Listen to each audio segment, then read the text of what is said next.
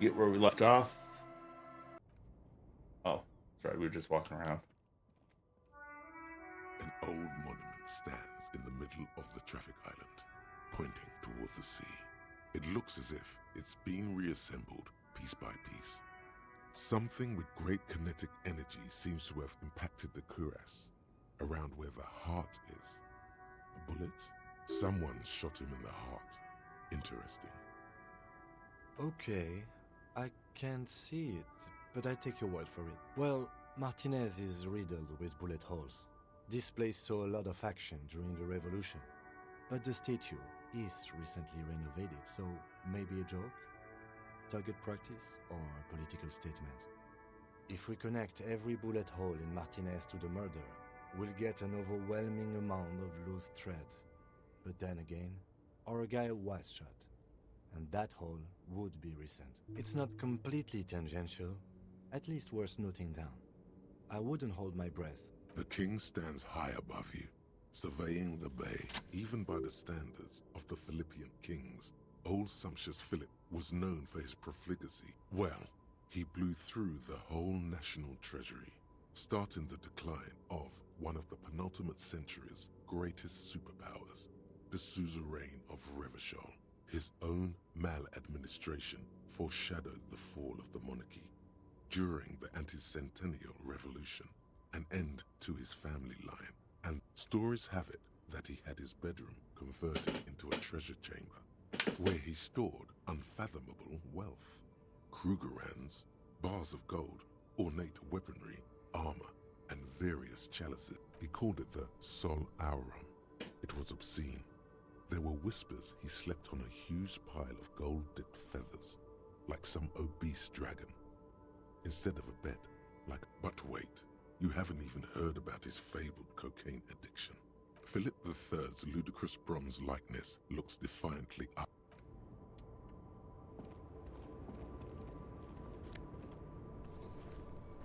White tank top. The small, wrinkled woman does not greet you. She nods along to something on her radio. A photograph is clutched in her hands, and there is a warm smile on her face. The photo, an ambrotype from the turn of the century, as golden as her smile. No response. Wherever this woman is, your words fail to reach her. Wait. She's just a distracted old woman. Better to leave her alone. Why? I just told you why. Fine, Kim. Try the murderer. You just let her go. It's on you.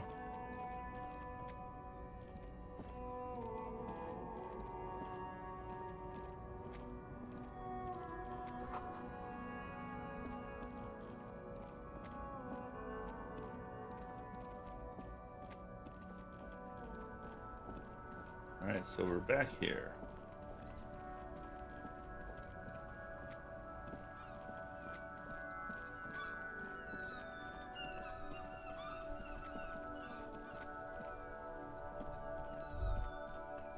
All around you, rain falls on the great city of Revachol. Rain drips from the eaves and floods the gutters, washing the filth away. The spring thaw must be here. Looking up at the sky, cold water dripping from your hat. Grey sky like great battleships, clouds colliding with one another. Rain falls down on the world, humid. Your coat shields you from the rain while the city shivers around you. This rain will not let up anytime soon. At least we are dressed for it. Let's keep moving.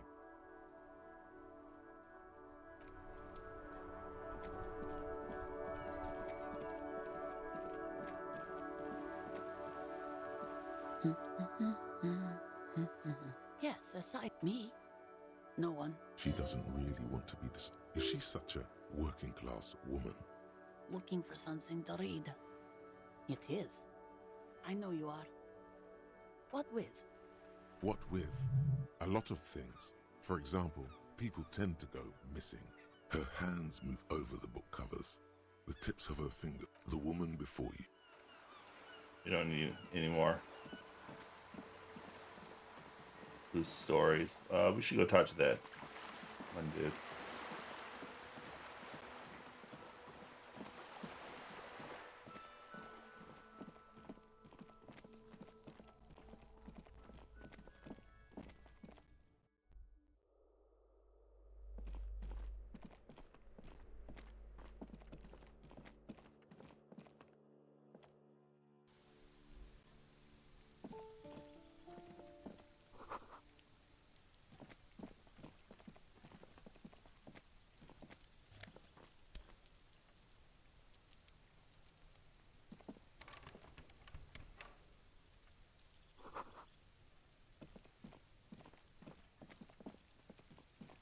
This door is made of metal and appears to be reinforced. Someone here really values their security. 28.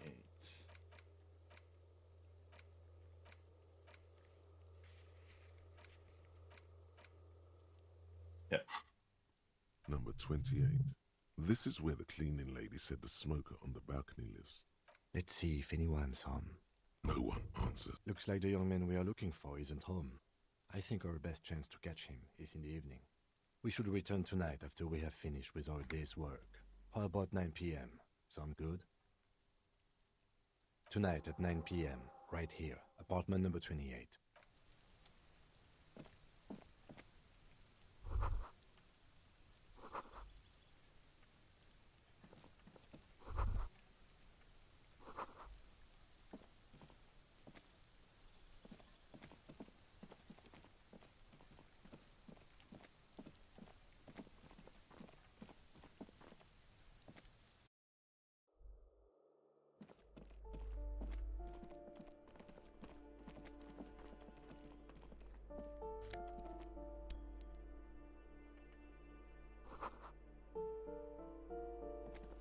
This door has been closed with a padlock.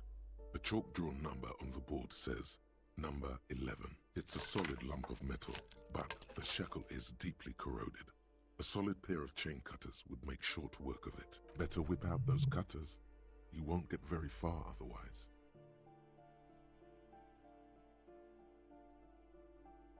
No reply.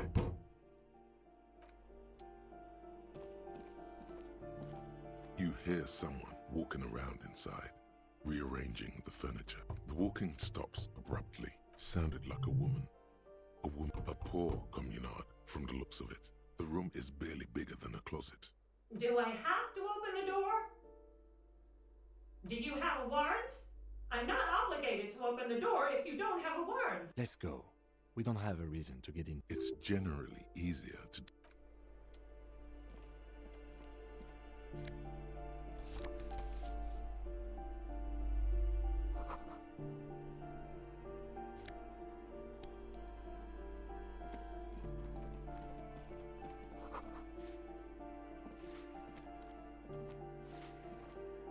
Give me a moment.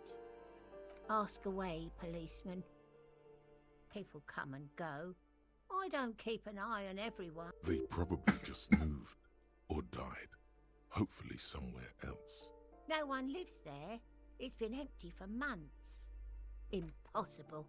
I would know if someone had moved in there. Maybe it's those countercultural people again.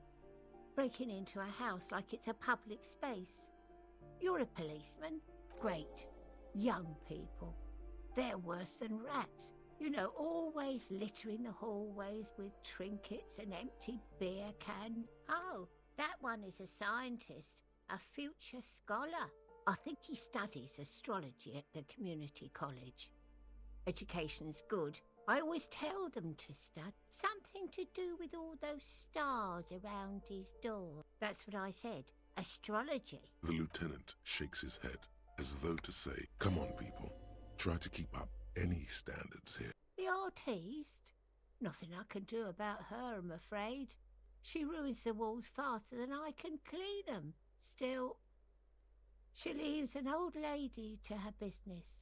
She mumbles some kind of a response, then hacks something.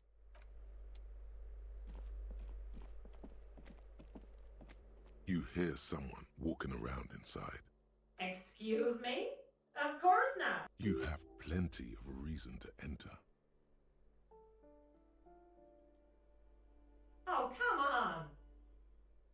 Well, that was easy. That was smart.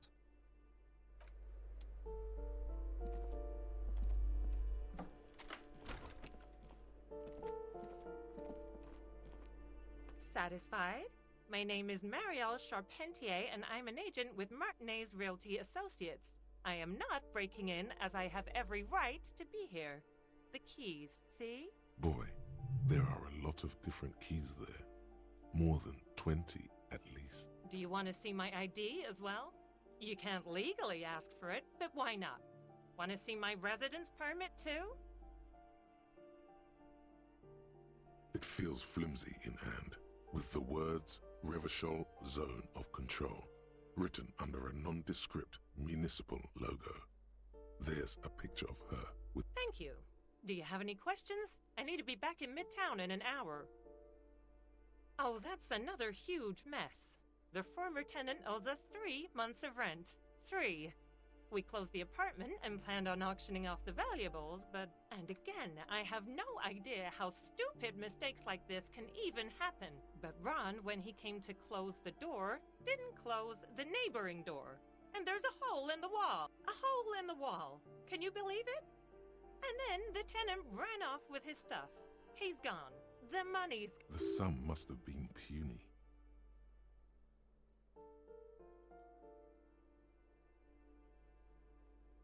These apartments are perfectly fine. They have gorgeous architecture, a million real view of the bay, good ventilation, neighbors, life, spark, and they are affordable. I'll tell you, Martinez has a future.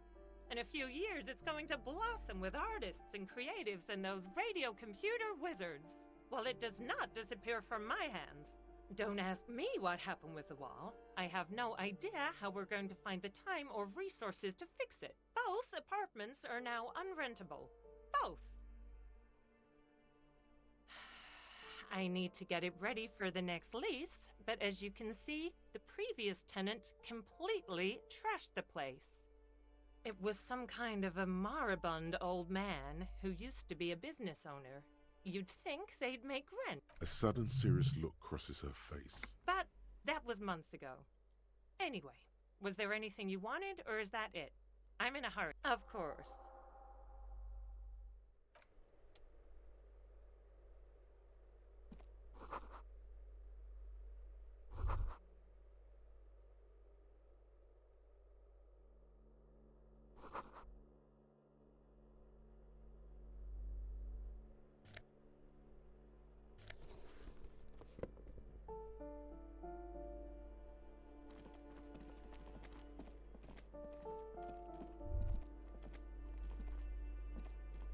What was that? Ah. That isn't just a 5-pointed star. It's an inverted white pentagram cradled in a wreath of antlers. The iconography of communism, in other words. I'll keep my armistice handy, detective. He doesn't actually reach for his gun. The star and antlers was developed in the 6th decade of the last century and quickly adopted by Mezov and the communards during the revolution. Even today, half a century after, the star and antlers retains the ability to evoke hope, to symbolize the toppling of the old. Also, some social democrats were already using it. Nothing at all yet. Right now is... This door has been closed with a padlock. A chalk-drawn nut.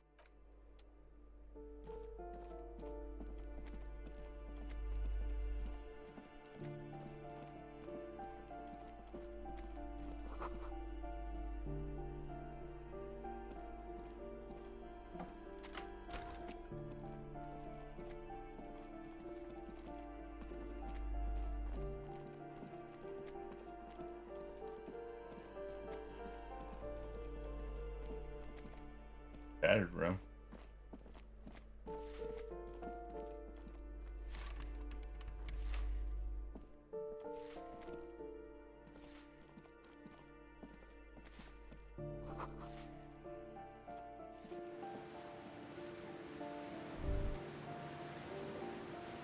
A shift in temperature. The air chills around you. Dust settles on the stony floor. A former architect stands before a slice of window, a room plan in her hand. A cold wave has made the air in the building stand still and frozen, with temperatures falling down to is red from the cold. She's breathing on her fingers, clasping the plan. Traces of sadness are visible in her expression. Faint pencil lines on paper depict the same place, but a missing eastern wall connects the room with the neighboring apartment. It's clean and empty, with new tapestry embellishing the walls. A standard HB graphite pencil has fallen off a three-legged stool in the middle of the room. She had an eye for beauty.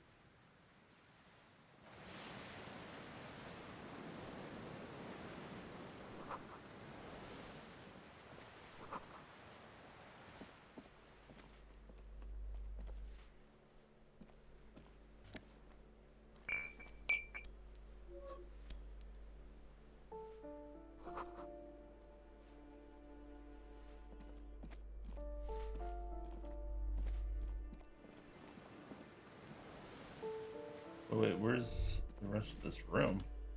What happened here? It will still be accessible through the apartment next to it. That one didn't have a door. Sadly, nothing of great value remained. Indeed. Logic. Book, huh?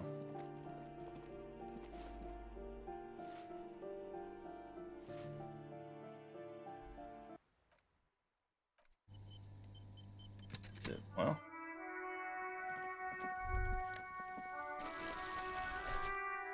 Ruination has come.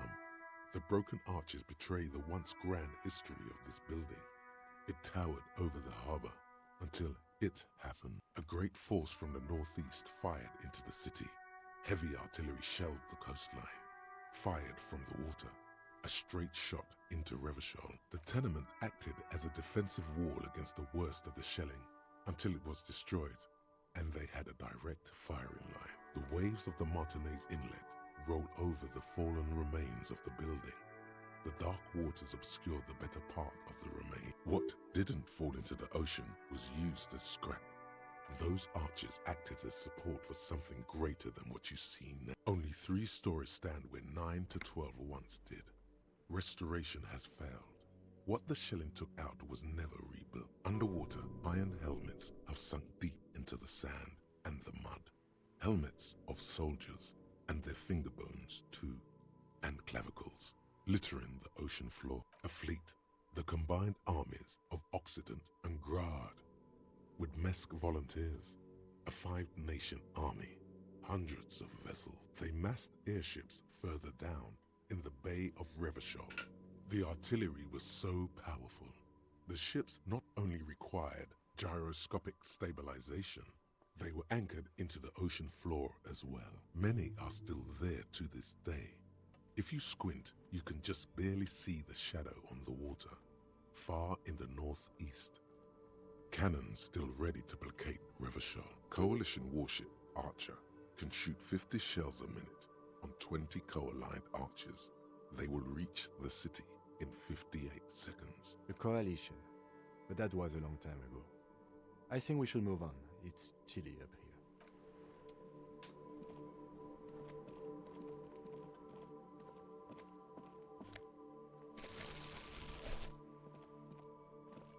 here. Ooh, the piggies have learned how to saunter up staircases. I didn't think you could do that with hooves. But yeah, you got me now. The dynamic between us has completely changed. That smell coming from her paint bucket. It's not paint, it's heavy fuel oil. Red-dyed heavy fuel oil is only used in government vehicles, or at least that's the idea. What did you think I was using? Aquarels? Sucked it out of a cop's fuel tank myself, back in Jamrock. Or what? You'll push me off this ledge and pry the bucket from my dead hands? The lieutenant is desperately searching for a handkerchief. Hatred, disgust, It's difficult to tell which of the two is more present in her girlish feature. The woman on the boat does not note. That is on her. Someone's got to keep an eye Ozon is an archipelago. on a first-name basis with her, are we? Piggy's moving up in the world. Have you got a crush on her? Aching for an opportunity to defend her honor? I ain't no... Actually, We weren't put on this earth to make... Can I not push her off? That's my plan.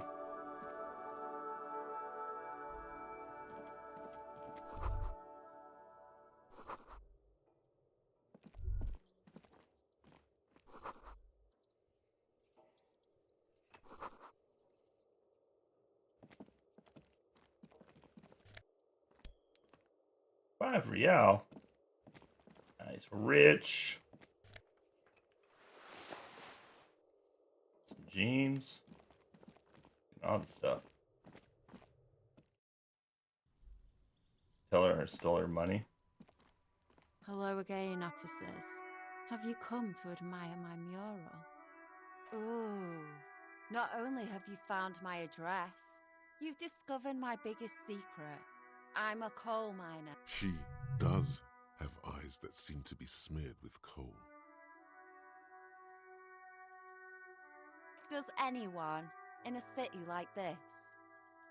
It doesn't have to do anything at all. Nothing does. Like me. Right now, I'm doing nothing at all. The inspiration will come to her once hell is set loose on the streets. It's too calm right now. Yes. I keep hoping. Shoot, Piggy. It's what you do.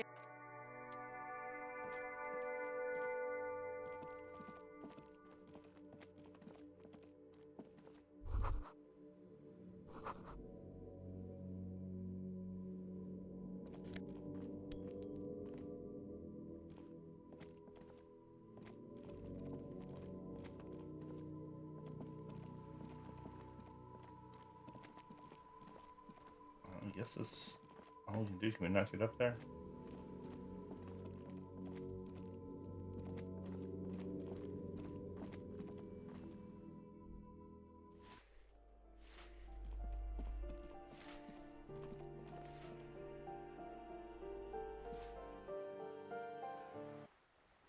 Maybe this lady can help us get our gun.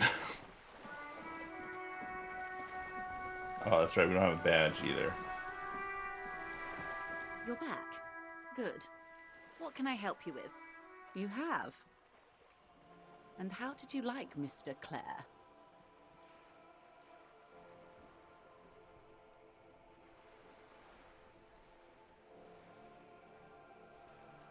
Of course, Detective.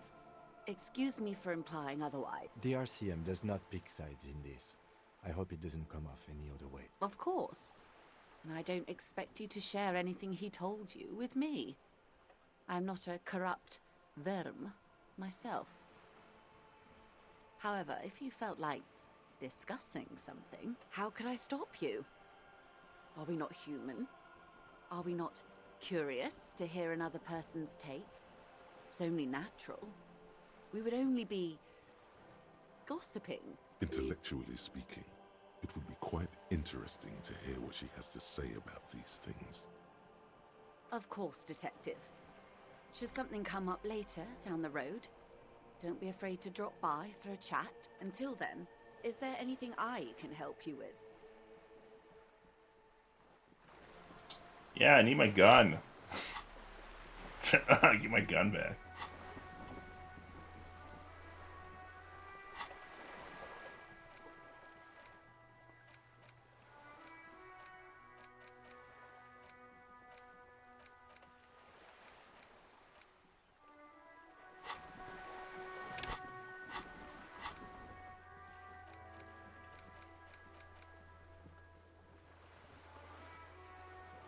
I gotta report back to the clean lady.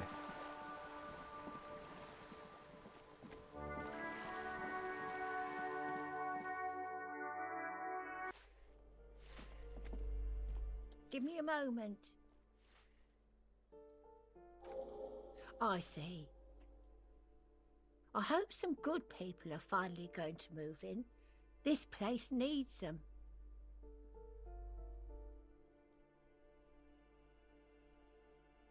That's women and sexual deviants. That's a spit. Yes, radio computer wizards are coming. Gonna save the place and the Oh, economy. I do like wizards, and people like that in general. They have a lot to tell us about our fate. She means clairvoyance.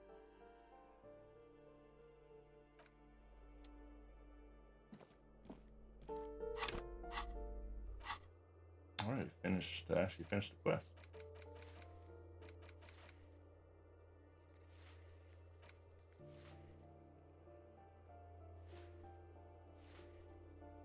Former advanced nouns needs HE coordination.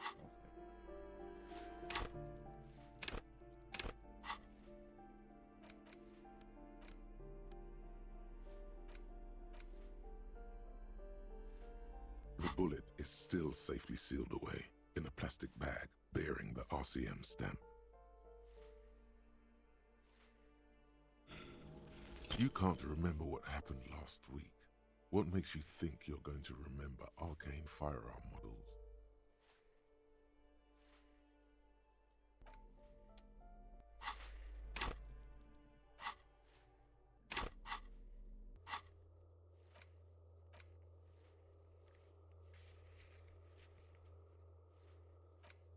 Northwest.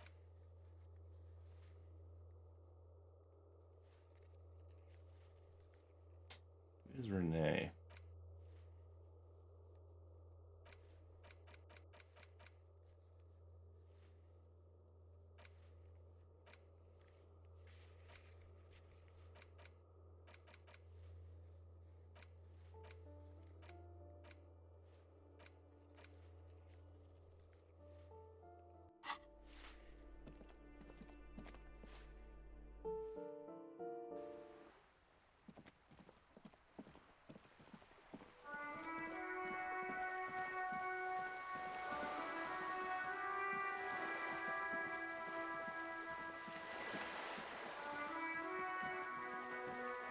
You can go complete this real quick.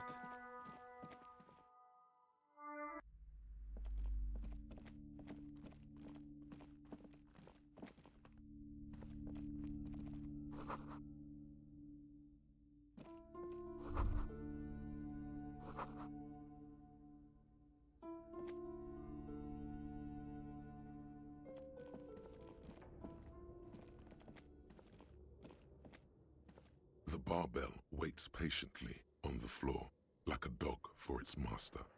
Yeah, 70% now. Definitely gonna kill ourselves. Yeah.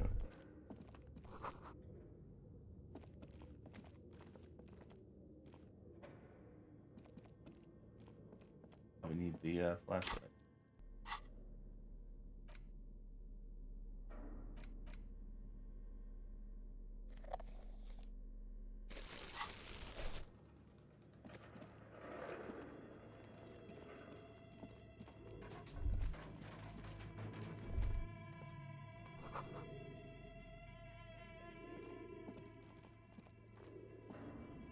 Your flashlight, some of the writing has faded.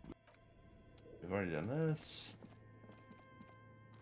The dusty radio computer sleeps on its wired frame. The machine lights up like some prehistoric animal stirring from its slumber. It's empty, like a beehive. The filament you have would fit perfectly inside, like a smooth drawer. The filament slides into place. On the keyboard, the play key starts blinking. A bar of fabric right above the keyboard starts producing a soft hum. The static gets louder, slowly filling up the abandoned hall. Good afternoon. Fortress accident en rue de Saint-Ghislaine. This is East Insulindian Repeater Station 1. Please repeat. Is this the production schedule? Fortress Accident is the company on whose name the terminal you are currently using has been... One moment. Fortress Accident SCA produces revolutionary interactive call-in radio games. That's what the catalog says. That's not bad. Any other questions? The filament you have inserted into the reader. That was a question. Have you inserted it into the core? Good. Please repeat the password. Password? Of course it would have a password. That's why there's a human administrator involved. No. A hint system is not part of the protocol for repeater stations. I am contractually obliged to protect the privacy of the filament holder for stress accident. I'm afraid we are not doing that, unless we want to wait for a month. Now, can you please repeat the password? Received. I will. Don't worry. Passwords have a way of turning up sooner or later. Fortress accident. Is there anything else I can do for you? Yes, I am alive. I am 74 years old and my name is Yvonne. She repeats passwords. Programming people are all paranoid.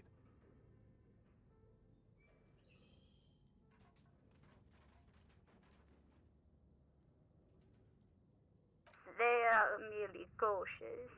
It's my job to protect their filaments as a password repeater at the East Insulindian State. I work as a repeater as for me, well... On an island on the river Esperance, a small woman, all skin and bones, sits in a room filled with audio equipment. Thousands of tiny lights are reflected back. Now, please tell me if there's anything else I can thank you. Tiles on the cube are still smoldering, casting the framework in a soft glow. Nothing happens. The filament slides out of its glowing nest.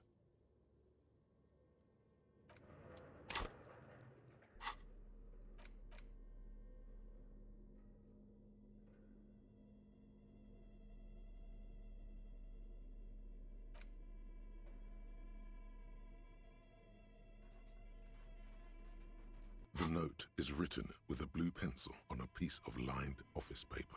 The kitchen magnets have left.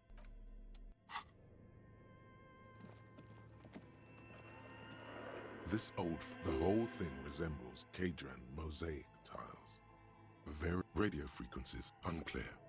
It looks like a cardiovascular system split into veins, and perhaps they must have had massive air width. Whoever decided a list of names, there's no... My God. It's as if the less... Exactly. Nothing.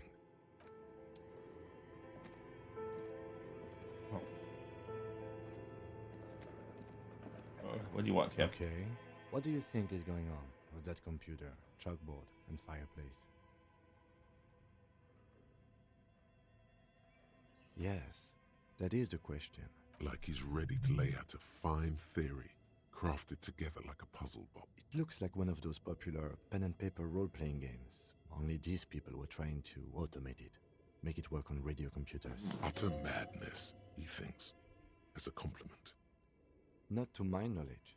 They make automated games in Graz, Messina, Königstein. You know, places with industry. Not in Revachol West. But I don't think anyone has attempted to create an inter-isolary game before. We just don't have the technology. No idea. They stopped filling out the schedule on the chalkboard. Through call-in stations, none of the players have to be physically present. Anyone in the world can participate in the game, as long as they have a two-way radio. Then there's the game master frequency that listens in on the smaller call-in stations. I think that was supposed to coordinate the stories, functioning as a master of ceremonies of sorts. Coordinating so many games would take a whole switchboard of... Indeed. Though super cool. Someone should give them... Indeed. It's ambitious and untethered from reality, but...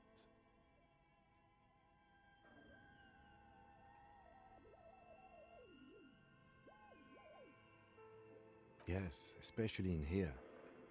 Okay, let's keep moving. Your flashlight, some of the writing has faded. The handwriting is only partly legible, but you can... The full text reads, "Heat outside, a cold wind wraps..." Maybe the past will be written down.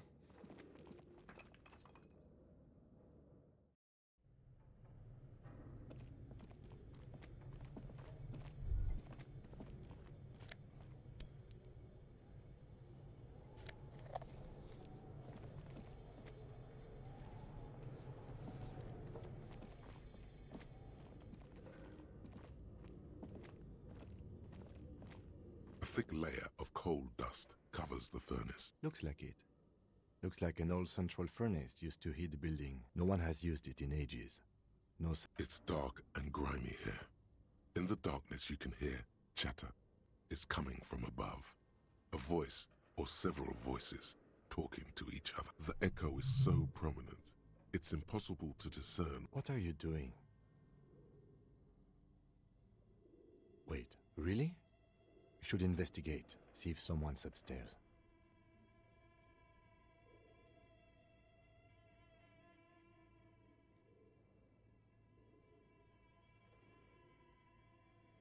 But your whistle. Something breaks loose in you. A mighty bellow. Hello?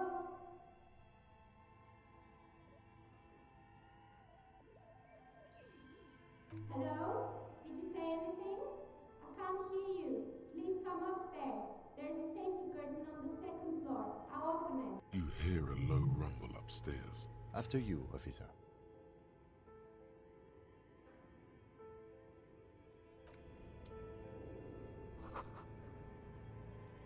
There's supposed to be something. Oh, okay.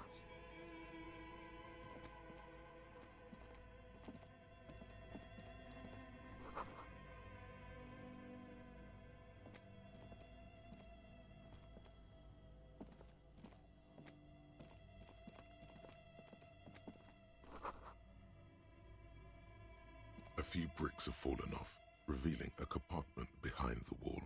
It's too dark to see in. There is, yes. And there also appears to be something inside the hole. Interesting. Do you want to take a look? Sure. Oh, an old Belmagrave rifle. That's rare to find in such good order. Seems to no longer be functional, but still rare. Here. This should cheer you up. It's yours, officer. You found this place. It's the same type of weapon, yes, a breech loader. An interesting coincidence that we should find something so similar. But I'm afraid our search for the real murder weapon must continue.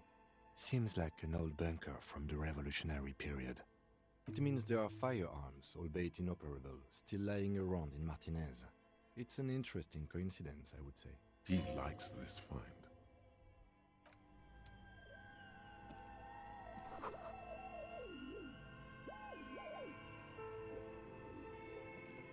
Sweet, got a gun. I can go shoot some people.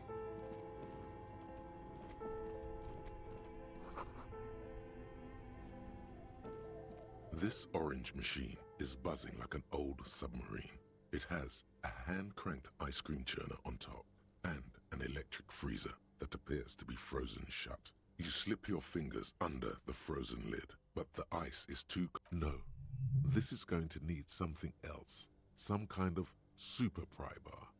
Don't even try to open it with a regular pry bar. You're just wasting your time. If you want to try again, then you need to have the pry bar in. Equip the pry bar by going to the Tools tab in your inventory. From there, Turning the crank feels oddly satisfying. Alright, crowbar time.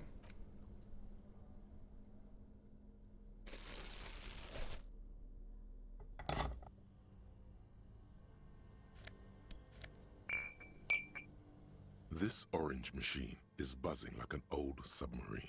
It has Crowbar nostrum. 2 cables are plugged into the breaker box.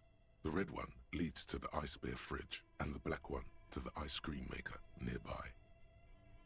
Something close to you dies with a Why did you do that?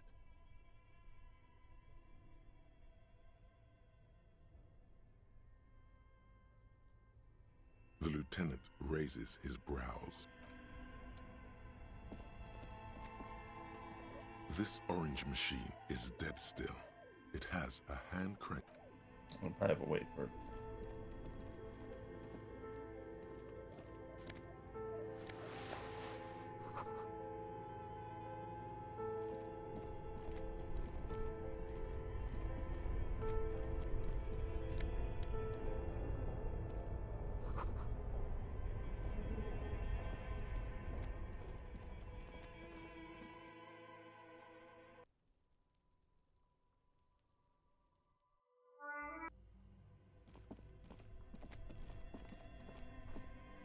This orange machine is dead still.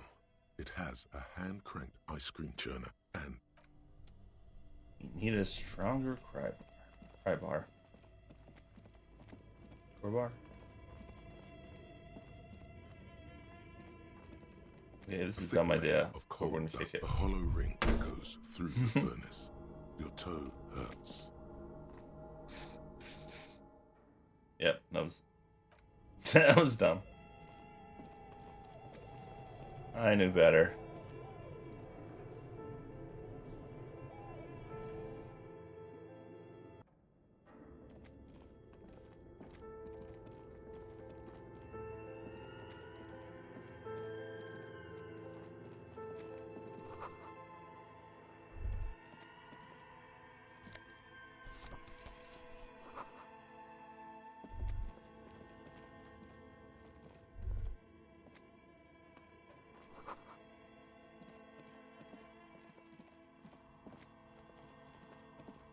Oh, I remember this.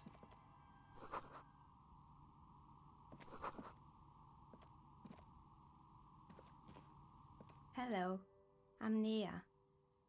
Did you try knocking on my window? I must have missed you. I've been listening to my Milius.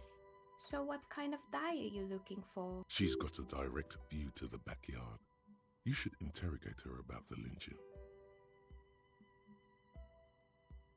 Then how did you get inside? By the south entrance? You know what? It doesn't even matter. What matters is that you're finally here. Let's talk dice. Did you have something specific in mind? Yes, Amelia is like a call-in station. You need a two-way radio to access one. That's mostly, they just teach you to swear in different languages. But some of the stations can be quite interesting. I'm a novelty dice maker. Tell me the name of your role-playing system and I'll make the die you need. That's why you're here, yes? Role-playing games? You know the one made by Fortress Accident. Does that count? Answers? How strange. These days people only come to me for dice and role-playing games. I'm not sure how helpful I'll be, but go ahead and ask. It almost looks as if the stones and dice are a natural part of the room, growing out of the shells like stalagmite. No falsehoods are present. She's a novelty dice maker and doesn't have anything to hide. Ask what you need. Nothing really. I didn't know him. The lieutenant looks at his notebook. Then the woman under the large window. Your window looks directly onto the courtyard. You're saying you didn't see or hear anything unusual last Sunday evening? I'm sorry, detective, but as you know, I usually have my headphones on when I'm working. It shuts out most of the daily ruckus behind my window. It's an odd profession, making dice for people. But I like it, and I prefer doing this to sitting at home. Well, there's always something going on in the Whirling's backyard. During daytime, there are usually those kids. And lately, I've been seeing a lot of drunk workers hanging about. Must be because of the strike. She's heard of the murder, but did not see it. But I never saw anyone during that fateful I might have, but in this case, all I would have seen is my own reflection staring back from the darkness. It's light here, but dark in the yard at night. It's really hard to make anything out in the yard when it's dark outside. She nods. Anything else, officer? How did I become one? Some of my friends were role players. They, not especially. I like working with rare materials and a steady pay. Some of those nice people have big bucks to spend on novelty items. Of course. Tell me what you have in mind.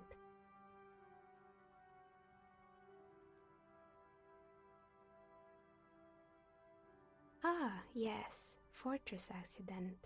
It's too bad they never finished their game. The Wiro Untethered die is a variation of a standard role-playing die. Only, instead of plants, it uses motives of ice and death. And loss, of course. Ice, death, loss. I'm thinking something made from alligator jawbone, cast in black resin. The reptile bone is as white as ice, and dead as, well, death. For 7 real, I could have it ready in 8 hours. Untreated bone is porous and prone to chipping. Cast it in something hard like resin though, and voila, it's perfect. Great, see you in 8 hours then.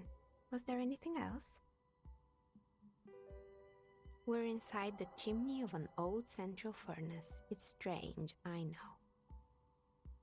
But when I arrived here, all the other rooms were taken, so I had to build myself a makeshift home. Besides, I don't really have to pay any rent here, so that's a plus. Creative. When she arrived here, there was no room anywhere else. She must have known the other businesses. More or less. Are you interested in anyone specific? Oh, quite a lot of them. Rats scuttle in the dark rooms, under the abandoned blow dryers and dusty mannequins. Cobwebs cover rotors and radio computers alike. So much failure. Oh, right. I hope you didn't try to ring me. I think none of those doorbells work, including mine. The doorbell with the empty name card must belong to her then. You could say so. Both houses were built at the same time and under the East Delta Commerce Center project. That explains why you can call the... If the Whirling is part of the same building, then it's part of the Dune commercial area. The darkness of this place is there, too. That's right. I haven't even written my name there. As I said, it's quite right. It used to be a gaming arcade. This is an ancient... My advice, don't base your business on a fact. Agreed. Pinball is the worst. Well, it's great. It can't be true. They don't work here anymore. They've been gone for a year. Are you sure it was Slipstream SEA? Was it a woman? Maybe it was Plaisance from the bookstore. Tricentennial Electrics? It used to be a major electric company 100 years ago. Are you sure it wasn't just some kids playing a prank on you? It was too real to be just a prank. Whatever happened, keep your cool. It's probably better to admit that it was a harmless prank. Pranks can be eerie. Oh, the kids these days. We were just one of them, and now they're terrorizing us. Sure, I'm listening.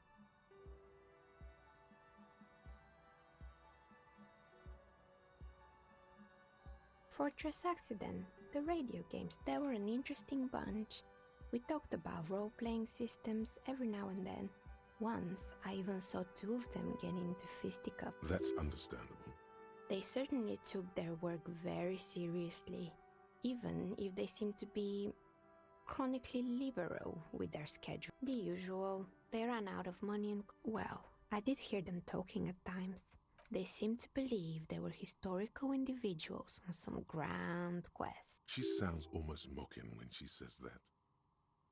Yes, but when the money started to run out, they just began to complain a lot about capitalism. In the end, they just didn't get it done. They didn't have enough willpower to produce something truly historic, and to show up to work on time. Not the wisest decision. You would have lost all your savings. The result is 1. Anything else? Do I care about the rest?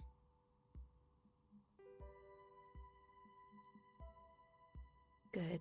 I hope it clarified things a bit. What else? I thought someone opened their curtains. Where was that at?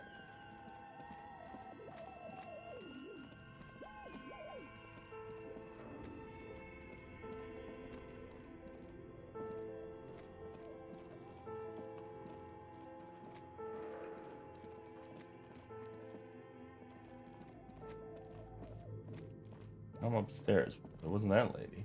Someone else.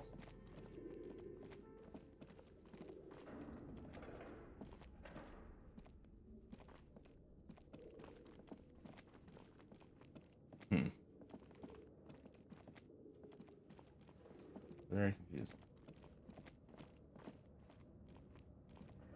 Your flashlight, some of the right, these light translude. You should adopt one of the Welkins, towering among the rest. Your eyes glide over the photo entire. You see primitive, a pinned postcard read. This, it looked mini-me, stands for a, as time goes, Looks like they... a note in the bottom left corner of the chalkboard. Yeah, but we don't have the password. I still feel like we're missing something.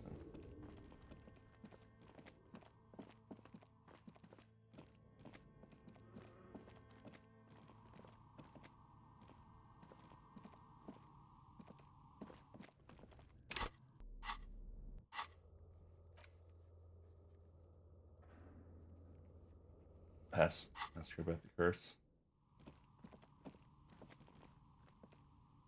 Oh, it's you again.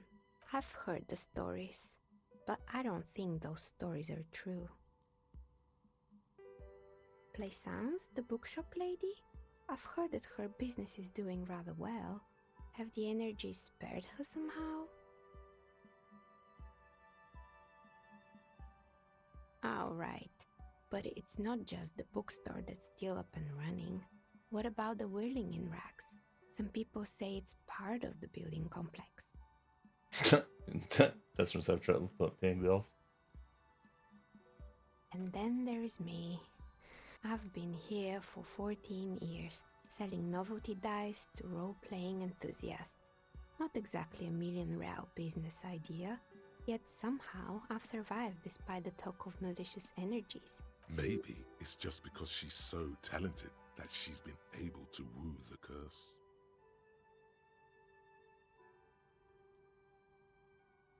I was just about to ask, what do you think? Do you think the curse is real? Exactly. Truth is always so disappointingly mundane and boring. But I'm glad we got this sorted out. Anything else? That's all she has to say on the subject. She's been thorough and truthful, as far as we can see. A gust of cold air sweeps through the chimney. The stones and minerals on the shelves. Didn't we already talk about this? What are you talking about? My address is exactly the same. Rue de Saint-Guilain 10. No, the old coal plant that used to be here was subsumed into the new venture. Its ruins swallowed up. Yet it has a different address in the heart of the city. This doesn't make any sense. Are you saying my business was spared because of a technicality? Where is this coming from? You're right. I should take a trip to the roof once the snow is gone. Does it mean that I'm safe from failure? She starts laughing, her fingers trying to rub away the exhaustion from her. Do you know what this is?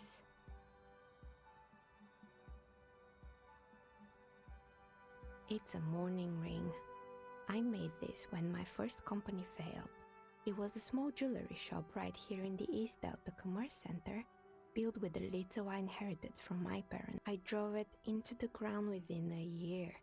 I didn't have what you would call a viable business plan. It wasn't just the jewelry shop either. I always thought that it was just the world that you were supposed to try again and again until you finally succeed. And now you're telling me what? That it was all because I didn't run my little shops and ventures from a dump inside an abandoned chimney? Yeah. Or maybe it's the entire world that's cursed. That's why people like role-playing games. It's like every time you cut. But anyway, thanks for sharing your theories, officer.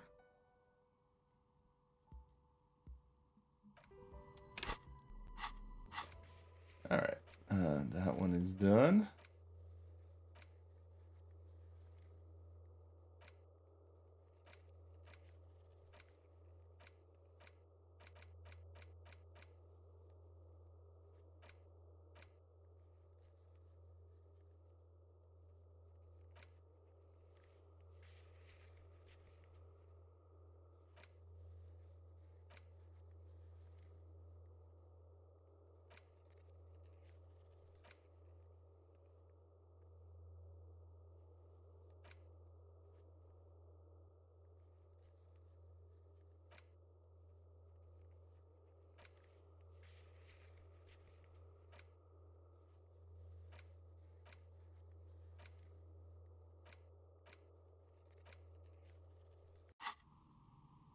Okay. Then all we can do here. Whenever probably we can't figure Tiles out on this the faster. cube are like a smooth draw. The speaker. Good afternoon. Please repeat. Is this the good? Please repeat the password. Still no. I am I'm afraid we are not doing that. now. Can you please repeat? Still no. Proceed. Don't worry. Fortress accident. Thank you. Tiles on the cube are still smoldering, casting the framework in a soft glow. Nothing happens. Behind the hatch sits a cube-like crisscross of filaments, smoldering in the dark, like the filament slides out of its glow. Yeah, I don't get the faster be.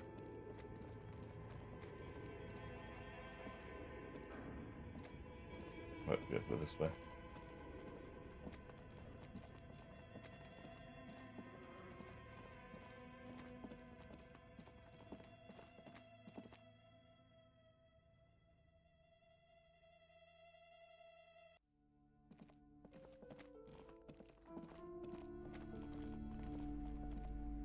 You're alive and well. Don't keep me waiting now. What's it? Yes, yes. How was it? Tell her how ghastly it was. You know it's what she wants to hear. But what else did you find? Did anything survive? No, of course not. Have you located the entity? A novelty dice maker? Well, spit it out. Why does she need the dice? For some kind of sorcery? Sometimes they use the ankle bones of sheep. I don't understand. If it's not her, then where is the source of the doom? The narrative she's built herself, it does need tearing down. She's squeezing on the pendant too tight. A drop of blood in her palm. To hell with it. Perchance you ought to just lie, sire.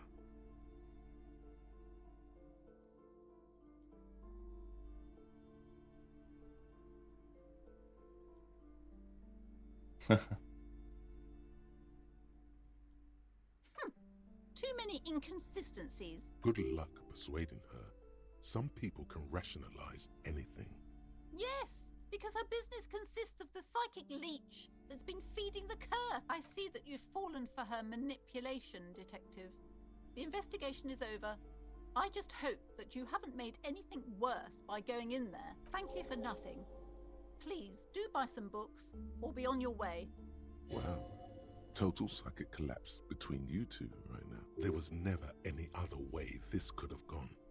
She's just too far gone. I am sorry we had to disappoint you. The shop around you feels ancient suddenly. Damp. Okay, but please, only a few questions. You wouldn't want to disturb the spirits. The woman looks up.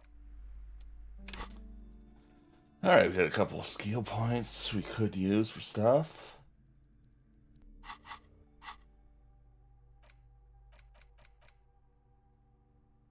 All red checks fail.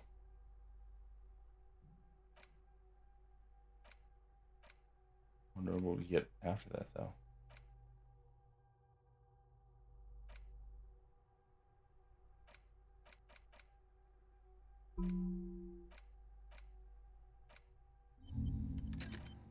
Hopefully, don't run into any red checks for the next 4 hours.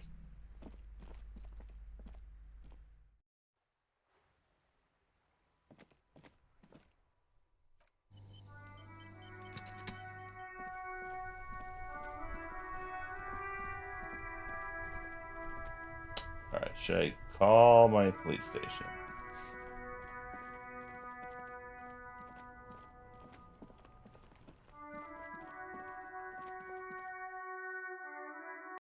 Yeah, it might be time to talk to these people. Let me handle this. Detective Disorientated. Are you still wondering where you are? This is Martinez, in case you've forgotten. Her entire character has shifted. This young woman is cold as ice.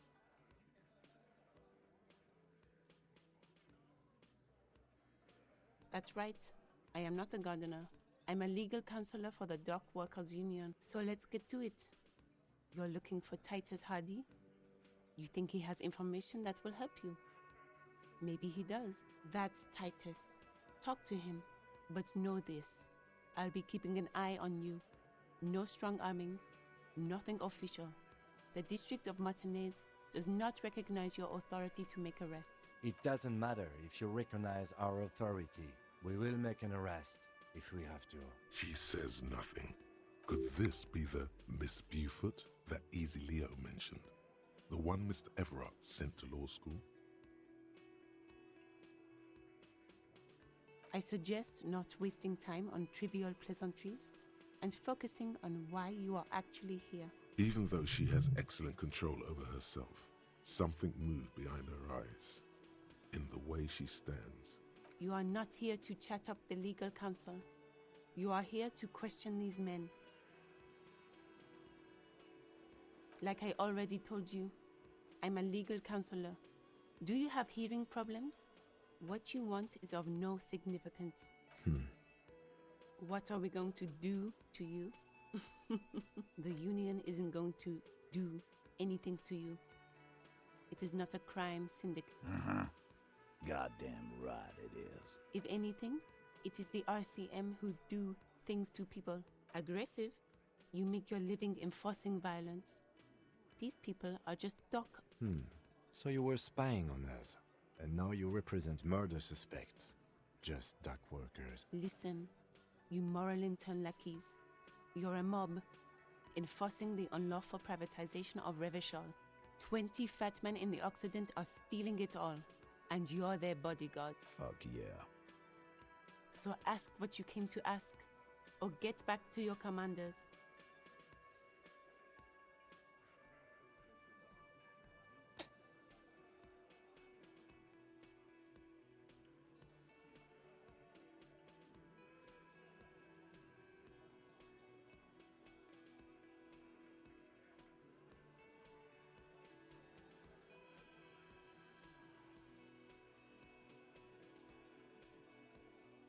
Look, a comedian.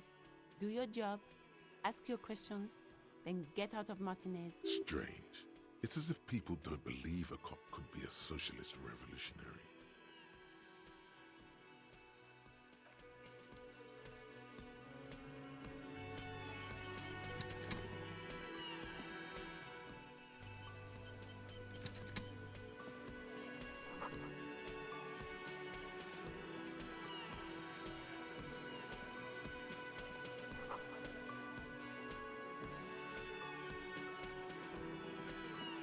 This is where you say your bit.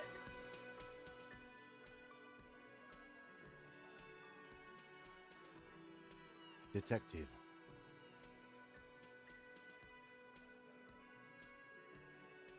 Hey, dipshit. You hard of hearing or something? The boss man's talking to you. Do not let their squeals disturb your serenity. These are but simple peasants, sire. What, is he fucking kidding? This guy high or something? Hey, asshole, up here. We're talking to you. We're looking for Titus Hardy. Oh, this is about him. A real looker, that won't. You sure took your time, huh? Waited for him to get real ripe and pretty for you. Oh, he was a real pretty boy. Hanging up there, letting out that pretty boy smell. I can't for the life of me understand why you did it. I mean, I would have just left him up there. You must really like cleaning up other people's shit. You might want to start asking your questions now. It's not going to get better than this. Do a head count first. Connect these men to the tracks you saw in the yard. Chances are they're going to match. Starting from the right. Boot size 44. Blonde man. In his 30s. Overbearingly masculine. Sitting on his right. Standard working boots. Size 45 or 46. Eldest in the room. Probably mid-50s. Smoker. Quiet. Across at the other table. Hobnailed working boots. Size 43. Gang tattoos. Mesk or Sarah Mauritian. In his late 30s. He spent his youth in Villa Labos, a housing project in the Jamrock Quarter. They were incarcerations. Hard to say what else. The ink is fading. And then, standard working boot. Steel reinforced toes. Size 46. The big dick. Wide at the shoulders and lean at the hips. Rugby cap. Fingerless gloves. And numerous scars. A little under 40. The emblem on his vest says Rowing Club. A little patch below it reads T. In the far corner. Standard working boot. Steel reinforced toes. Size 44. 40-something. Non-alcoholic beverage in hand. You squint. Is that a plectrum? Size 41. With the light step. Not a child, after all. An older man with a rat face, mean, watery eyes, and 2 front teeth in the middle, heaving and wheezing. Big guy. Boot size 46. Deep marks. Probably carried the victim over. He, alone, is 130 kilos. Add the man in armor, and you could easily exceed 220. In conclusion, these 7 are the actors on the crime scene. The footprints were theirs, but there's a discrepancy. Exactly. You've stood there for about 4 seconds, not saying anything. Hit them with questions. Where's the 8th Hardy? The fuck is with you, fella?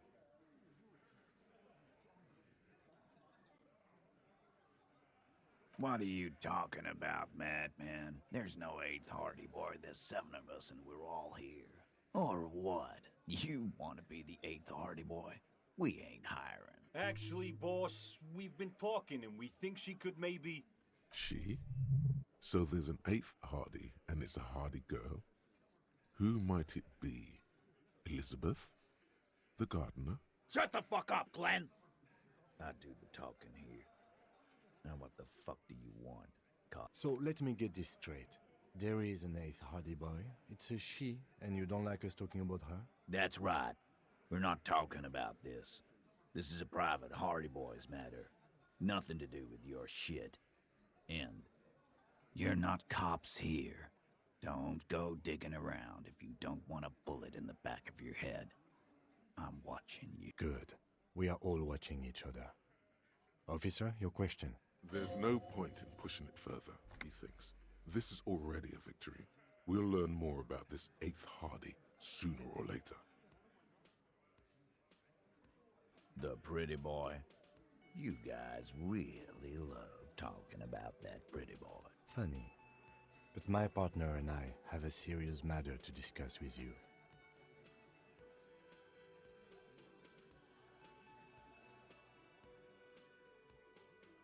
Container belt?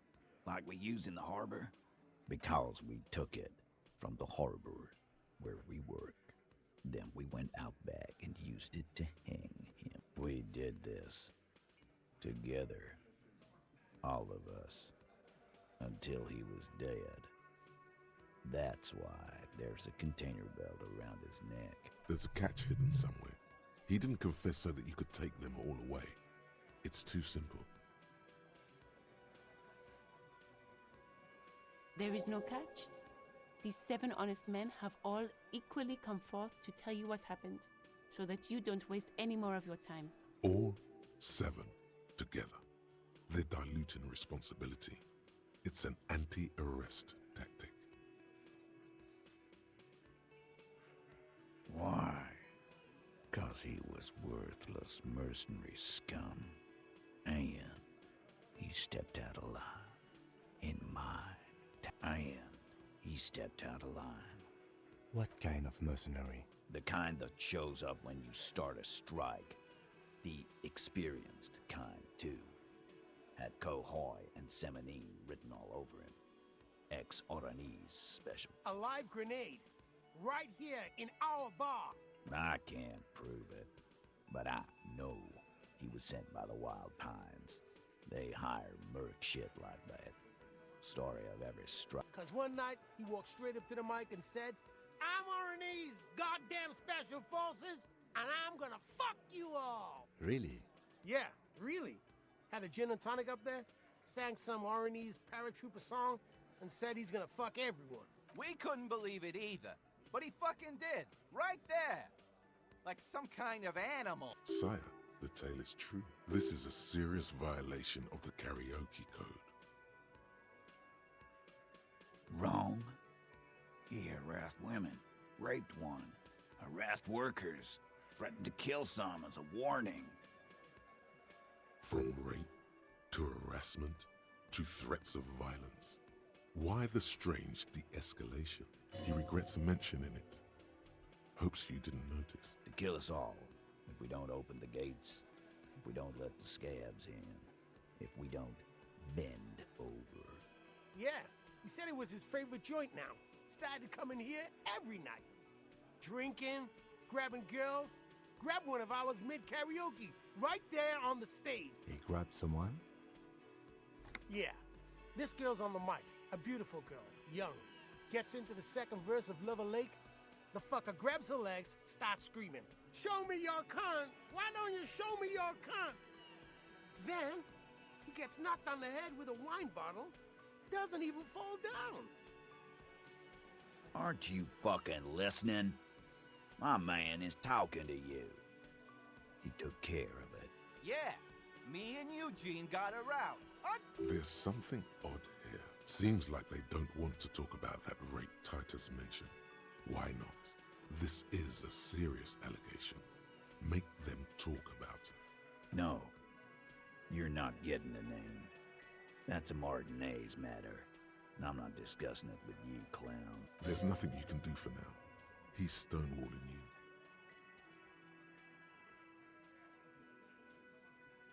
We hanged him up by his neck until he got real still. Wasn't that obvious, Copper? Didn't they teach you anything at the cop school, idiot? The autopsy showed there were no ligature marks. His hands were not tied. Can you explain that? The lieutenant goes in for the leg sweep. Titus does not see it coming. Look, I'm not gonna play 20 questions with you, Capo. I'll say it again. We killed him. Yeah, I knocked him out.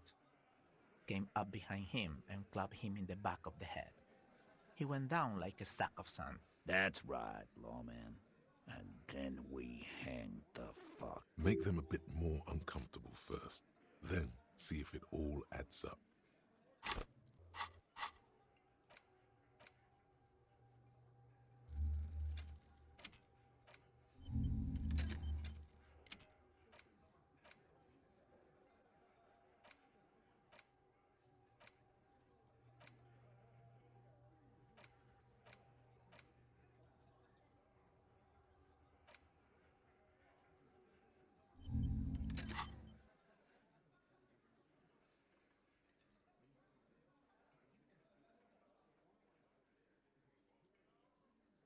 My fucking elbow, Copper. Samaran boxing style. Samaran boxing, or Sambo, is an eloquently violent set of one-on-one fighting moves, originating from the Samaran Isola. Sambo style implies stealth, cleverness, and cool. He may be lying.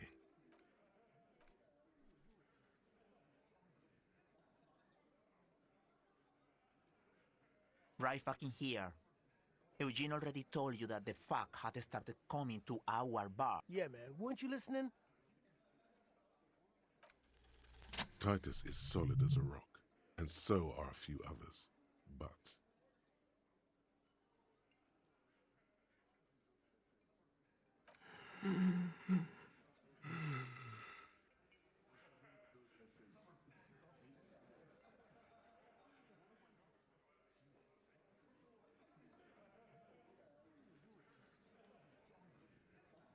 No. Of course he's having trouble breathing. Just look at how fucking fat he is. Fuck off, Shanky. Angus is a powerful guy. All muscle. keep your eye on this powerful guy. Sooner or later, he's going to break like a piece of twig. And fuck you too, Copper. Picking on Angus like this. We're done with this schoolyard shit. And just so you know, he doesn't have trouble breathing. This one is a stone wall. You won't get more out of them about the night of the murder. No. Like what, Copper?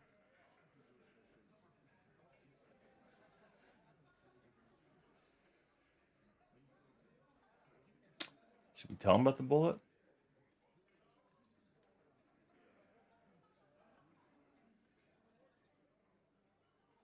Huh?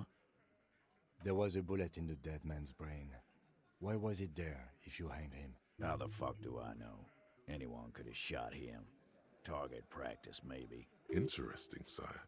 It's as if he's lying to protect someone. He's not very good at it. This line of questioning is over. You got the cause of death already? Hanging. If there's any post-mortem trauma, it's your problem. This will not turn into a cross-examination.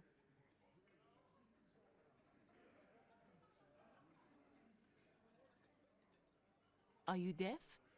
Do you think you could do that? Do you think you could... A trick question. Don't let her lead the conversation. That's for the courts in Les Jardins to decide. Not for the officer making an arrest. Which we all know you won't be. What you can do right now is go back to your station and write a report. No. We'll stay here and discuss what happened that night. You don't have to keep answering his question. I know, Lizzie. Relax. We killed him last Sunday night. Seemed like a good way to end the week. Known him? We don't associate with scum like that, asshole. Yeah! Who do you think we are? Quiet. He came around about 3 weeks ago when that Pines cow first sailed into town. Happy? By the Pines cow, you mean Joyce Messier? The representative for White Pines? The same company you're striking against? No. I mean the Pines cow. The stupid-ass cow they sent in to fuck us over. But you know what? Why don't you ask her about the pretty boy? I'm sure she has interesting things to say when you ask her hard enough. That's enough insinuation for today, Titus. Officer, your interview is drawing to an end. Don't waste your last nothing. Your investigation here is done. Leave Martinez, go back to your stations. I think we're going to stick around, thanks. Some things don't add up here, Titus. I've done this job for long enough to know that people don't just confess to first-degree murder. Even if it is a group responsibility. We're going to look into this. Good luck with that. You've heard everything a rent-a-cop is gonna hear from us. Real law officials. You're lucky you didn't get a beating.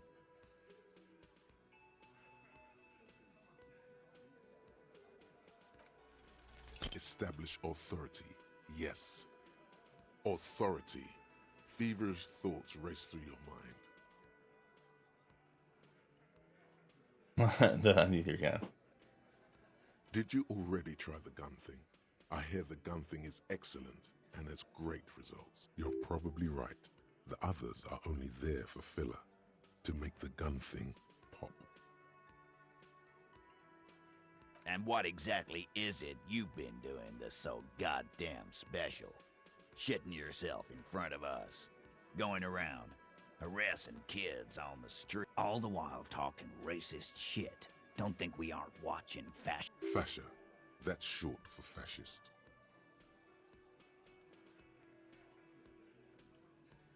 Of course you are. E, didn't Carly work in a diaper shop? Yeah. Callie said you've been hanging around the adult diaper shop, browsing the aisles. Too ashamed to ask for assistance. Now that I can believe. And then there's the matter of the floor being completely covered in feces. Yes. Shit, feces, poop, scatological jokes. If you don't have... You don't have to be the butt of every joke. You're making the lieutenant look bad.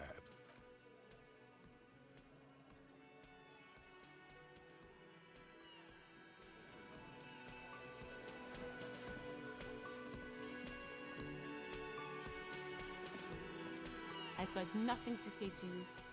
Why are you wasting your time? I am not. You could be Liz. You could be anything. You could even be a model. Even a mod? Glenn, I went to law school. I am an attorney.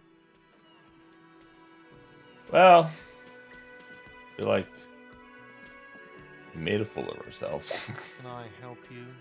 Got the 20 real? Good. You got the room for the night, but remember, you'll need another 20 real tomorrow.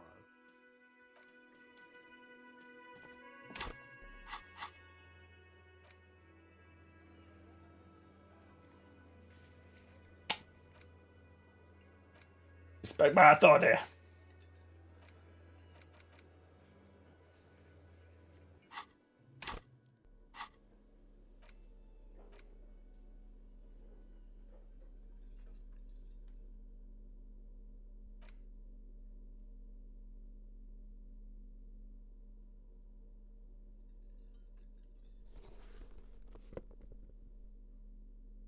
+1 drama, clinically insane.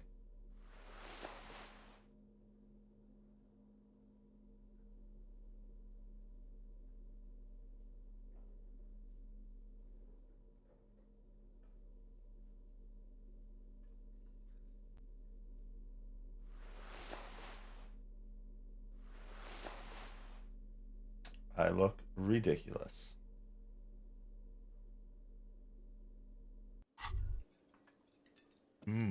The luxury of fine things. Just look at those black monk straps. After spending an entire day hustling, who's to say that you didn't deserve a pair of ridiculously expensive shoes on your tie? Beautiful things give you a rush. It's power. Crafting your style, draping your flesh in silk and leather, deciding how to present yourself to the world. Remember, when they come to take it away from you, you worked for those shoes. Whether you like it or not, wearing these shoes has made you more liberal. Ultra liberal. They're either a gateway drug or a booster pack to get you deeper into free market ideology. Wow, you work hard. Oh, yes, you hustle. You're a provider. Look at yourself. You're a human pedometer. You must have walked 200,000 steps down cracked asphalt, mosaic, sand, and linoleum after you re-emerged. That is the sign of a hustler who never gives up. The world is harsh and people are evil. You didn't make it that way, and you won't let it break you. You ride. I fucking ride till I die, That's bitch. just what it's like. Life and death. But you got gills on your side, baby.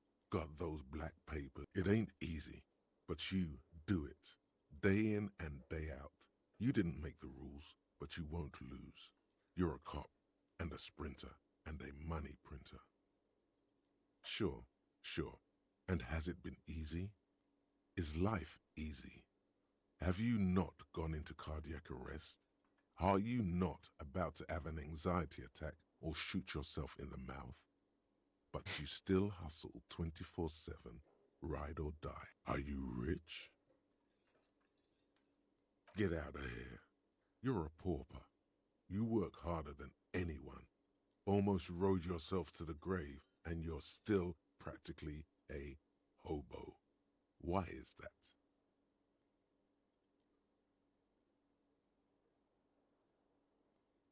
Fucking taxes, man. That's right. 100%.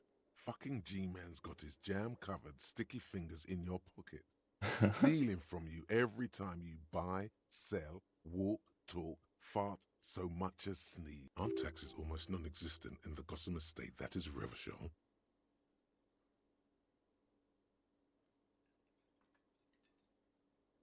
You and I both, but they got those indirect modes of taxation. 98% of all your money.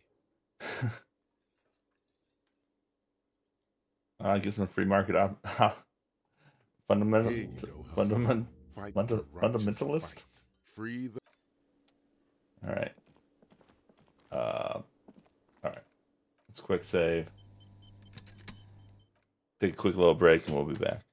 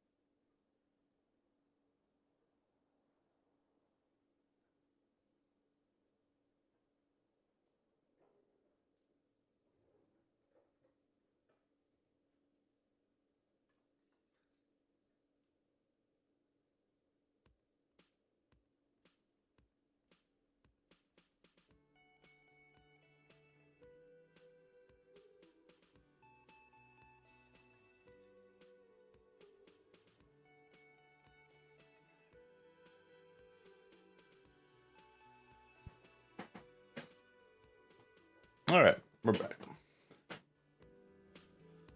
What are we doing? What are we doing?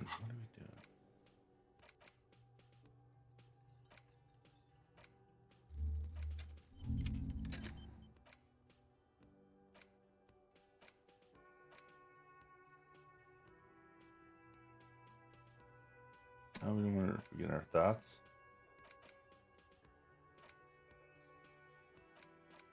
I mean, maybe one. I don't really want to get rid of the superstar one.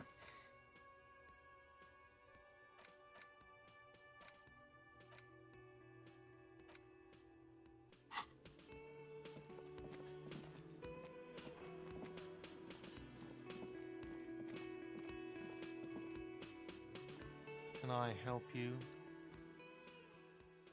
Another thing. Great. Yes, and the phone company is taking its sweet time sending someone to fix it. Losers. Who told you that? Fine, yeah. It looked like someone had messed with the wiring. It was shortly after the hanging, but I don't know if it's at all related. Plenty of assholes around here who aren't murderers. If you do find out who cut the line, though, let me know so I can forward them the repair bill. Yes?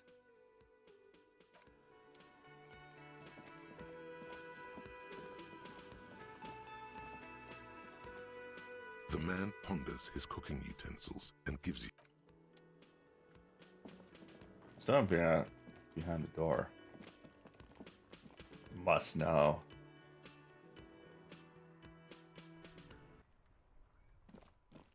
Go beat up Kuno.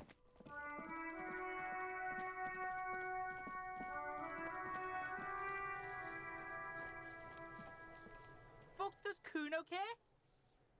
So?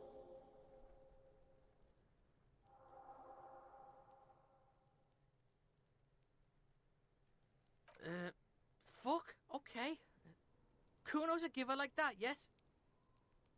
Yeah. Kuno sent your fat ass running around like Jella! Look, pig, Kuno sent you to rough some people up. Kuno played you. That happened. Now you and Kuno should move on. What is this? Trying to be cool with your new asshole? Kuno was just being nice to you. You got fucked bad. Now limp the after this shit. You better have something real interesting to say if you... Yeah, real interesting.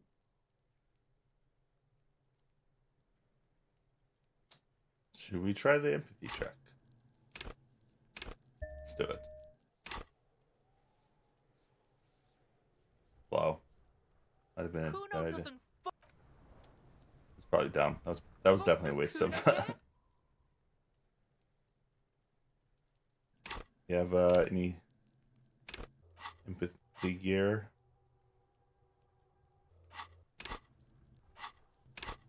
Ah, fuck it. Let's just roll. High number. What's going No. on is an ungovernable youth on your crime scene. Like you don't have enough on your plate. You feel a sudden surge of self-pity coming on.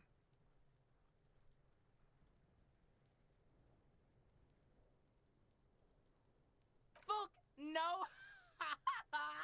What are you? Fucking mentally handicapped? Kuno, they've almost made you a snitch now. Ease off, see? Kuno always takes the bullet over the hammer. He'd rather die than work with the justice system. Kuno doesn't... Alright. Got that one too many times. Yeah, what the hell do we do now? Like, I guess I should have done that check on the bullet. You know, this whole case that we're trying to solve.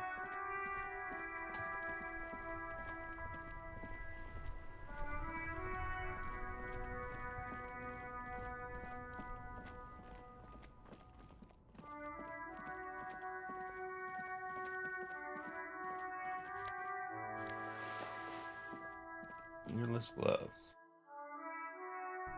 We never got a good look in here. You see rows of toy soldiers guarding the rest of the trinket. typical Martinez streetlight sits among assorted floor and table lamps. Yes, officer. As you see, it's in perfect working order. His manner is casual. It was brought to me to be altered. We are not here to investigate the theft of city property. You have to admit it's rather clever what he's done with it. The light pole has been carefully cut, and the wiring has been redone and attached to a standard indoor plug. The light buzzes faintly, but persistently. This would make quite a statement in your living room. 700 real. A bargain, I dare say. There's also the matter of rewiring, but the most important transformation is the light's placement among ordinary indoor... Expensive. Wow, a very large red t-shirt with an impressive print stands out from the other guy. Oh yeah, the print depicts a muscled man striding toward you, a giant sword in each hand, encircled by burning embers. Behind him is a cluster of cabins engulfed in flames. Beneath him are the words, Hjelmdal burning. The antlers on the hood of the man's cloak and his piercing blue eyes smells like worn cotton, and a little old sweat there. Worn cotton with a side of flea market or trash bin. Sniffing is okay, but please don't try anything on. It's the man from Hjelmdal. Walking away from his burning village, yes. The man from Hjelmdal is the hero of a series of popular books based on a fictional version of Kotla. Mostly what is nowadays Arda NFD. In fact, most people don't think that man from Hjelmdal ever really existed. Hjelmdal isn't a... Neither is the man a real man, of course. But both the man and Hjelmdal are an ontological necessity. Wow, what? 2 real. That's dirt cheap. But why? I sympathize, I do. But this is a for-profit enterprise. I doubt the real man from Hjelmdal was as poor a role model as the one in the... But yes, the books are very sexist. In a not entirely unenjoyable way. Nice shirt. Welcome to Hjelmdal, office.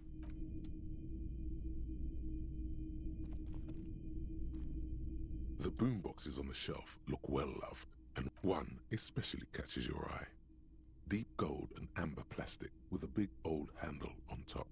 A classic boombox that says Stereo 8 approved. Just make sure it works before you buy it. Yeah, we're not gonna buy that. Officer, the flashlight, please.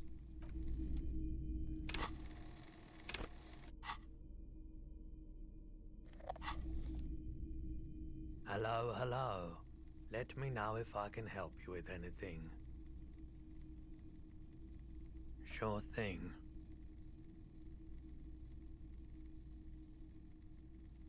Sure, man.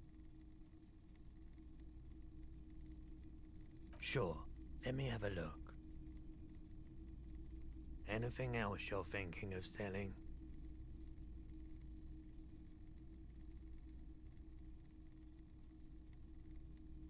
That gun's worth 11, but we don't really need money right now.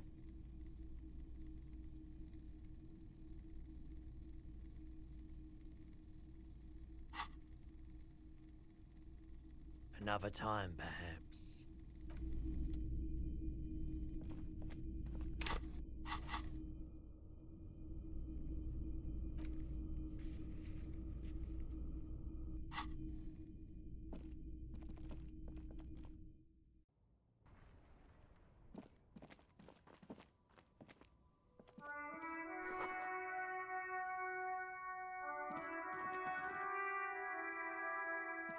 A couple of indicator lights are missing from this control panel.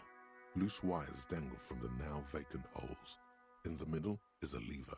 Beneath it, a small metal. This panel usually closes the water lock, turning it into a bridge that lets you cross the canal. But there's a crashed salmon butter sign in the way. Pulling the lever probably won't do anything. You pull the lever all the way up until the metal clicks against the Nothing happens. A spring brings the lever back to its original position. You still need to close the water lock to get across the canal some other way. Wasn't there a sign over there saying functionality will be restored on Wednesday morning? G'day to you, officer. A burly man hangs out by the waterlock, carving up a generous serving of salami with an old hunter's knife. His eyes are fixed on a man stranded on the other side of the waterlock. I wasn't here to witness it, but those look like tire tracks on that sign. Weird, huh? Then again, plenty of daredevil drivers in Revachol. Too bad it also takes a year and a day to repair anything around here. Especially a waterlock. The rest of the coast is closed off till then. It's supposed to operate the waterlock, but as noted, it's all junk right now. Safety measure. It'll be restarted on Wednesday morning. You want to do the honors when the time comes? Great! Just drop in on Wednesday if you want to see the waterlock at work. They say the canal crew will be here at 7:15. The coast part of the map is inaccessible until the third day. Well, there's the fishing village, an abandoned fish market, a bizarro church. Not really much else. Just bombed out ruins. Sure thing. It is salty, it is savory, it is chewy. The hangover only makes the salami more tasty. Want some too, officer? Why not? Everyone's eating the salami. Food of the gods.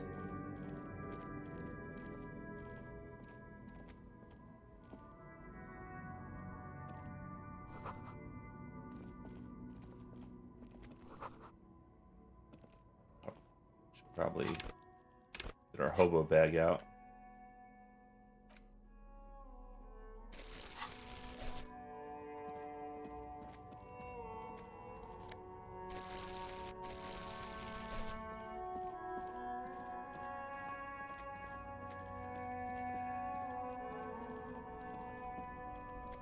The shine on these sunglasses lasts a life.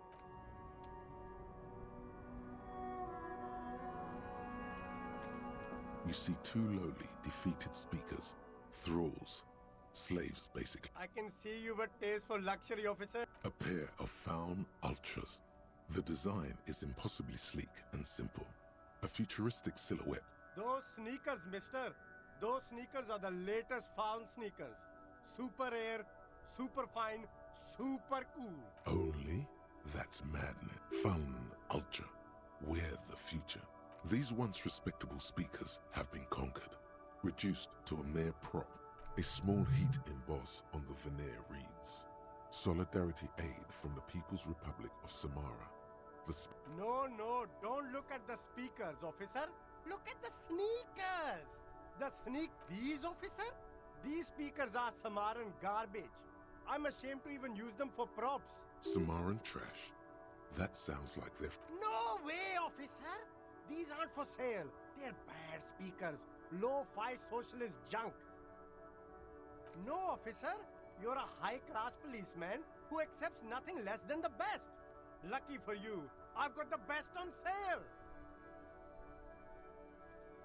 Well, if you want, but see, they are the pedestal for my sneakers. If I let go of the speakers, where will the sneakers go? I can't leave premium lifestyle sneakers on the ground. If, on the other hand, you wanted to buy the sneakers too, I could maybe throw in the speakers for little extra. 50 cents? Damn. So you have to buy the sneakers first. Well, we can't afford. Unless they sell more of him stuff. Okay. Alright, I guess we better call the police station.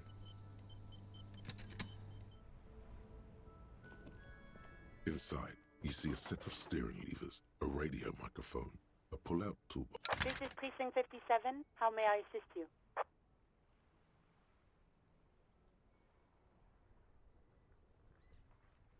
Just a second, officer.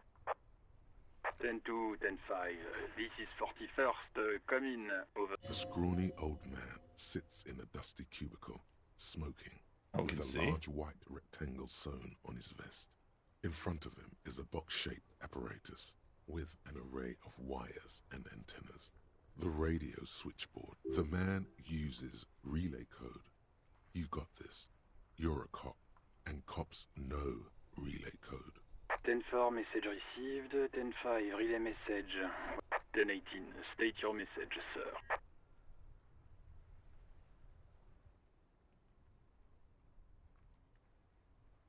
10-9, over. 10-4, message received.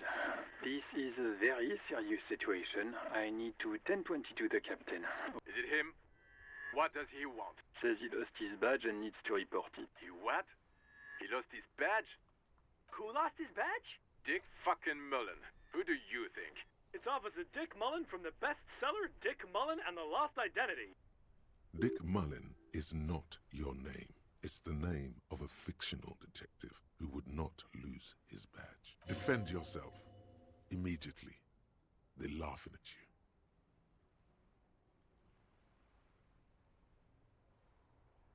10-4, I hear you, officer. I'm just going to make a note here that you are in pursuit of your misplaced badge. Over.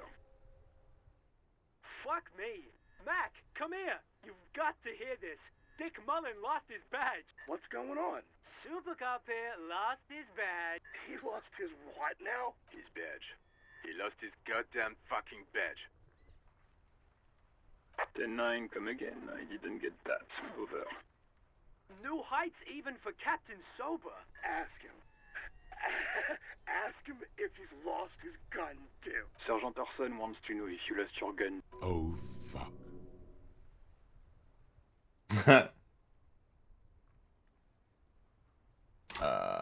Let's make sure we're not doing all red checks fail. We can't make sure that's not in place.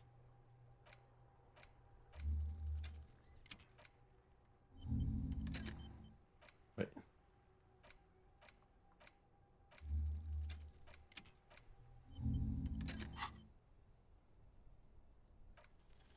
Lying over the phone, it's easy. Just say it like it's the truth, and then it becomes it. He says he didn't. Thank God for that. That would have been a nightmare. I don't even want to imagine the poor prick who has to relay that kind of news to the captain. Losing his badge is bad enough. Tell him to find it, and fast. We can't have some gangbanger running around with it. We're all glad to hear you've not lost your gun, officer. You need further assistance? Over. Okay, then. Wait. Before you say anything stupid, think it through. You're going to be looking at a straitjacket if you tell everyone you lost your memory. 10-4, sir. I'm not hearing your question.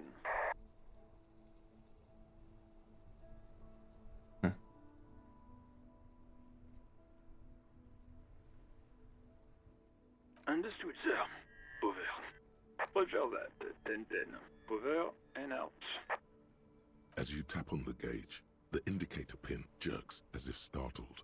It's in the large orange sector, indicating the engine is No, that's enough fun with the fog.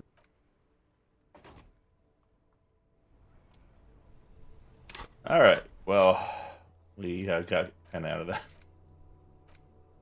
Track down your badge.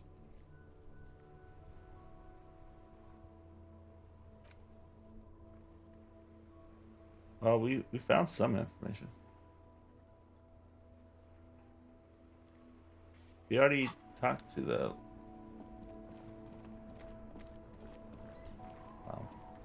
pawn shop. We know who has the gun.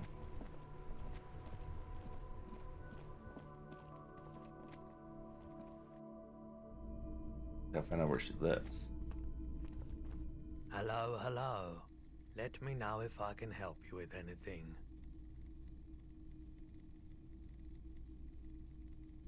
Someone else came here earlier today asking the same question. I promptly sold her the gun you pawned a couple days back. This is a pawn shop, and it did the lieutenant shifts from one foot to another. Alert. I already knew that.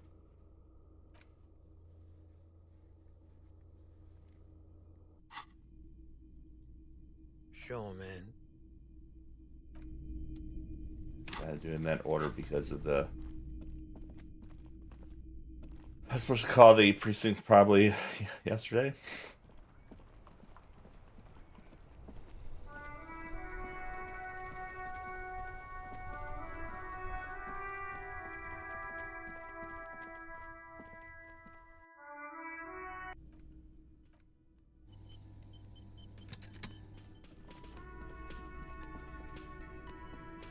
I've got nothing to say to you. Why are you wasting your time? I am not. You could be, Liz. I am not. You could be, Liz. I am not. You could be, Liz. Even Ahmad? Glenn, I went to law school. What you want is of no significance.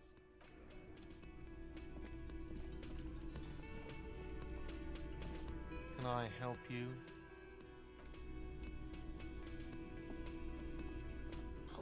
Hello, dear.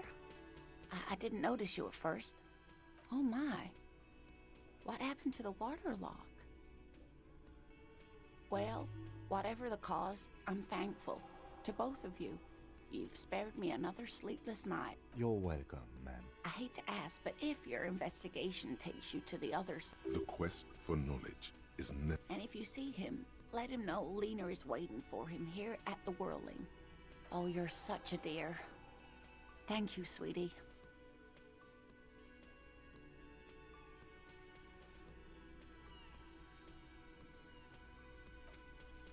No, you don't have any new winning tactics to get the woman to spill the beans about cryptids.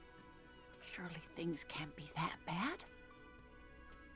You know where we are, right? That's right. In a hostel called the Whirling in Rags, to be precise. Yes. Great, see? We're getting somewhere. What else do you know about our city of splendor? The new. Much has changed. Speaking of history, you know what year it is, yes? That's right, dear. How splendid. Here, take this pen. Knowledge should always be rewarded. Her relief is palpable. She was getting pretty worried about you there. Outside, spring rain seeps into the cracks in the wall. I can tell that this is taxing for you, so I'll just ask one more question. What regime are we living under? What mode of government? Cop regime.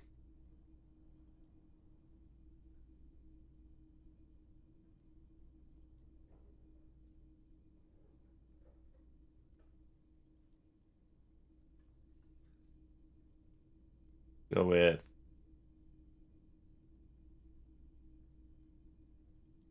No, sadly not. Revachol is what's called a zone of control. Meaning, buying is voting. It is quite disappointing, yeah. Oh dear. But we... She's scared now. She's realized you really are brain damaged.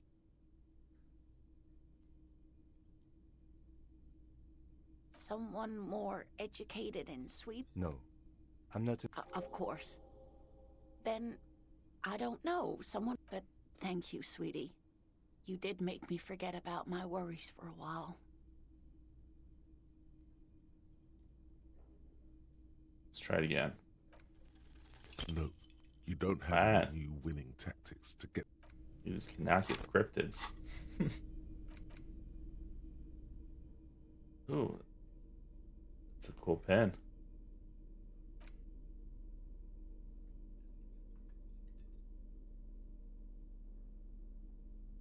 The note is written with someone has scribbled. S. I can't believe the off-site copy is still here. The illiterate ginger kid keeps... You'll find the filament memory with the off-site copy in the frozen ice cream maker. Please. Oh, that's right. Bet it's melted by now.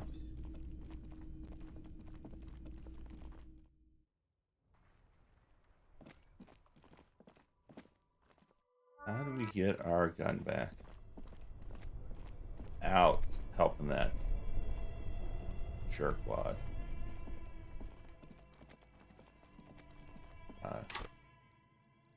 Need our flashlight.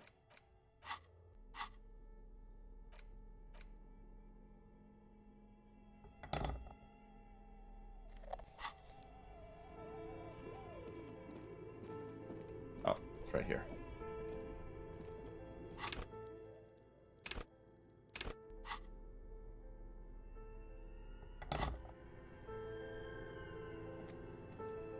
This orange machine is dead still. It has a hand-cranked ice cream churner and an electric freezer. The ice around it slowly melts. Turning the crank feels oddly satisfying. Turning the crank feels oddly satisfying.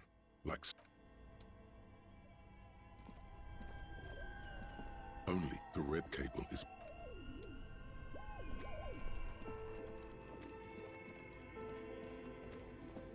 The bear's eyes are still glowing red, watching over all the ice.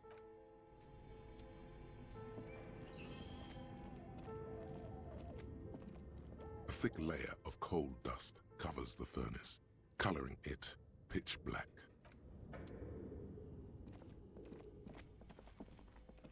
Alright, so we still can't open that thing. I mean, I can try it, crowbar, but it's just not gonna work, so.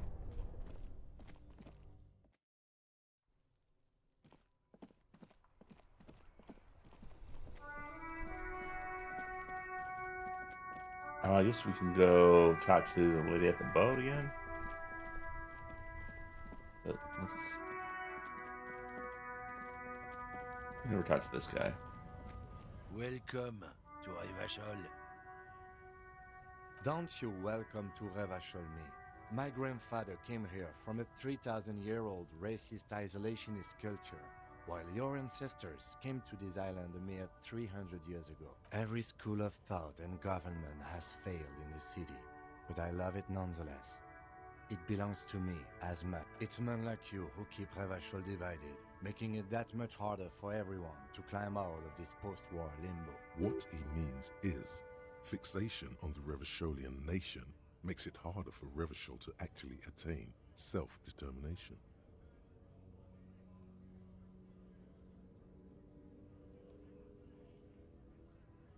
Oh, come on, man. I just said, welcome to Revachol. It's a lorry driver thing. I know exactly what you meant. You think my kind doesn't belong here, that I should watch myself. But you see, I'm an officer of the RCM. It's actually my job to make sure you behave. I would advise you to remember that.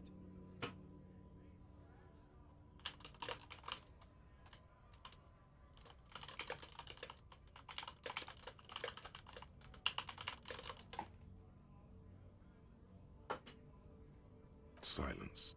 Your partner needs backup. Now's your moment to shine. You two make a cute couple. You know that? The lieutenant exhales and resumes his regular calm. Whatever you say, officers. He smells of heavy motor oils and his breath of high tar content Oh man, that's great. Look at that guy go. Haven't seen anything that funny in a while. God damn. Thanks for that, but no. He doesn't live in Martinez. Oh, not much anymore. I'm here to pick up some cargo, but the dock workers are on strike, so apples. Apples is exactly the kind of thing you'd say if you had something to hide. Look, as detective, I come from a long line of lorrymen.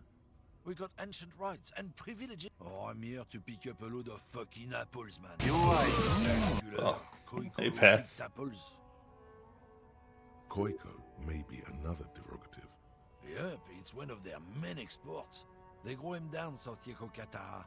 In fact, Yekokata is a desolate wasteland whose name literally translates to Zone of Ecological Catastrophe. Yeah? Says who? Then, I guess they grow apples somewhere else. You can never really tell with those koikos. They're everywhere, except their own homes. He means the people living in Grad.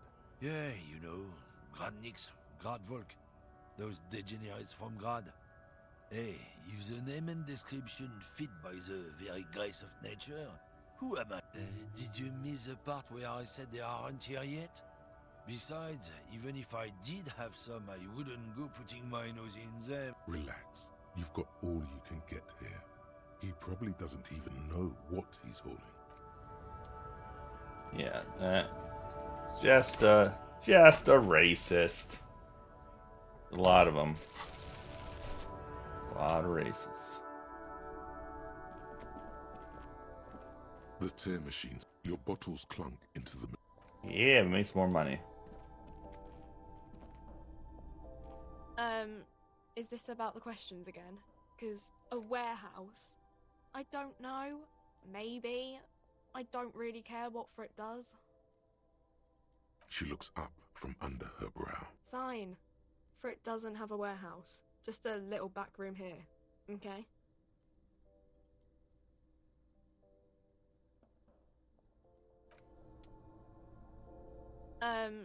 Is reality? You mean what reality? Economic reality? She is like a student unexpectedly called upon by a teacher. I don't know. What about it? Cool.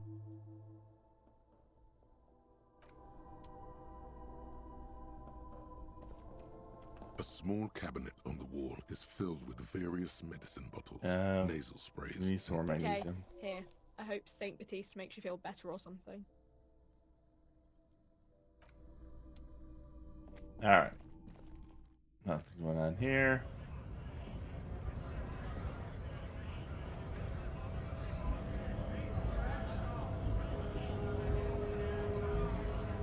Right to work! Right to work! Okay, that's one of the fake scabs. Alright, I think we need to go back down to the boat. Alright, it's getting late, and we've made pretty much no progress.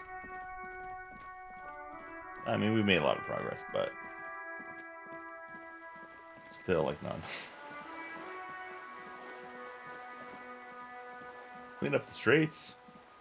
Disco's, I'm enjoying it. I'm playing it more seriously than I did the first time I tried the game, and I'm actually enjoying it more doing that. Because you can play it pretty ridiculously. I mean, it's already a ridiculous game. What can I help you with?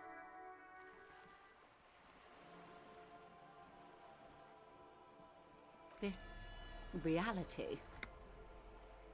Yes, reality is an experimental side case.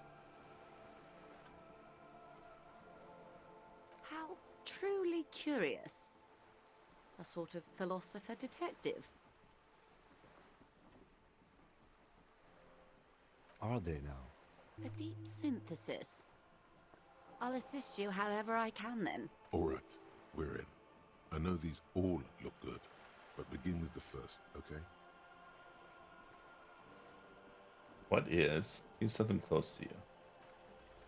6 kilometers southwest, in the Valley of Dogs, Junior Officer Chad Tilbrook takes aim at a rabid black dog licking its wounds in the grass. To his left, his partner, Emil Mullins, whispers, "You heard what happened to Tequila Sunset in Martinez?" "Yes, he lost his mind," Tilbrook answers, fingers on the trigger. "Don't worry, Emil." He pulls it out slowly. Slowly now. He'll find it again. We always do. You? You're an officer of the RCM. Preciso Mundo. Nothing more nor less than the de facto law enforcement body of post-revolutionary Revachol. Yes, we are the Revachol Citizens Militia. He's being sarcastic. Yes, that means not de jure. The RCM acts in what is poetically called the twilight of international law. Permit me to conclude with this. Who you are to me is the police. And if those authorities drink so hard they need help recalling the basic terms of reality, well, I am here to help. A bird? A Svenicid? A flightless bird of the polar regions? Of course you're not, my dear. I'm just terrible at guessing games. Ah.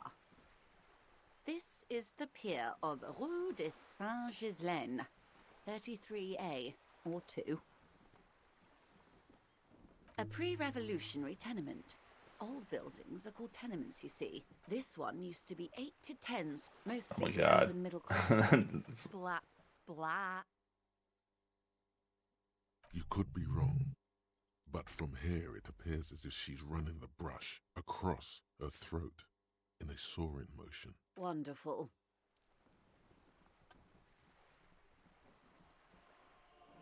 The girl in the old lady rags. Looks like a sullen and rebellious member of a teen infraculture. Yeah, there's a lot of Yes, you and I belong to the superculture. Story.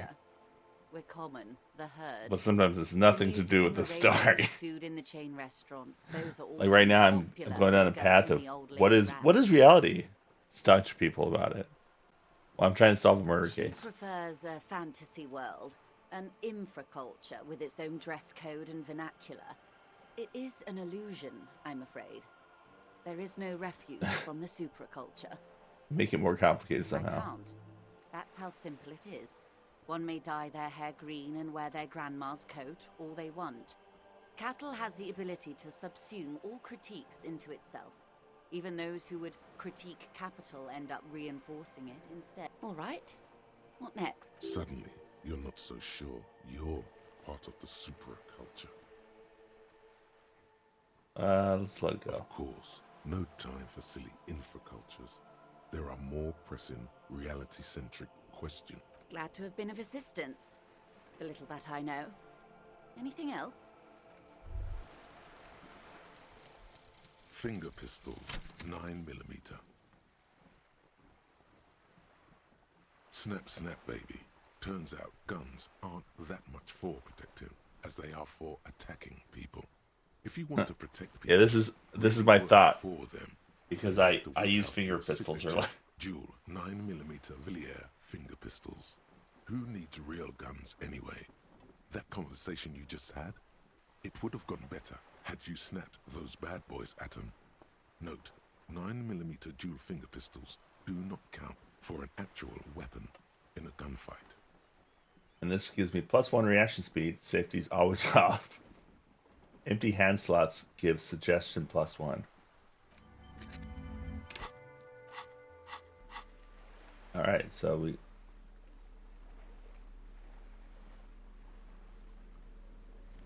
Do we have to have both empty?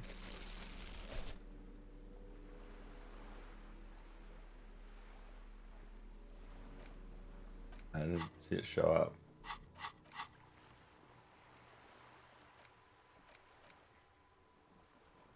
We wanna save our thing for now.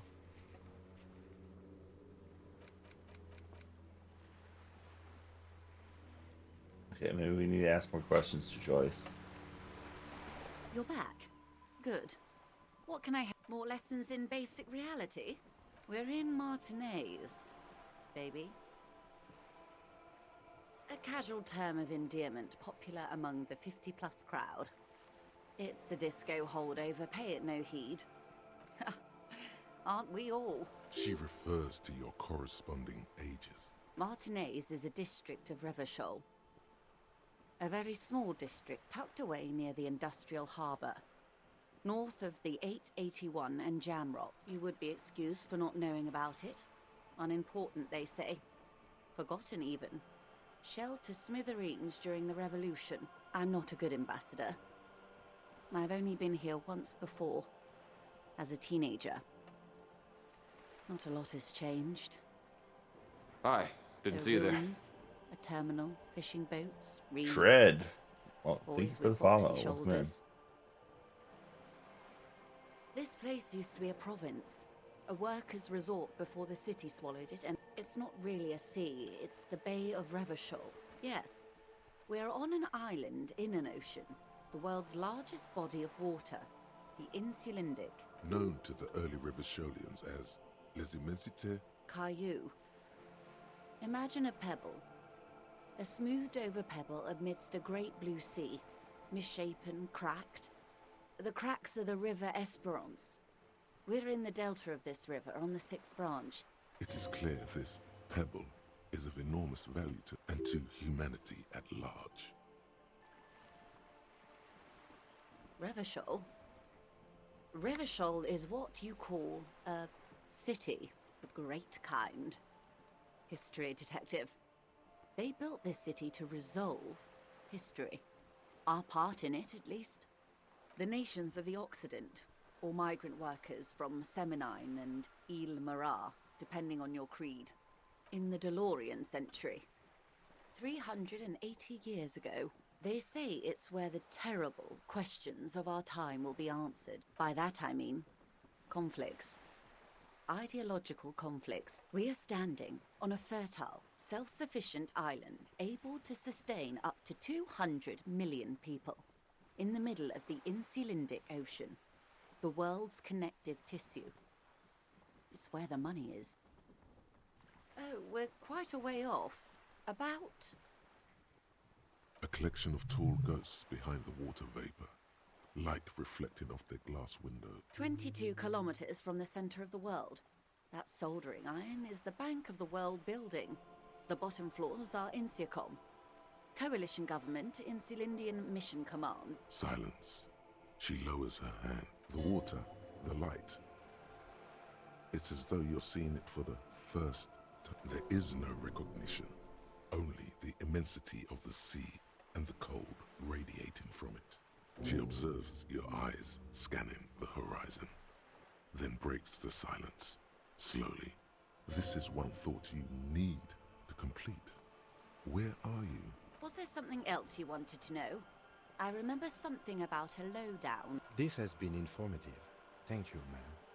I'm sure my memory-impaired partner has many more questions to ask, about even more fundamental aspects of reality. Might I suggest not asking them all right now? Messier will be here later too, and tomorrow.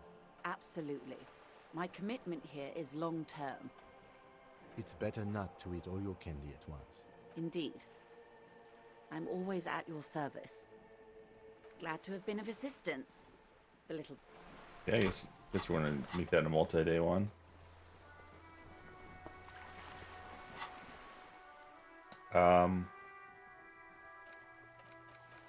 Indirect modes, Jamas Boo. I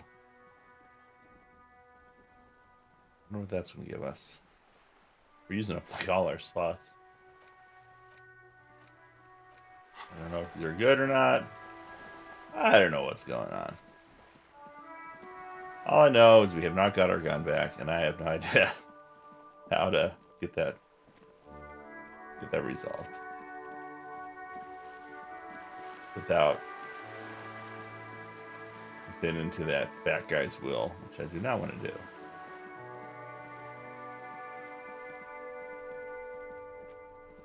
Oh, I know what we can do. That bullet.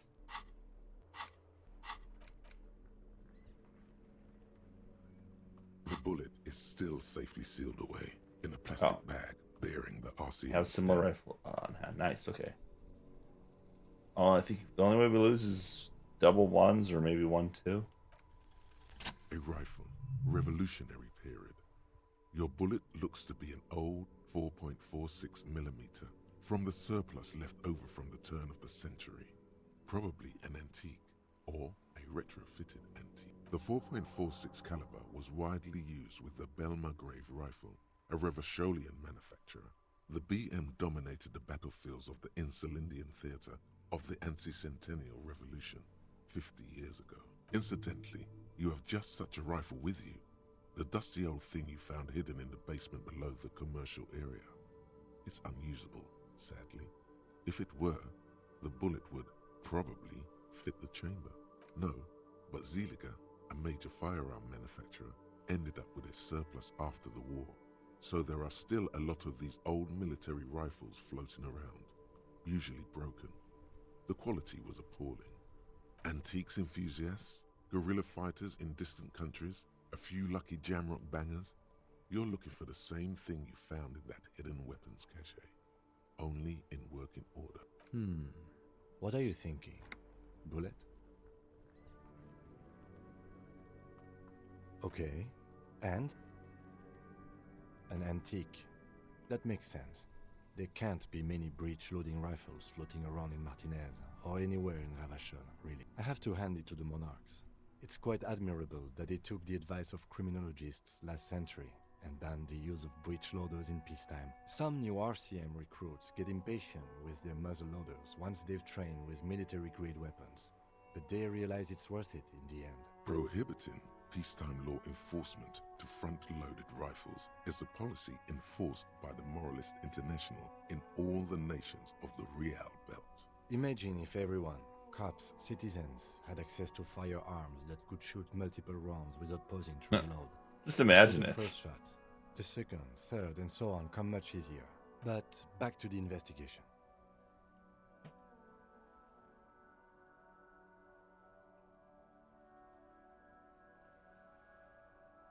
Doesn't seem that likely, but we'll check out all possible leads. Next step, finding the gun itself.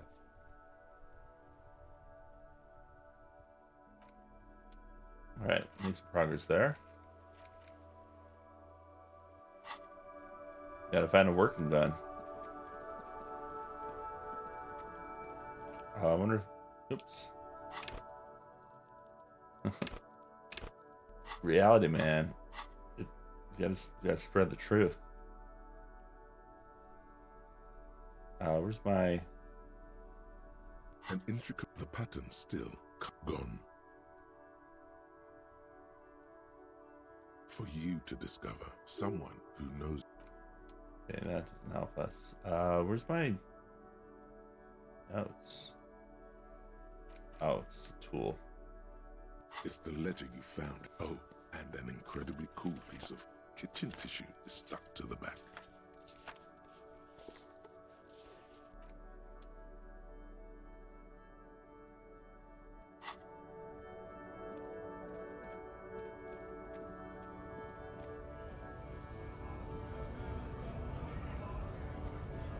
Yeah, what's here? A lorry stuck in the traffic jam. The windows are clear. They've been recently washed. You can see a lorryman's cabin with personal belongings, stickers, insignia. Fumes of heavy fuel oil waft over you, making your eyes sting. The driver has adorned his space with a substantial collection of peculiar paraphernalia. Proclamations about honor, strength, and purity are glued to various panels. A large metal pendant hangs from the rear view mirror. The pendant features a sun crowned with wavy ray. It is the seal of Royalist era Revachol. Oh, is this the racist Back end lorry? of the cabin has a small perch to sleep, large ashtrays. A book with ragged edges catches your notice. The front cover features a large, muscular man. The title reads, Man from Elmdal in the lost city of the Pygmies. Racist nationalist paraphernalia. Not unusual in this part of town. Likely, yes. This guy's proud of who he is. Drapes it all over his machine.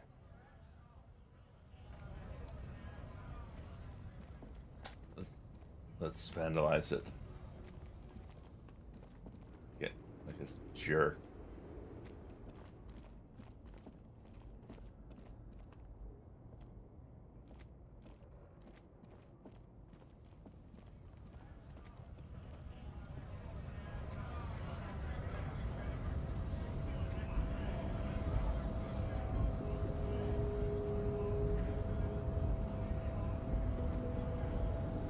So, You've been in there, he means. Talked to the boss man too, probably. It's but a rest area on the path leading across open plains. Right. You talk to the boss eye to eye, like men of the plain. If you have any... Yeah, your boss is a douche.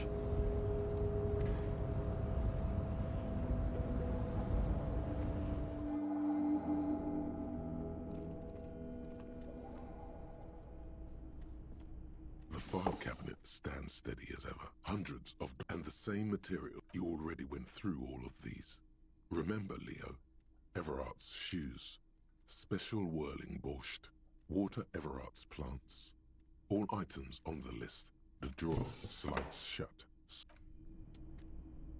I wonder if we can use that against him. Be like, hey, we know about that you get plants.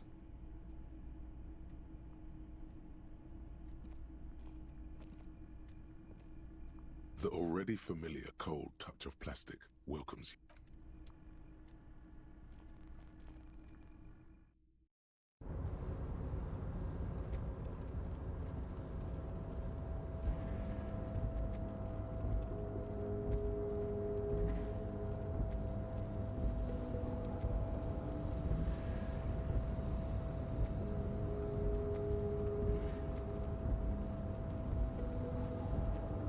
You're back before the cargo container.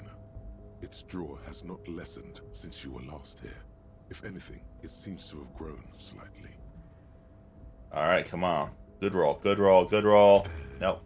As it's always been, it's impossible. No reply. The knock produces a hollow ring of metal.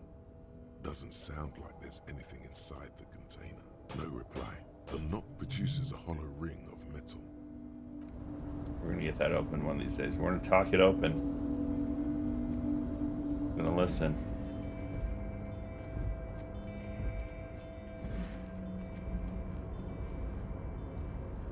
Oh, hey, mister. I'm not gonna bother you with a long greeting, just like we talked about before. I know it. Oh, yes, yes. I leave all kinds of notes for myself. That old head of mine ain't so good at keeping things in no more. I almost forgot about the borscht. Oh, yes. I've been taking special whirling borscht to the men every day since the strike started. It's very, very good. Makes a man feel so warm and happy. I feel like I could take on Mr. Renadan's boar dogs every time the lunch is done. Yes, yes. I'm taking it to them. The borscht keeps them happy and in fighting spirits. Makes you all warm inside. They brew it in the whirling in rags. Oh, the whirling's cook. He makes it. Them is always talking with Mr. Manana in that weird language and laughing together. He doesn't speak what we speak. He's from Grad. Oh, sure, mister. Sure. You do that. Yes, sir. The special He didn't borscht. actually understand what you meant, and now he's just nodding along. Oh, yes, yes. Of course, mister. I'm more than happy to... Alright. It's all in the borscht. The borscht will lead us to the answer. Oh, God.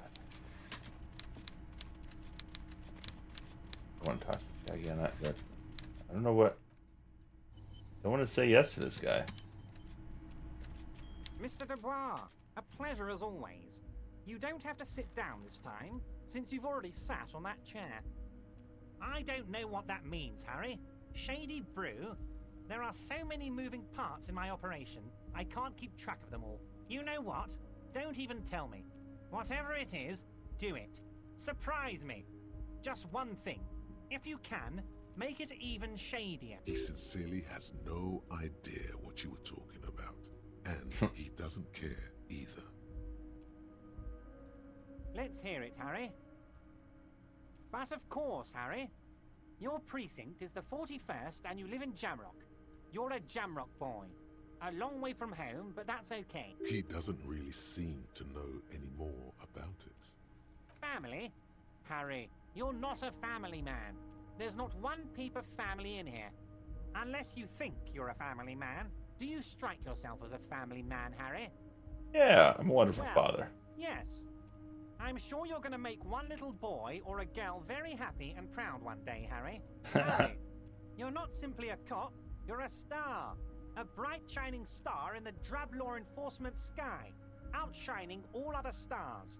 You're a superstar. I am a superstar. Of course I do, Harry. And I'm gonna help you shine. I'm gonna put you on all the big stages, your name in giant neon letters. Harry Dubois. He's probably just making a guess based on your recent activity in Martinez. Of course, Harry, of course. Let's not linger on personal details and amnesia. Yes, your lost gun. My best men are on it. They're turning every... Your gun will be found, Harry. The only way to find it seems to be working with him. He might even be holding your gun hostage. Can you hold on? Can we really hold my gun hostage? Only one thing is certain. If you work with him, you're going to get it back. And working with him might be the only way to do it. Yes, thank you for the hot tip regarding your lost gun, Harry. My men have indeed factored in that you pawned it. Now please, let the professionals do their job. Kick back, Harry, relax. I have great guys on this. It did not come as a surprise to him. He might actually not be bullshitting. Harry, I was only trying to be tactful. A lost gun is a dangerous thing. I can't have it around in my neighborhood. Kids could be playing gun roulette with it as we speak. Teenage gangs could be arming themselves. Get a hold of yourself, Harry. I assure you, we are working on locating the missing sidearm as well. The lieutenant is concerned about the lost gun and feels that the fact you haven't prioritized looking for it is unfortunate, if inevitable, and doesn't put the RCM in a good light. Excellent, Mr. Kitsuragi. That's excellent news. Looks like we have a friendly gun-finding competition on our hands. See you soon, Deba.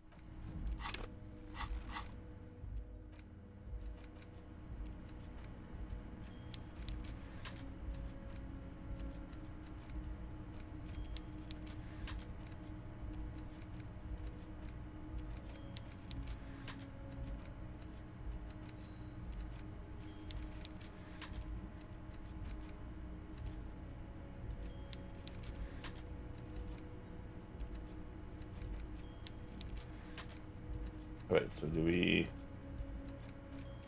There's the armor.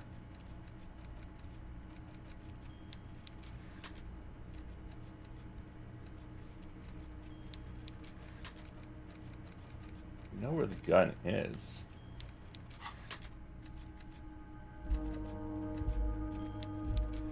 It's the gun.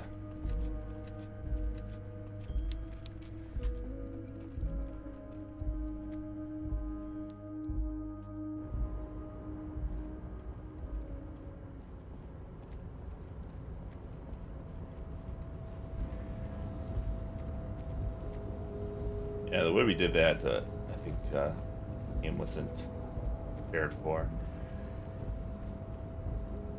You're back before the cargo container. Its draw has not lessened since you were last here. If anything, it seems to have grown slightly. We increase our rhetoric and try this stupid thing again.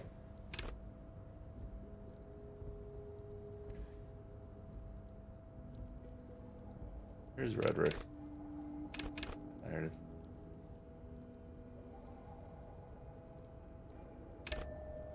Let's do it.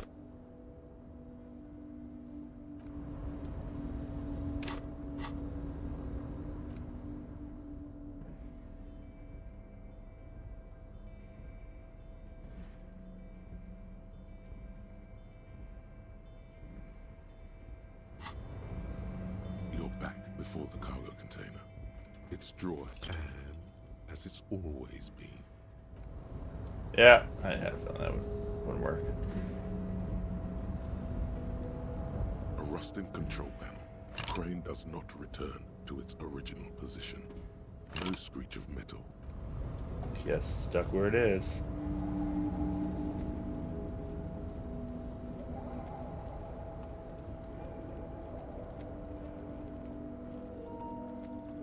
Yeah. Battery dead.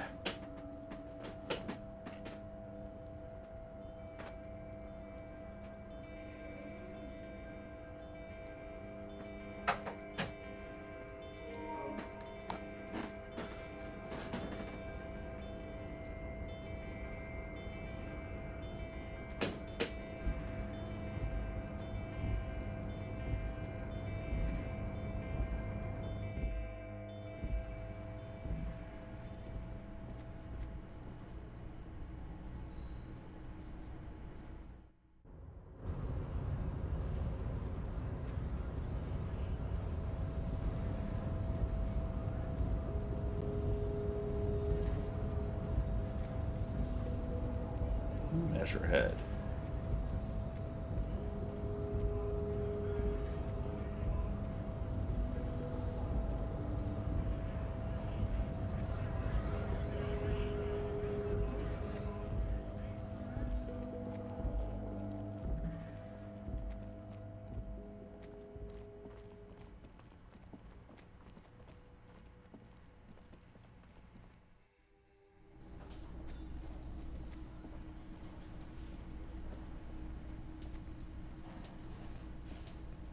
Can I help you?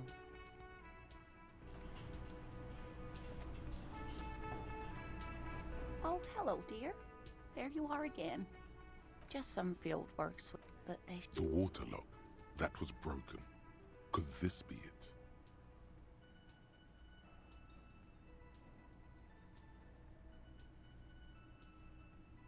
Oh, my. What happened to the water lock? Well... You're welcome. I hate to ask, but... The quest... And if you see him, let him know. Oh, you're such a dear. Yeah, we've already done that. Yeah. Oh, the borscht. I guess we're talking about the borscht now.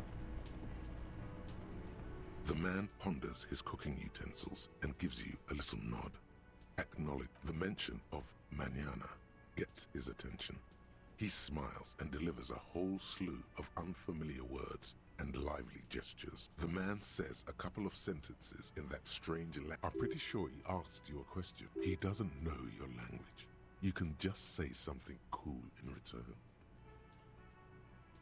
Mercury Rise, run your fingers through your hair. Borscht need more vodka? Okay, so it's vodka that keeps the men happy and in good spirits. Of course, vodka. Now that makes a very, very special borscht indeed. Turn it up and then ask for some yourself. Turning it up seems like a dangerous idea, honestly. The place is a powder keg. The cook gives you a long, disappointed look, then turns the stove off and seems to wait for you to speak.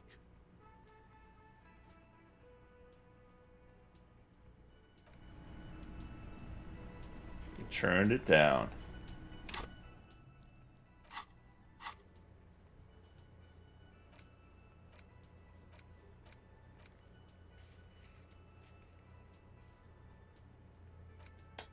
Who's Renee?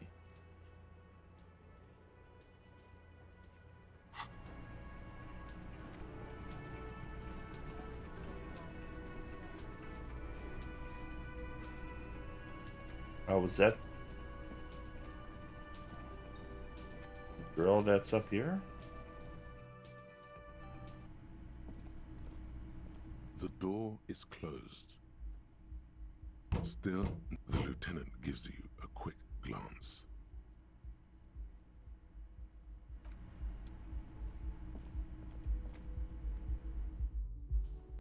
Yeah, she's probably dead.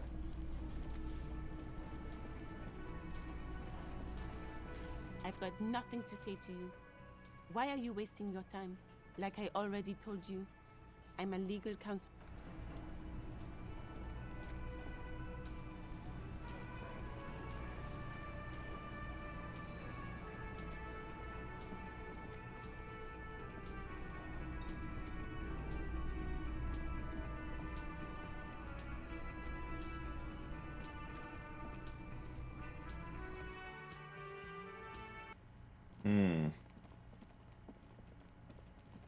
I don't know what things to do. Oh, how'd we... Oh, she's outside. How'd we get to the roof?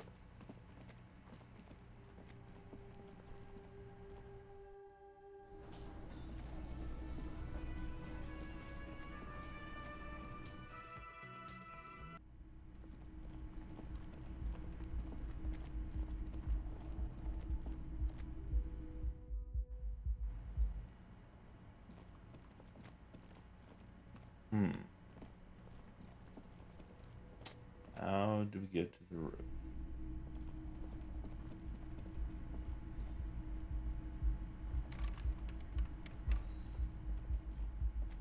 There's stairs I'm missing? Is that what the secret door is?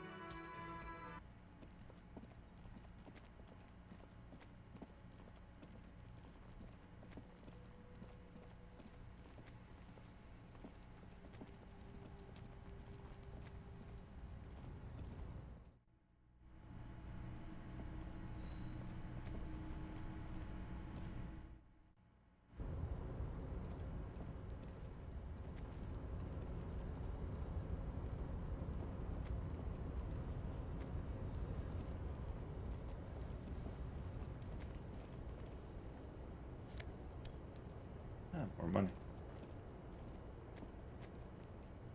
Okay, yeah, I don't think there's any way to get to it from here.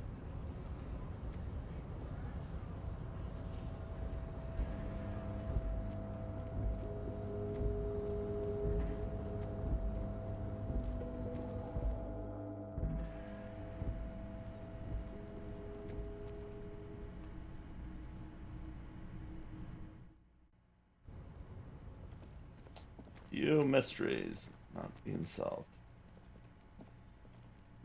What do you see?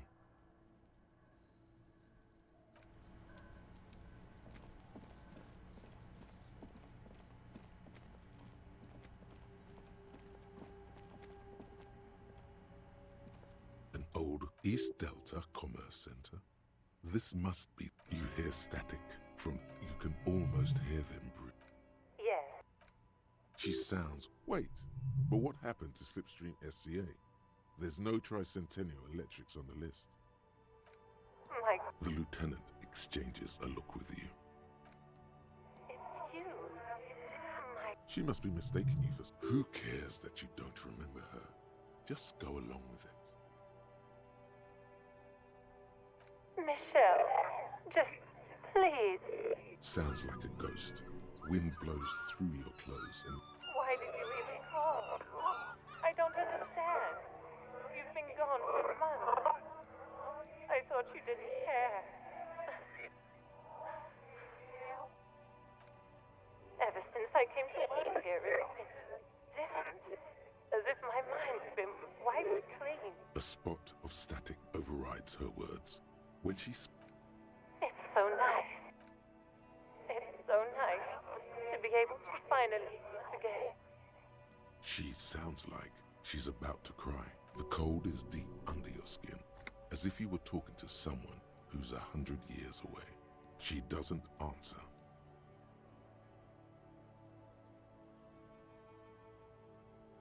Silence. The only thing you can hear now is static and waves. Another seagull passes by. I don't know what happened either. We should probably stop playing with this thing. You press the number sign on the keypad that terminates the call. 12 name cards on the call box read. Holy shit.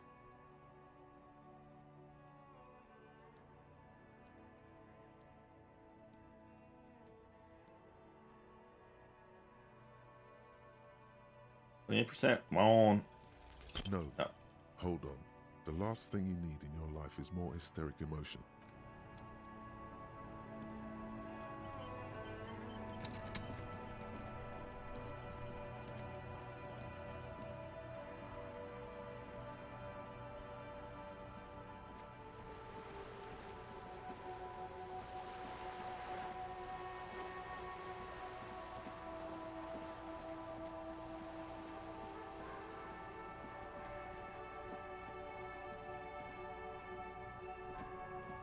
Just an ordinary wall.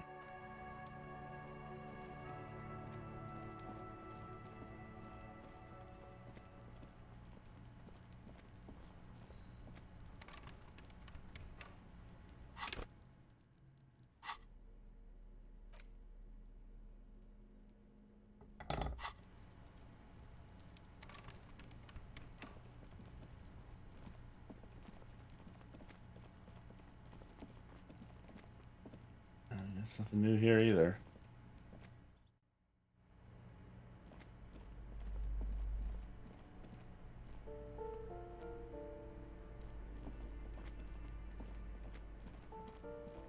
We'll just run around until that. This door has been closed with a padlock. A chalk-drawn number on the board says, number 11. No reply. It's a solid lump of metal, but the shut. Better whip out those cutters. You won't get very far. Why am I breaking into that?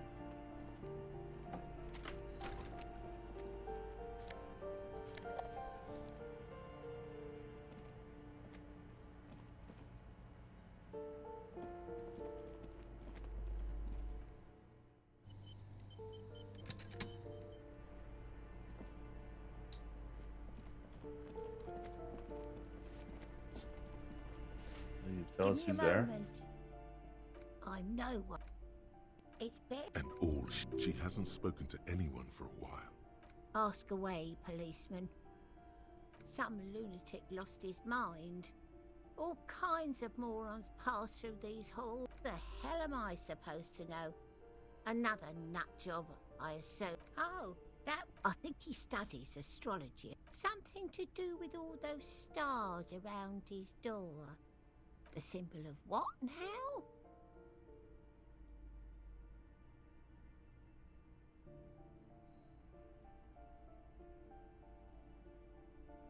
I don't believe in equality. Never seen it work. She mumbles some kind of a response. It's clear you like the hard stuff, Brota. Evening falls. The time has come to take the vow. The vows are blood and flesh. Lower intestine. The term is metabolic and circulatory system. Fascism, Brota.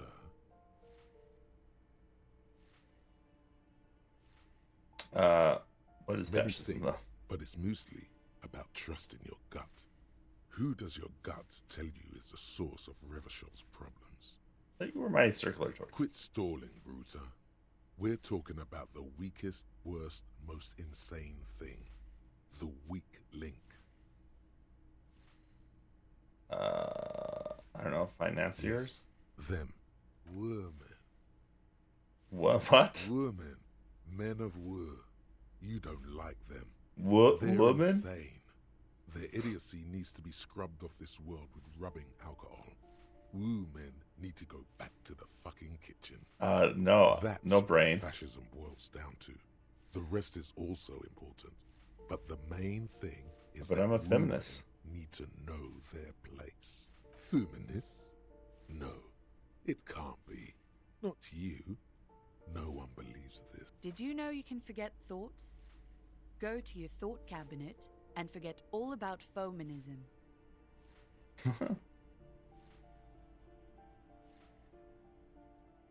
Stomach truth.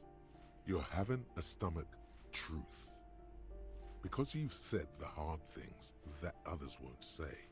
The good things, you've said them many times. If fascism sounds bad, let's call it Okay. traditionalism. Yes, that sounds much better. Traditionalism. You like the sound of that. You're going to keep your views, right? Keep your views, Brota. Yeah, absolutely not. I'm not going to be played by an upset There's stomach. a slow, painful growl somewhere in your intestines, knocking on your alcohol-engorged. It is one of betrayal and disappointment. Trying to make me a fascist.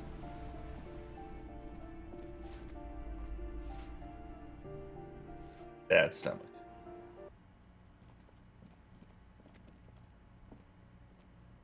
Hello again, officers. Have you come to admire my mural? Really? No idea what you're doing right now. But I guess tomorrow we can go over the bridge.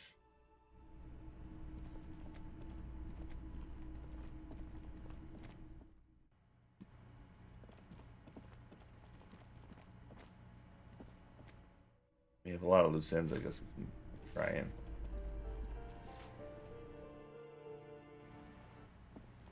work out. So what do we got? Sing karaoke. Haven't found a sad song yet. Haven't found a way into the secret passage.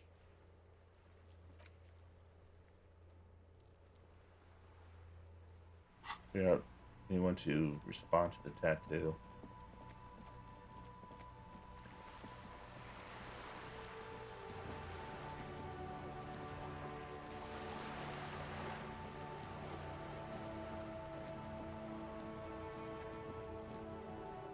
Those old men.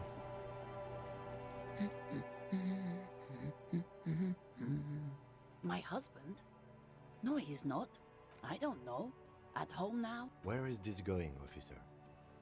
She gives you a short nod and shifts her attention back to books. I don't mean to disrespect, sir, but you are being a bit of a cockatoo here. For what it's worth, I agree. But cockatoos can't be stopped when they get ladies. It's better to indulge him at this point. Nothing. Go read up on them if... Maybe you should. What if the cockatoo is your astral captain? Or your... Wonderful. The store is open.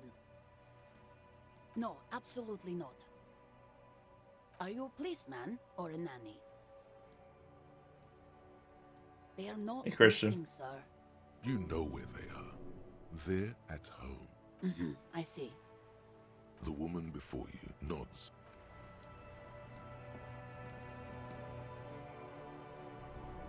I need a book on a cockatoo now, lady. Hello again, esteemed officer. A book about cockatoos? There should be one upstairs, right next to... Alright, one upstairs. These shelves are overburdened with books from the same. A couple of spook novels hide amidst. Oh, crime, robberies, murders, even sexual crimes. We're fortunate to have Dick Mullen and his stories to sort all that out. You're a police officer, apparently. You should buy all... Crime fiction is a disgrace. An asinine misrepresentation of the physical attributes of the arduous everyday work of actual police officers. These books greatly overstate the excitement of police work, glossing over how long it takes to actually follow up on leads and eliminate dead. What's more, they completely ignore the psychological hardships of year after year coming into contact with people during the worst days of their life. Not a single mention of all the stress this work creates upon the officer's family. Detective fiction just doesn't tell the truth at all. Now, would you like a list of all the books found on the shelf? Oh god, no. Shelves filled to the brim with crime novels featuring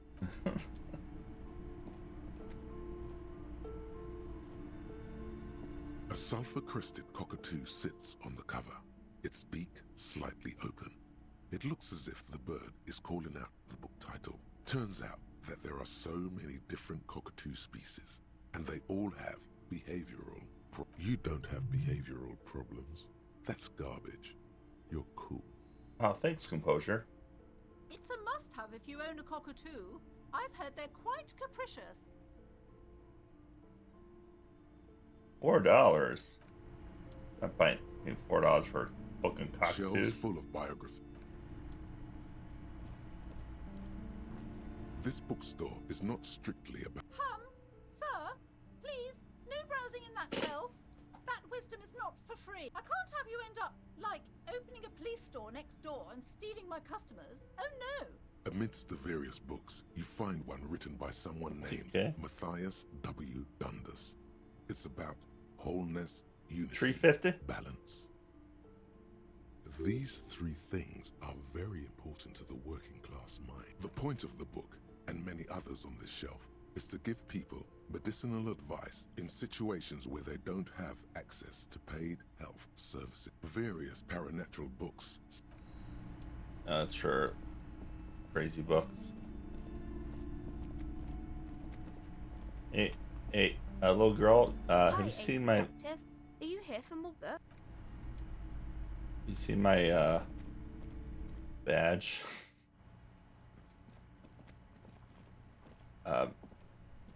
Yes? Maybe. Yeah, What do you want to know?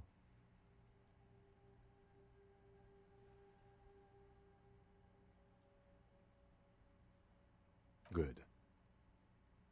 No response. He's having trouble processing it. But a moment passes. Me? Yeah, you. I don't see how my life is pertinent to the investigation. The red jerseys? I'm fine with less red jerseys. I think there's too many red jerseys. I'm glad the Dimebacks are bringing back their purple. At least I think I read that. That's a fair point. All right, for the good of the investigation, what do you want to know? What? This? It's just seasonal clothing. Where is this going? Interesting. I think it's called a brain. It's no mere brain.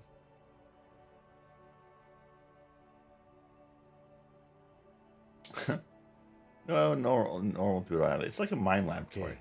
Art cup. I do not harbor a sentiment for revolutionary air brigades in particular. Okay, I wanted to become an aerostatic pilot. Then I turned 10 and realized we no longer have an air force. Good.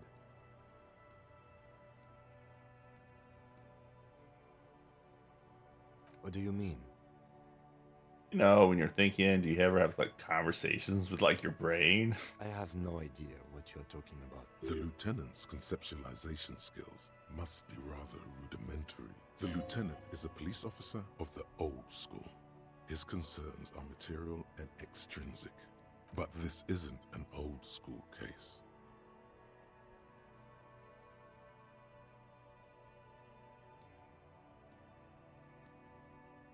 I can't say that it does, no. When I need to think, I just use my notebook. The lieutenant produces his small blue notebook and idly thumbs through a few pages. We all have our different mediums. His is written. That's correct. You feel a slight urge to put the lieutenant down for this. But you can't quite muster enough testosterone. No, glasses are cool. Are they? They're mostly just cumbersome. That's because I'm half Seolite, or quarter. My father's father was from Seoul. So was my grandmother, but from my mother's side. It's not an interesting topic. I don't speak a word of Seolite, and I've never met either one of my grandparents. There is nothing ethnic, I can tell you. No.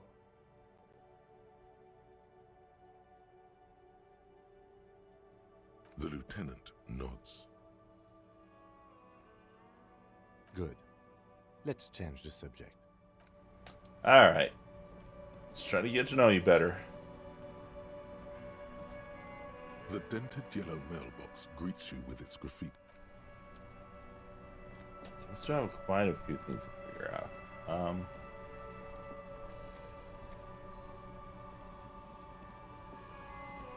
Still here, stuck in this damn jam, my man. What's up?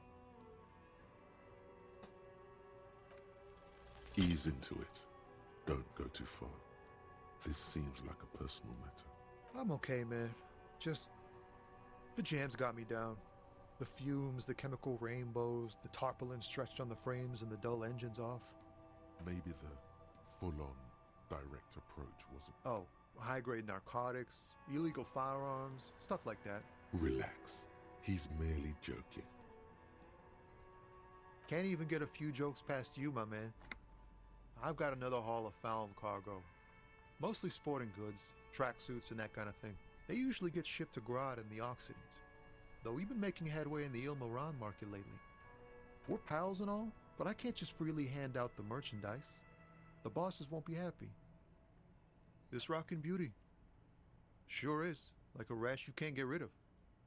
You interested in heavy-duty cargo machinery? A motor lorry, also called a camion, on Caillou and neighboring islands.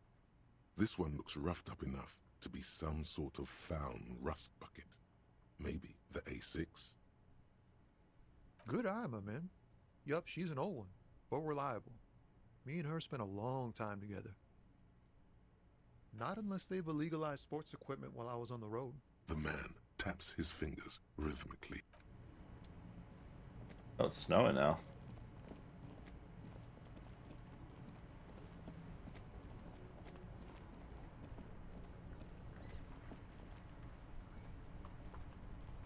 Inside, you see a set of steering levers, a radio microphone, a pull-out toolbox, and the soft glow of the fuel preheater gauge. This is Precinct 57. How may I assist you?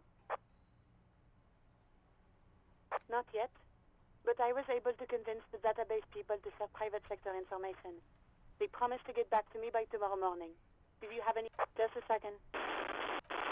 Sylvie Malaika. Yes. Hello? Oh, great. What else do you need, detective? Yes, I know who you are. You're a police officer. the law. This exact conversation has happened before. Establishing authority before this young girl seems to have been important to you in the past. Don't go there. Oh, no, I haven't, sorry. Real policemen have uniforms too, by the way. Where's yours? That uniform seems really mean.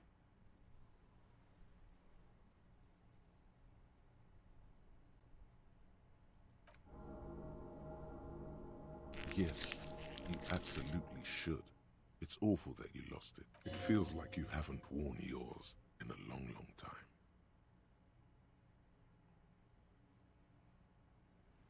Found my patrol cloak early. Uniform? I never saw you in any uniform.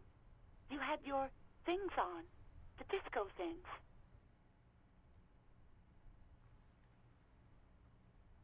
You hear the call breaking up on the other end of the... Anything else I can help you with, officer? Maybe talk to Bree Just a first, moment. yeah. 10-4, come in, officer. Over. No, we can't tell him we lost our gun. That would be... Roger that. 10-10, over and out. That would be a terrible idea. I'm gonna keep that little tidbit.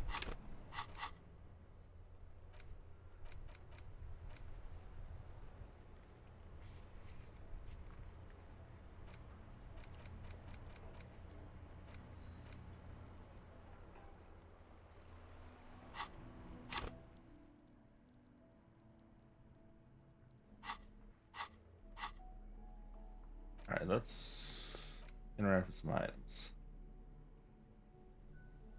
The Greatest Innocence. Oh no, we've already done that one. That's the map, the note, that's the bullet. The front of this quarterly journal features a large satirical portrait of the late King Friesel. From the sides of his head, a pair of white antlers spread to the corners of the cover. To your disappointment, there aren't any full-color pictures to direct your attention. No pictures. Just column after column of closely set text. After rifling the pages with your thumb several times, the magazine is divided into several sections. International Comrade, as you know, this journal takes its name from Mazov's immortal expression, Du cristal à la fumée. This was his way of describing the way the rigid, crystalline structures of capitalist ideology turned to smoke under communism. But, like the structures of capitalist ideology, we too are at risk of going à la fumée. Unlike many publications which are content to spoon-feed their readers reassuring drivel, La Fumée is committed to telling the radical truth, even when that truth may drive away potential subscribers. Only 4 issues in, and it sounds like they've already alienated their readership. So please, if you value our radical Mazovian perspective on contemporary politics, culture, and international affairs... What do you expect? It was laying around the office of the Debarders Union. They're probably bankrolling the thing. You flip back to the front of the magazine. The table of contents unfolds before you. Unsurprisingly, much of this section is taken up with articles declaring unqualified support for the dock workers' strike. You skim the headlines. Paint the harbor red and white. Martinez tames the wild pines. A city in revolt. Finally, there's a brief article by the writer, G. Martin, accusing the owner of the Capeside Apartments of illegally attempting to evict certain communist tenants simply for not having paid their rent. According to these editorials, there can be no accommodation with the forces of international capital or their mucilaginous allies in the coalition. Judging from the context, it's something very large and fundamental. You should probably know about it already. You flip back to the front of the magazine. The tape. Yeah, that's enough. And what's this book? 16 Days of In your Coldest hands, you hold 16 Days of Coldest April by Yekaterina Dahl. The cover image shows a row of concrete apartments above which span a black and white rainbow. Indeed, The book is unusually heavy in your hands, as though the cover were lined with lead. You flip through the book. The pages are thinner than you realized, and the type quite small and tightly set. It's nearly 600 pages long. Real art is dense and difficult. The back cover is dominated by a black and white photograph of the author. She can't be much older than her mid-30s in this photograph, and yet, from this cover, the eyes of a sad old woman stare back at you. In cold, detached prose, the author describes a scene from one of the Yugograd riots in the 20s. Youths overturned motor carriages and set trash cans ablaze, while heavily armored guardsmen dash in and disperse them in a flurry of baton blows.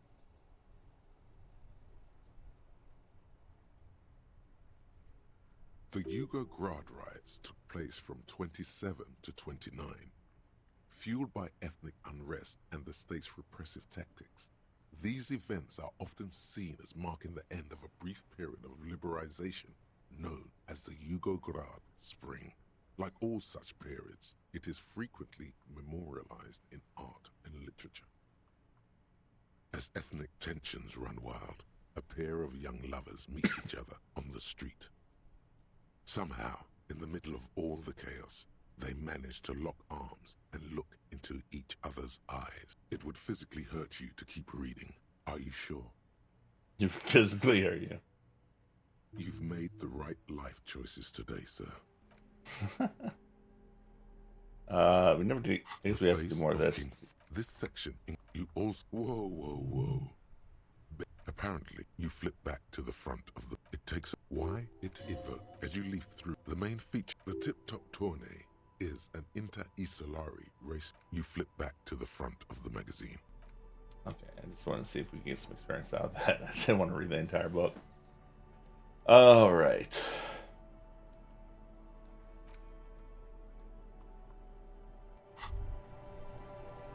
Wow. So someone's been a little boring. No, I'm not. Get out of here. Get out of my brain.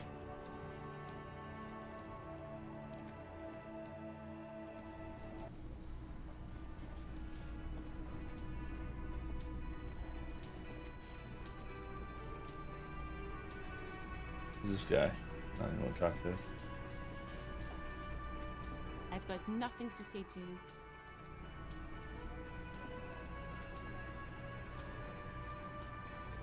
Looks like the circus left town, but the clowns are still here.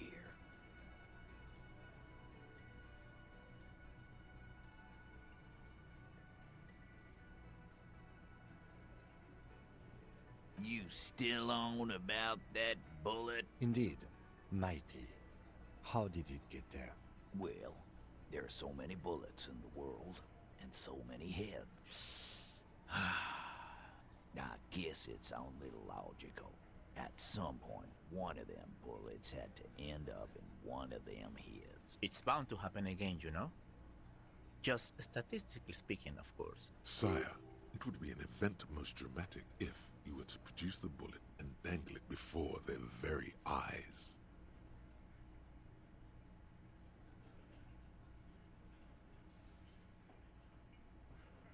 I think the hanging was a cover-up for the shooting. You know what I think? I think he was shot in the head as a kid. Around the bullet, man. That's a good one.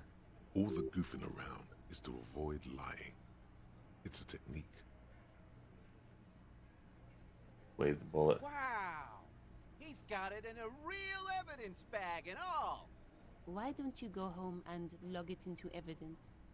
These men have told you what happened. Shit! I probably did shoot him. I was drunk last night. You guys know me when I'm drunk. Yeah, Glenn likes to shoot his guns when he's drunk. Better hope he stays sober. No, he meant before he was hanged. Did you shoot him before you hanged him? Before? After? During? This is getting ridiculous. Never been worried in my life, lawman.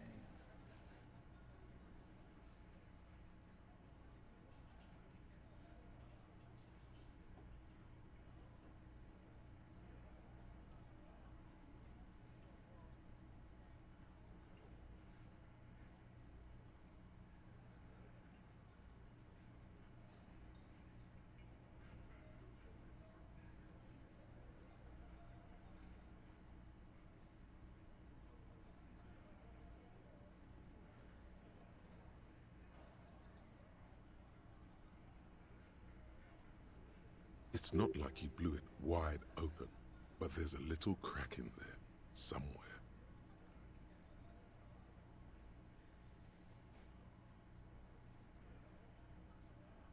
I mean, 3%. We'd half a get. Making authority up. Do that check.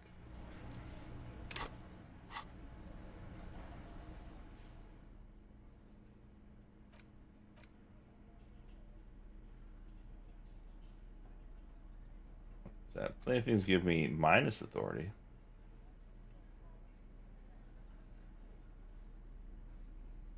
There's, yeah, the glasses.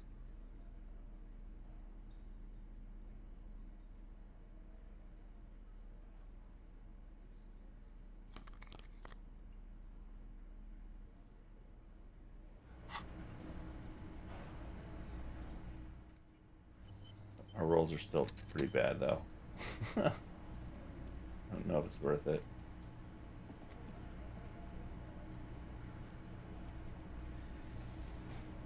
Behind the dockworkers, a ceiling height window. The hawthorn branches scrape the glass like bony fingers. There's a little slide panel up there to let some air in. No need to open it in spring. It's still too cold outside. It's not time yet. Why is it not time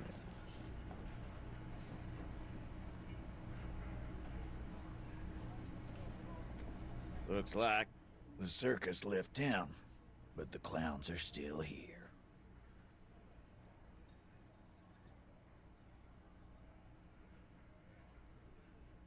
Yeah, there's no way we... I mean, we would have to roll double sixes still, so... Well, you know, that's not the cop we are. We're not an authoritative cop. When did that guy show up?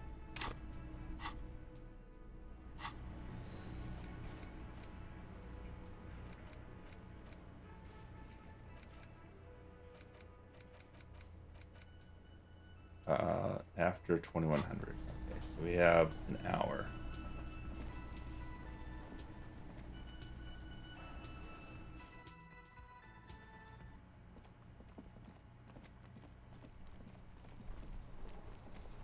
I feel like stuff we're missing at the pawn shop.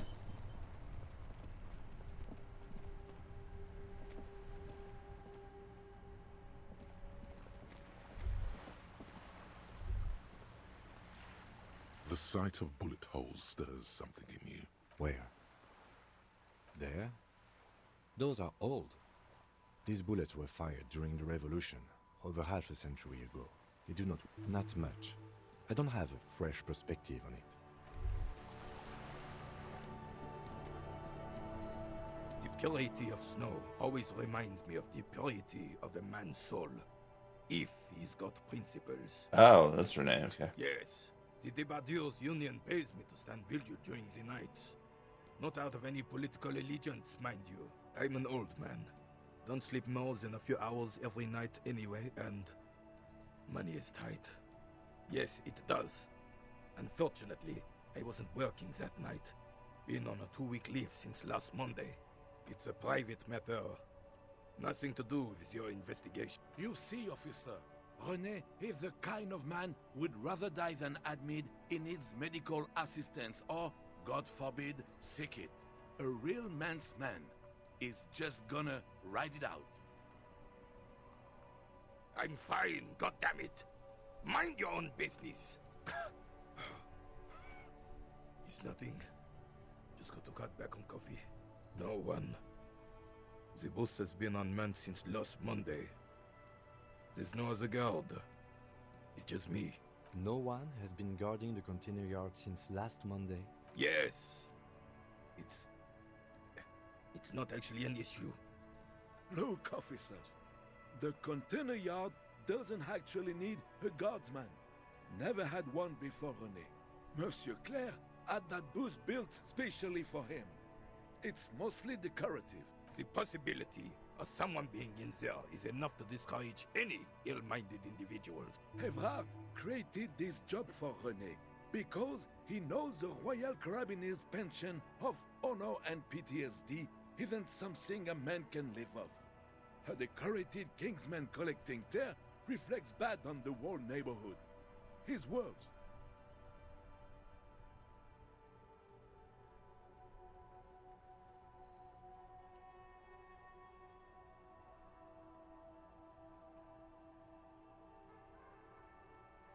Nothing wrong with Terry Klugman. Hold out the chair back. I didn't mean to imply there's something wrong with that. I do it too. Everyone does it. It's an excellent side thing. Yes, yes, yes. Can we conclude the topic of my guard boost now? She is nobody. This is none of your concern, and I refuse to discuss my private affairs with the RCM. The lady is Jeanne-Marie Beaulieu, and she sure as hell wasn't a nobody.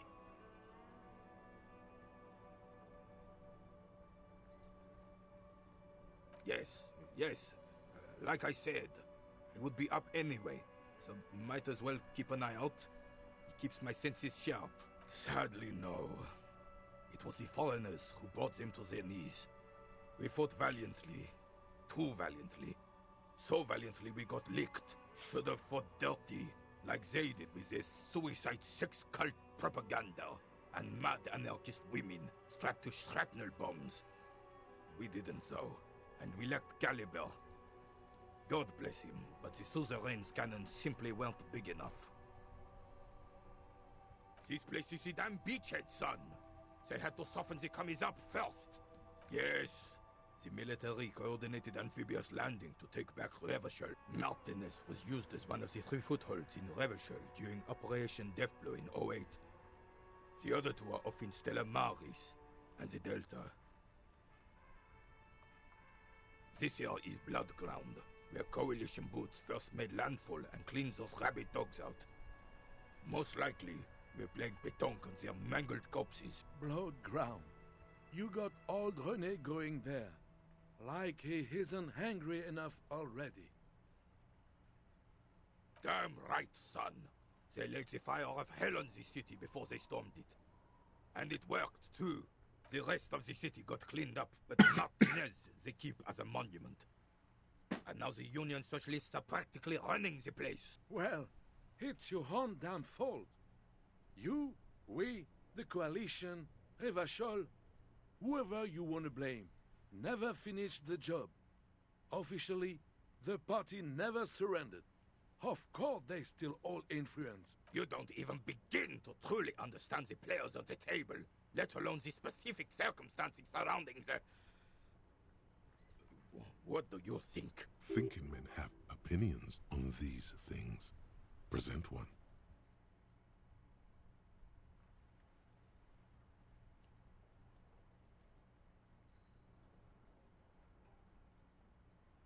Let's see. Foreign powers clean up our mess, and now they rule us. I'm sorry it had to be them. After 8 years of fighting those hyenas, boiling cats for food and drinking piss in the mountains, I would have preferred if the Right Honorable King Guillaume returned through Revachol, or even if that damn clan Frisel had risen from the grave and led us. Sadly, that was not the case. Instead, all that is just, holy, and beautiful in the world was wiped away, and now it's neon signs with toothpaste ads everywhere. Foreign influence peddling garbage and stupid music on the radio. This is just what the commies wanted. This was their plan all along. This is what they wanted to replace the role of the suzerain with. It doesn't. That was 100 years ago. Ain't got nothing to do with anything. Damn Frisel. He was the king we couldn't protect. The Carabineers failed him. And the crown. He died in the hands of the Hyperlay. In a very public execution. He slouches as he says that. It makes him smaller, admitting they left the king to the mob. A true king in both blood and mind led Revachol before Frisel. He would have been better, but the damn commies drove him into exile. Some manner of self-deceit is present in his thinking. The suzerain is the king! Has everyone forgotten already? They forgotten already. It's no use talking to you. You were still in Daddy's borders when it happened. when we took our last stand against the filth and rode the cavalry straight into gunfire. It's a Bell McGrave, 4.46 caliber, breech loading, Revachol made. Good weapon, accurate and reliable. His moves are quick and precise as he first checks the weapon, then aims it at the sea. This man knows firearms intimately. This one's inoperable. The bolt spring is missing and the mechanism is jammed shut. Still a beauty. Where did you find her? I'm not surprised. There are probably lots of forgotten wartime weapons lying around here. Back in the day, everyone had something stashed away. As for the rifle, I don't know what else to tell you. These BM-446s are an antique. No one uses them anymore. The ammunition is impossible to find. Ah, yes! King Philip III on his steed. A reminder of what Revachol once was. Oh, absolutely. At the mercy of a cocaine-snorting tyrant who emptied the treasury so he could sleep on a bed of gold. A superpower, feared and respected. A testament to what this country can be under the leadership of a true king. Someone who knows how to rule. Oh, old Philip was a big fan of the purple nose candy the nobility loved so much. A cocaine connoisseur of sorts. Cocaine connoisseur. His eccentricity is borderline What's up, Banon? legendary. You can't even take the What have you been up responsibility to? for yourself. How could you fathom the responsibility weighing on the shoulders of a ruler? That's why the Philippian kings use cocaine. For clarity of vision. To aid in their work. Regnum cocainum. Revachol's finest years. Of course. Clarity of vision. Awareness. Philip III was even brought into this world with the help of cocaine. Ooh, new PC, The nice. medic administered a dose to his mother when she was in labor. And it is well known that with the help of cocaine, only the purest, of course, he was able to connect with higher realms. Get all the megahertz and the He's just pixel making hertz. excuses for the king's habits, isn't he?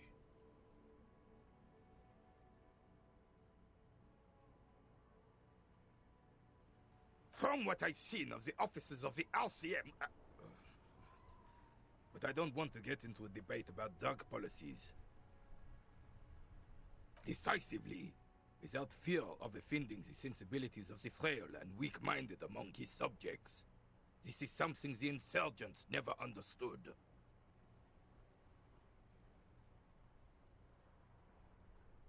You haven't lived as long as I have, son.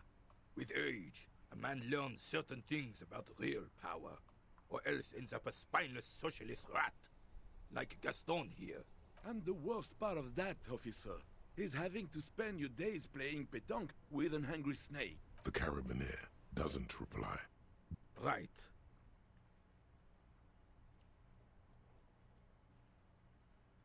Through the bowl in the sea. Whoops.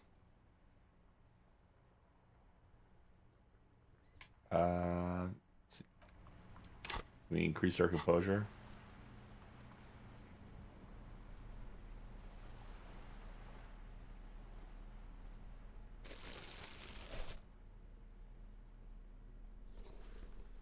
Yeah. I like playing in the dark. Sharpens your nocturnal instincts. Feels like being on recon. All you observe is a veteran refusing to let go of the past and his old uniform. This is the uniform of the Royal Carabiniers in service of Frissel the First. Don't you mean Frissel the Fan? You do not speak his name. There's something you missed. You will get to it. Don't worry. I probably won't. My character's kind of, what's the word? Stupid?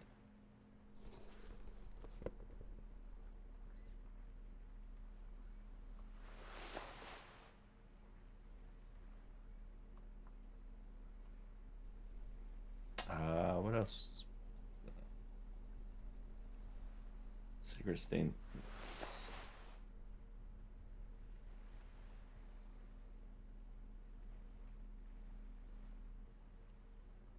What's one to indirect modes of taxation? A fluent moneymaker man. Our moneymaker shoes back on. I have really outdone myself. This is divine. Yes, that's what you need, Gaston. More padding on that fat arse of yours. I hope your heart gives out. René, it's a little pleasures. Life doesn't need to be a struggle. Hello, officer. How might I be of assistance on this fine day? Oh, sweet Jenny. She was the finest woman in all of Revachol. Maybe the entire world. Do not defile her memory, Gaston. Let her rest in peace. We knew her, all right. Lived on the same street our entire lives, just 2 houses apart. The 3 of us have been best friends since we were 4. She was René's first girl, back when the prick was 16. They were courting till he decided he'd rather die for some great ideal than just be happy. And then you stole her from me. Well, technically, you stole her from me, because we'd been pretty close ever since you two had that falling out over the ink you spilled over her pretty yellow dress. We were just boys then. This was different. You... No point starting this all over again. For the 1000th and the first time. Especially when we have company. Off it. She died of pneumonia 2 winters ago. It was a quiet passage. Peaceful. René and I were both by her bedside when she... died. No use sugarcoating it. Won't bring her back, will it now? Departed. Until the very end she couldn't decide between us. The most indecisive woman I've ever met. Of course, officer. Memories are all we have left. I'm sorry, officer, but I really don't share food. Nothing personal, it's just a principle. The only one you have. The sandwich looks like a culinary wonder. Well made and abundant in components. The author sure knew their craft. In addition to the obvious slice of ham, a fat one. Don't be dick. You notice the brim of a tomato peeking from below. And is that mayonnaise? Don't be dick. Believe me, officer. I wish I could help you, but I need this sandwich to keep my blood sugar stable. In my age, you need to pay attention to these things. You can barely hear him. The sweet smell of pickles in harmony with garlic butter and marinated onions emanating from the sandwich is driving your mind in a Oh my god. What? It must oh no. be yours. I might murder this guy for the sandwich. Fuck off! It's mine! A glimmer of respect flashes in René's eyes. Sorry, officer. I'm sorry. I didn't mean it in a bad way. But the sandwich is mine. I'm not gonna share it. And it's gone. When the dissidents come to rape our country, he hides. But try to get a bite of his dear sandwich and he gets claws? We are a special kind of vermin, Gaston. Let me think. I heard someone was hanged and left on a tree for a week. But that's all I know, really. No, officers, I'm sorry. And I really would like to... Then help them, you wimp. You have plenty of shoulder with the ghost caviar in the Union. Someone must know something. He means caviar socialists. I wish I could, but I just don't know anything. I always keep my nose clean and don't gossip. Odd. He doesn't seem to be lying, but there's something off here. I'm not even anyone... Of course he's holding back. His mouth is so full of Union prick he can't even speak properly. Can I at least finish my fucking sentence before you piss on it? Is that okay, René? I'm not anyone important in the Union. I just know Evrard. Everyone in Martinez knows the Clare brothers. I taught these boys human studies and history in the gymnasium. What do you know about history? You never witnessed history. Only heard about it years later, when it had already moved on. You don't know history. The old soldier mumbles something under his breath and turns to face the sea. There he stands, proud, rigid and alone, like a cracking marble statue. Let's try not to get caught in a crossfire. lest we leave riddled with bullet holes. Oh, in many ways, yes. Like an honorary member. I attend meetings and parties, help with little things. Evrard, Edgar, and the older debardeurs all know me. Not in the technical sense. I don't have a vote or a membership card, but Evrard keeps me on the payroll, just for the little things.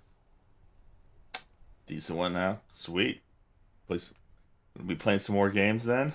So that's what it was before. Him hiding something. He tries to make it look like he's a big deal in the Union, and now the illusion is disintegrating before your and Renee's eyes. Of course he's not a member. He's not It's a more member of yeah. anything. Stable's I know always that. important. He's a Weservein. Turns the way the wind blows and tries to look important. I hate this socialist rabble. But even I still fighting prefer with to them play most is better games than on living your console entire just life in because you defense. don't have to worry about it. Never committing to anything. Pick a damn side already. Even though I have a pretty good rig. Writing work mostly. Occasionally, he needs something written, and I happen to have a way with words, people say. What's a virtual screen? It's a green screen. Boop. It's like it actually folds out, like, you know, those things you put in your car window,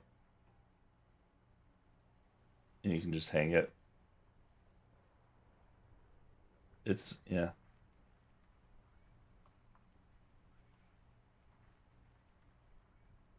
Oh, nothing official, I assure you. I think it got like Just essays it's not for that the expensive either. newspapers. About Martinez and how things are and how they could be. Evrard and I have these long talks where Here, I can find the one I got on Amazon.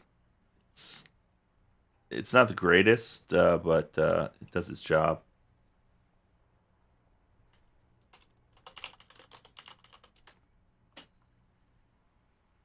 I think I got it on Amazon.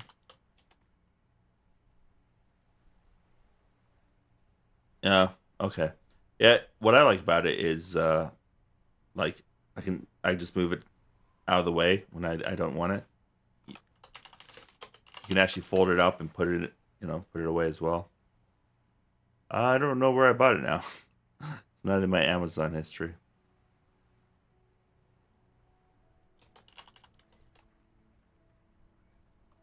Maybe they don't sell it anymore.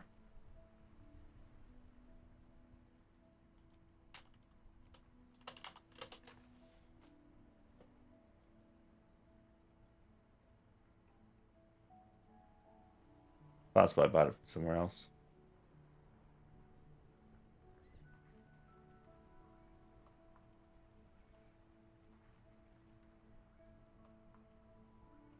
You mean vertical?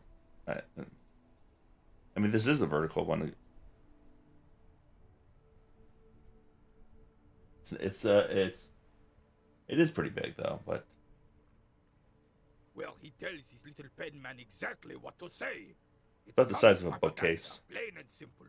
You should be ashamed of yourself. I don't even consider myself a regular socialist. Politics is not really something I involve myself in, officer.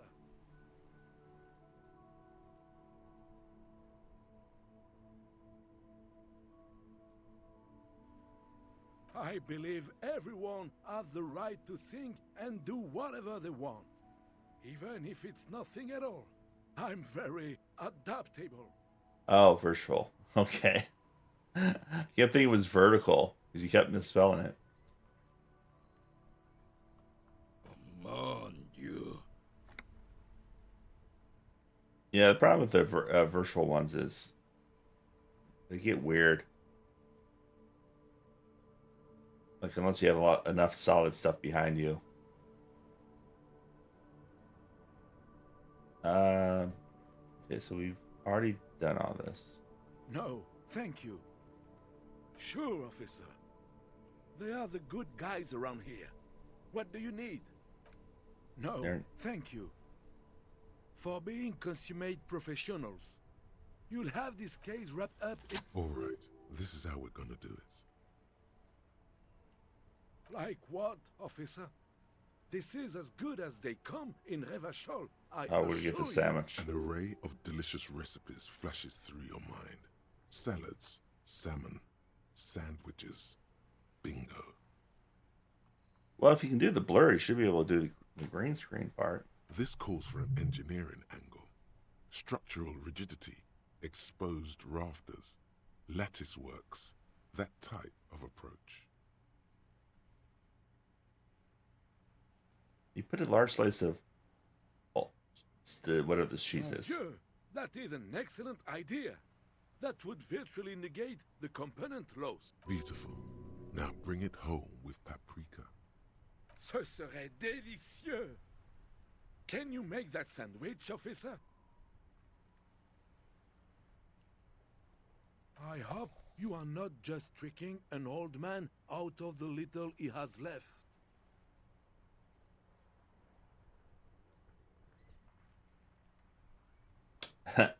Or god of sandwiches, maybe? But in the meanwhile, what can I do for you here and now? Yeah, we got a sandwich. What are we gonna do with that? What? Okay. Time to interact with the sandwich. Nice. The ham Level up. sandwich looks fresh and nutritious in your hand, begging to be eaten.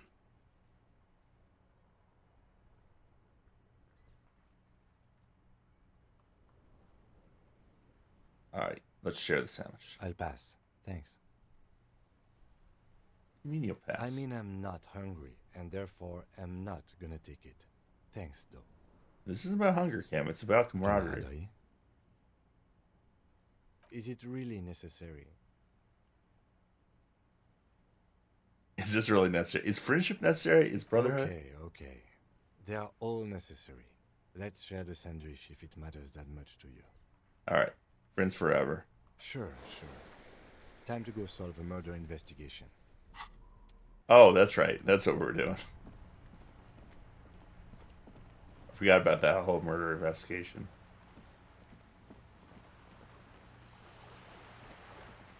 Oh, yeah, yeah.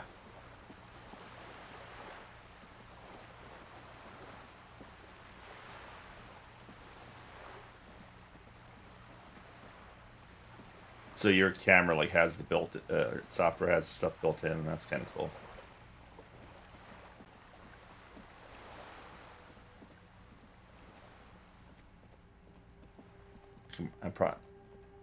I'll just use the green screen because it's easier.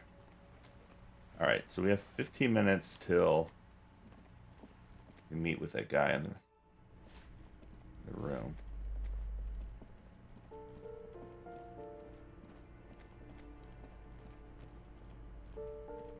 Balcony.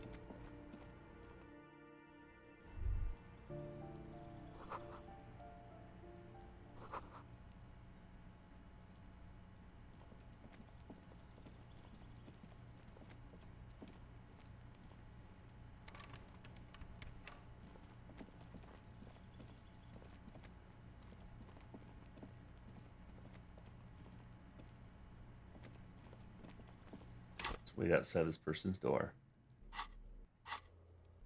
and read a book.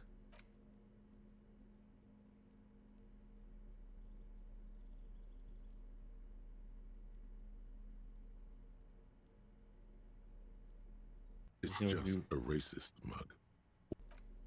No, we don't want to talk to the racist. The bullet is still safely sealed away in a plastic bag bearing the... I don't have anything to do with that. It's the legend. Oh, and an incredibly cool piece of kitchen tissue is stuck to the back. Without resistance or sound, the two panels move against each other. The compartment is now open. Inside, you Fucking kill yourself, you asshole. And a handmade postcard. That's cool.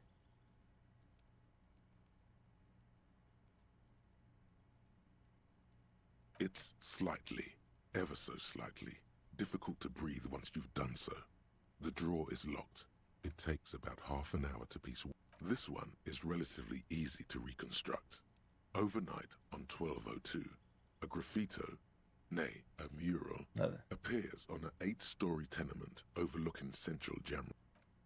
Alright, I'll be right back. Give me some more water. And I'll be back.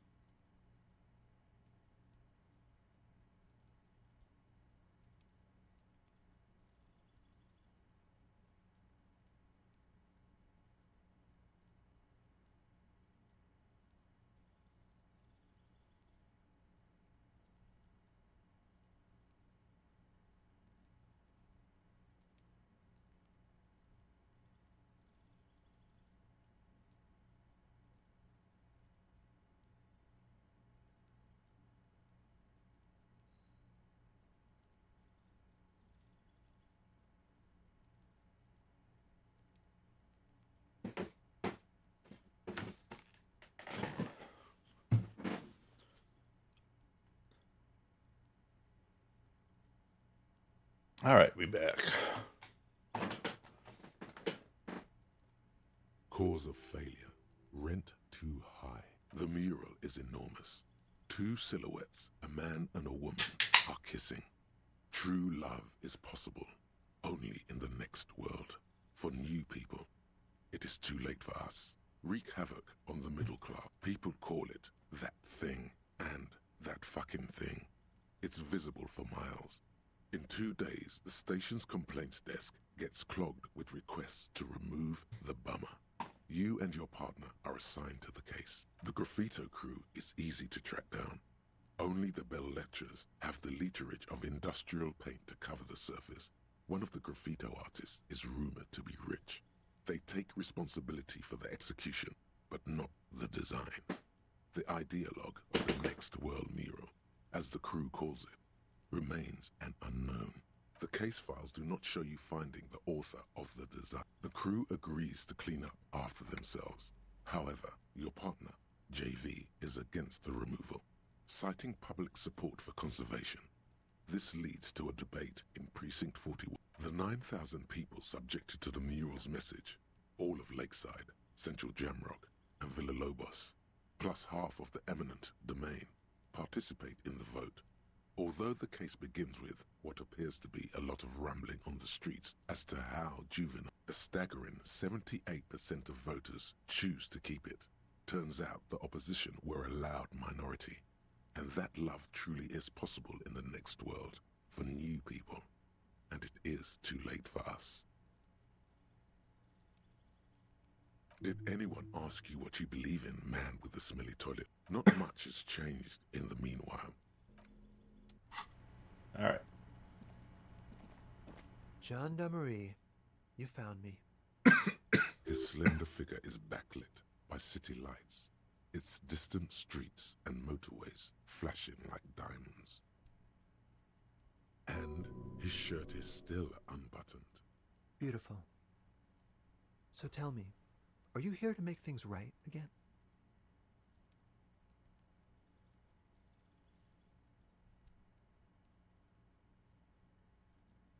Beautiful.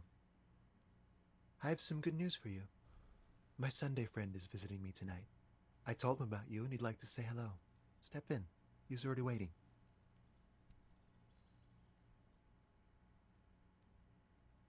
Mm-hmm. That's why I chose this place. Martinez is special, isn't it? Wait. Suddenly you are digging things?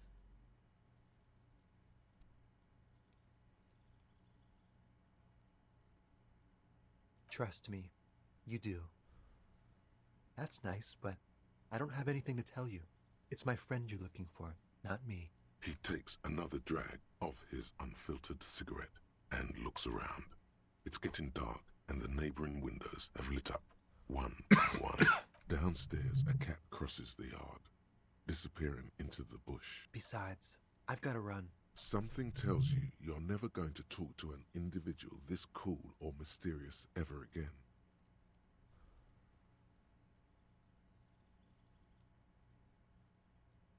Just look at it. It's a beautiful night. Who's going to stay in on a night like this? He's right. Only losers go to bed early. Time to break out the booze. A man on high heels stumbles out of a basement club, music blasting over the entire district. It's chilly, and as the chemicals hit his nervous system, 1,000 Promise we'll see you shivers again. through See his each other body. again. Something flutters in the corner of the lieutenant's mouth as you're saying those words. We'll talk. Just not tonight. Take care, all right?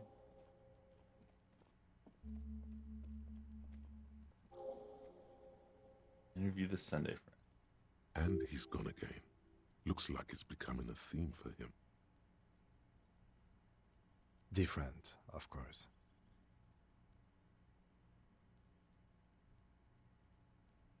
Something so mysterious about the way he talks. Very. He's barely holding it together. It's all he can do to keep from bursting out in laughter. Come on, detective, let's go. We've got a potential witness to interview. His Sunday friend, remember?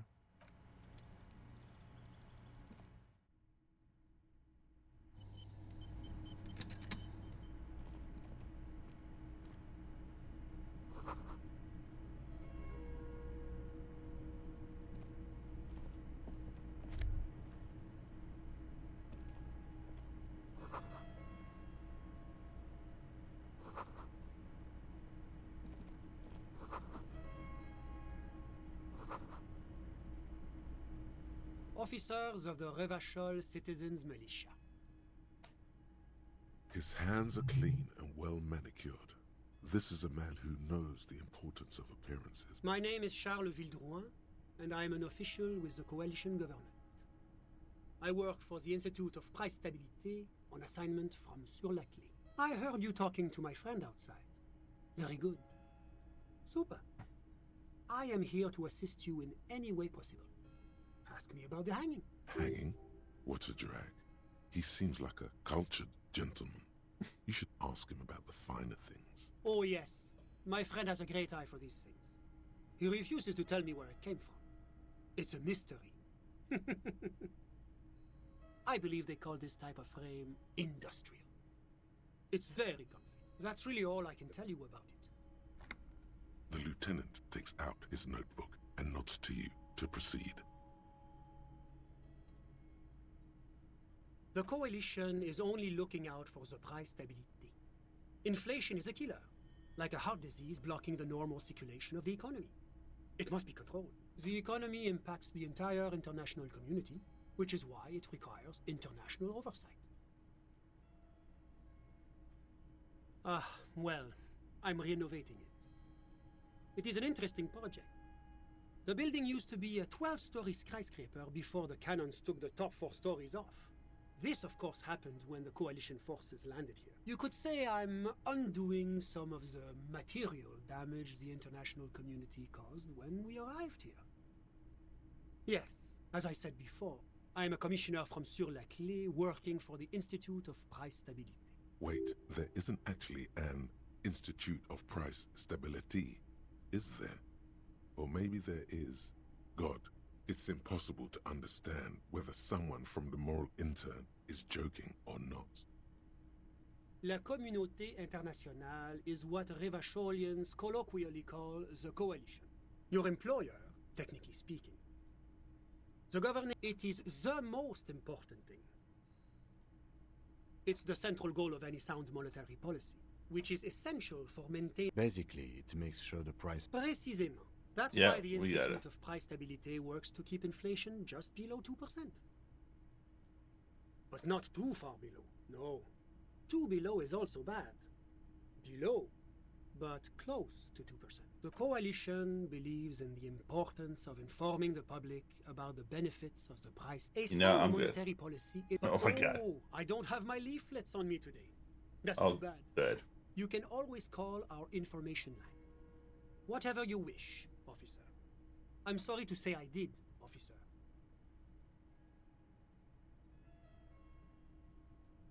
Officer, it's very difficult to describe what I saw that night. It was so surreal to me, like in a... He holds out his hands and blossoms his fingers. What do you mean, like in a play? It was just so strange. I could barely comprehend what was happening. I was on the balcony when it happened, getting some fresh air. I remember that first they came in, carrying what looked like a body. And then I saw all the surrounding windows go dead, one by one. That's when I understood. I should not be seeing this. Sounds like the victim was unconscious, or at least incapacitated. Well done, detective. I couldn't tell you exactly. Less than 10. Maybe 8? The lieutenant sends you a sharp look at the mention of that number. That's a giant you're describing. No, they were all quite human. As far as I could tell. I went back inside. Were you able to see anything from inside? Officer, the yard was pitch black. There was nothing to see, but I could still hear their voices. They were threatening to kill that poor man. All men, I presume. But again, I couldn't see very clearly. I believe they were mostly white, though I believe I saw 2 Areopagites among them. And I am quite certain that one spoke with a Mesk accent. Well, that's the strangest part, officer. Nothing happened. It was oddly quiet for a public lynching. Oops, I didn't mean to use that. Eventually, their shouts died down, and that was all. There were no gunshots, no celebratory shouts, no anything. You're right, of course. That is what one is supposed to do in such circumstances. I'm afraid I don't have anything else to add. About what time was all this happening? All I can say is that it was late. My watch. Yes, now I remember. It was 30 minutes past midnight, give or take. No, I didn't see the corpse until the following day. Of course, anything I can do to assist the RCM. Ah, my friend. My friend is a good young man.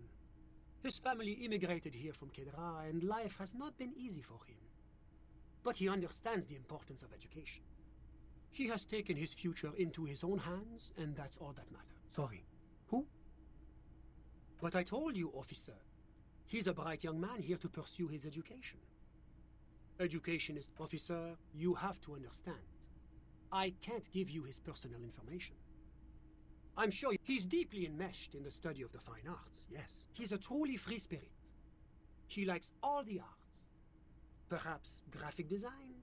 How did any of us become friends? Au contraire. It's how millions of people... Kedra is a candidate member of APIS. But, between you and me, their potential member... That it's never going to happen. They entered negotiations in 21, and it's been pending ever since.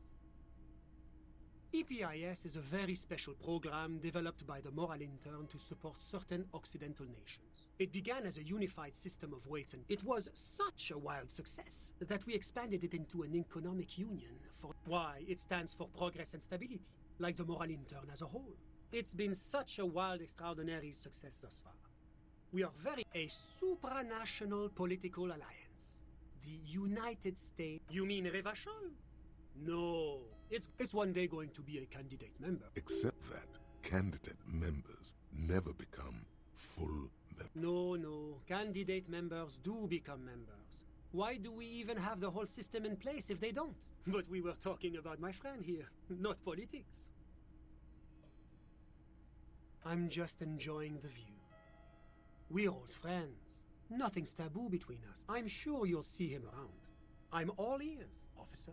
A moment, officer. Do you have everything you need from me? I'm afraid we won't have the chance to speak again once you leave.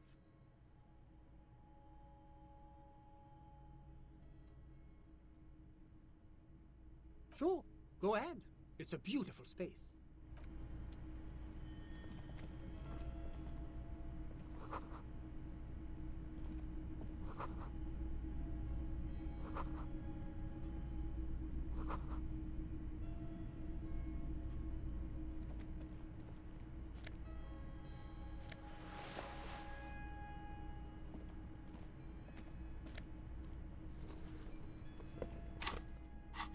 Dragon Silk Robe. What we got here? +1 logic, -1 suggestion.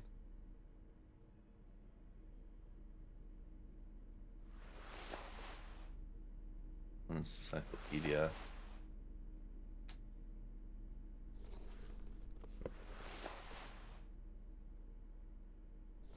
Oh my god. I guess this is what I'm wearing now. Oh, okay.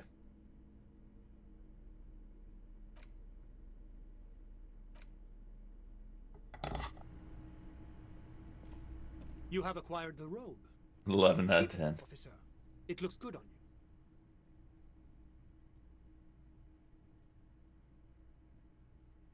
Of course. I'm glad. Alright, well, I guess that's all we got. It was not really helpful.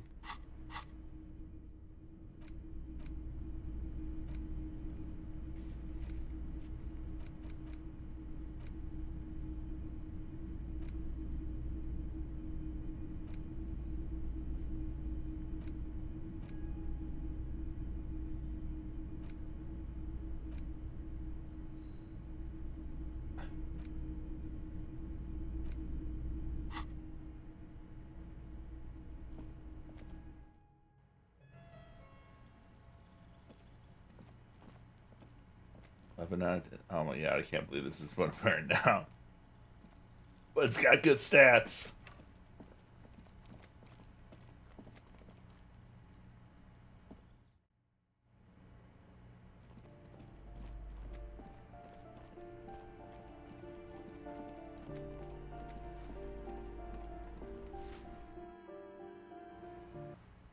I would never did find the tape so we can do karaoke.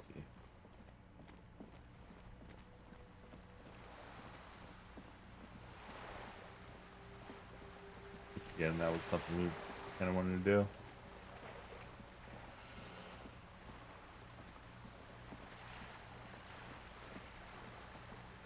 Oh, that didn't fit in.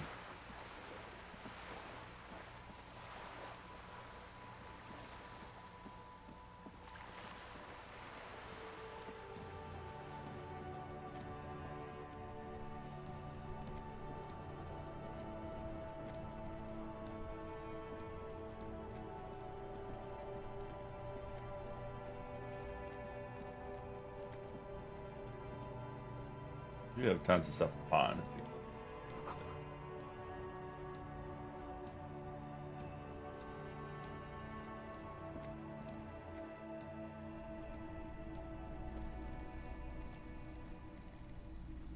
The boomboxes wait on the shelves, and your boombox is the Harman Welshie W2, made in Vespa, designed in Seoul. If police work means playing tapes, sure, you can use it for that.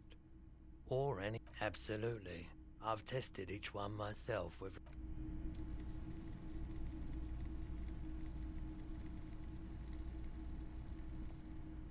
Hello, hello.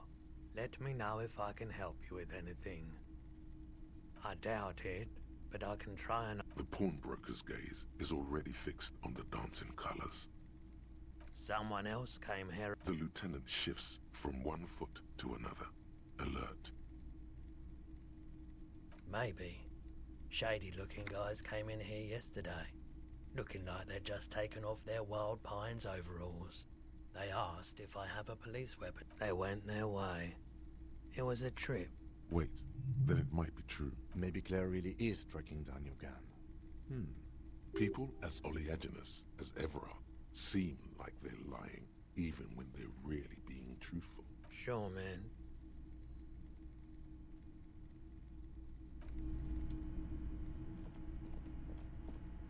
Alright. Yes, we...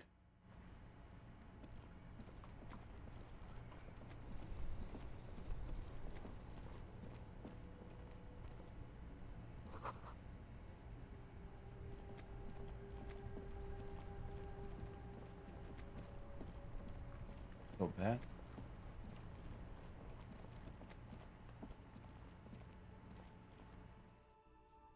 Call it a night.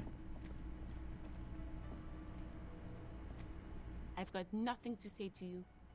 Why are you waiting? Mean. You see a heavy steel door with a... The door does not. The old cobalt, it leads to a side building.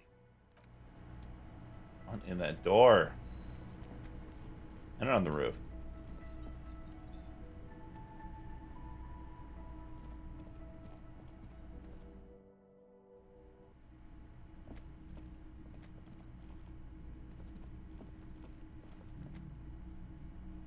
I'm very confused. The door is closed. Alright, maybe... Oops, what's that? You should pick that fat, juicy cigarette butt from the tray, light it up, and smoke the living shit out of it. Nah. We're not. We're going clean. See you in the morning. Or will you?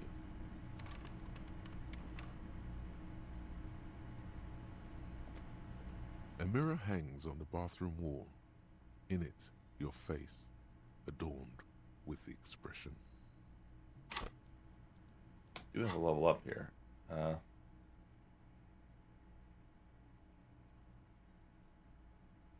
Interface. Let's try this interface again.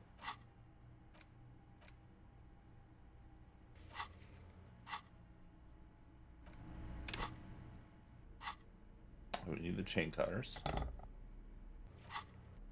And as much interface and things we got.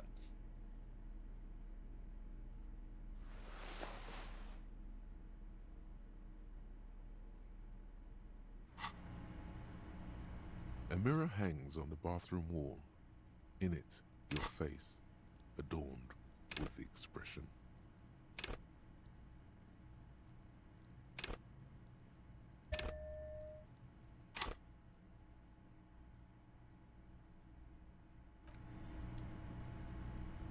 A mirror hangs on the bathroom wall.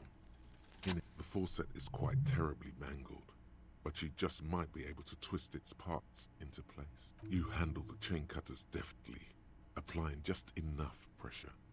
The faucet regains a recognizable shape. The steam stops. Told you that you needed those chain cutters. Everything is connected.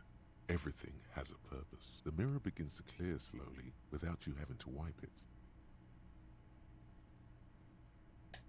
Control chemistry, that's...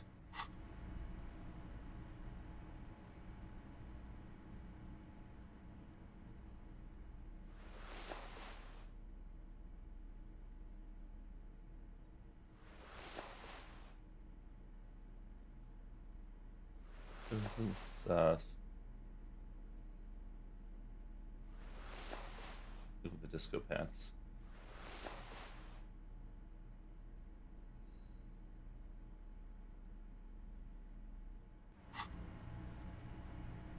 A mirror hangs on the bathroom wall. It's barely covered in steam anymore. It's your face in the mirror. It's like something snaps double in sixes you. too. A nerve ending. A thought. A sadness. Your face in the mirror is suddenly clean of the layer that had distorted it for God knows how long. Just like that, it's over. The running gag that your life had become. A sad old man looks back at you. No! You don't want that to happen? I failed.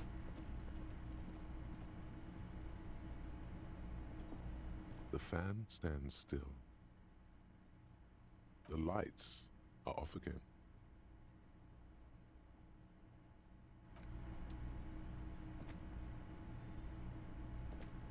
The window stands broken in its frame.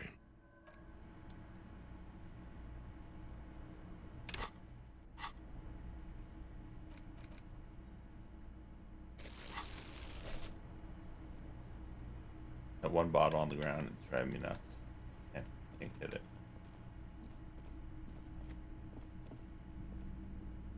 The door is closed. Still nothing.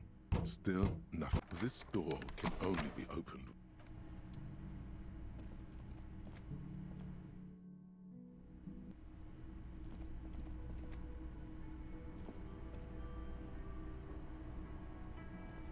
Can I help you?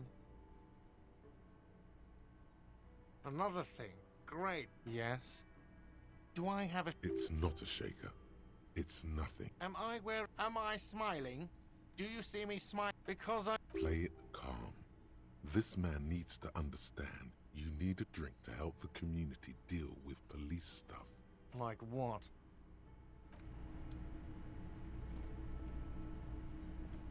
Oh, hello, dear. There you are again.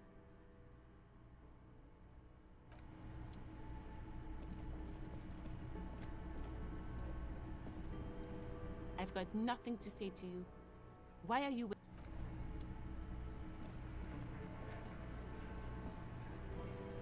Behind the dockworkers, a ceiling height window. The hawthorn branches scrape the glass. Looks like the circus left town, but the clowns are still here.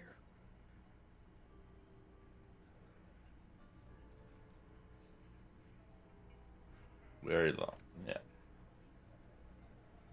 Wait, what was the...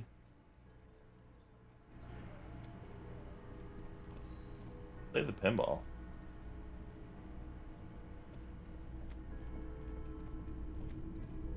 Yeah, it's just not much for us to do tonight.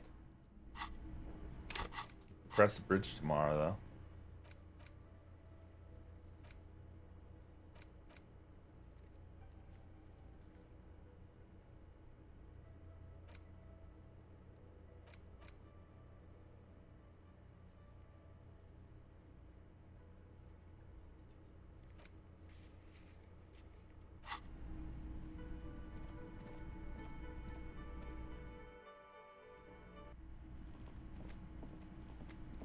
I feel like there's a way to get to the roof that I haven't figured out. It just feels stupid.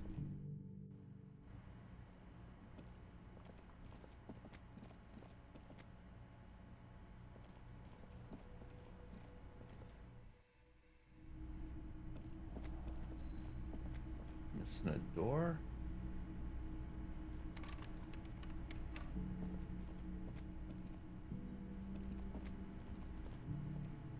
Can't look at the floor plans.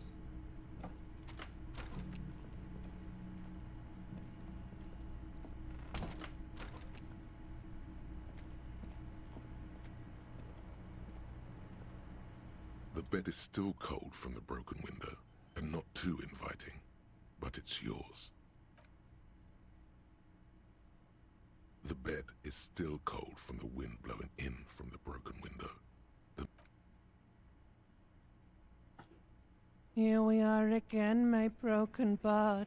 The waves are coming, carrying you away. But you can't go. No, you have to stay. Always half aware of yourself.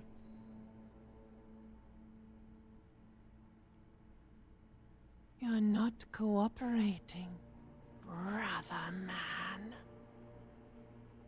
It's your disgusting body. Even through your sleep you feel a vague discomfort suffusing it. Your belly and your sides are unpleasantly tender. You wish you could curl up into a fetal ball of safety.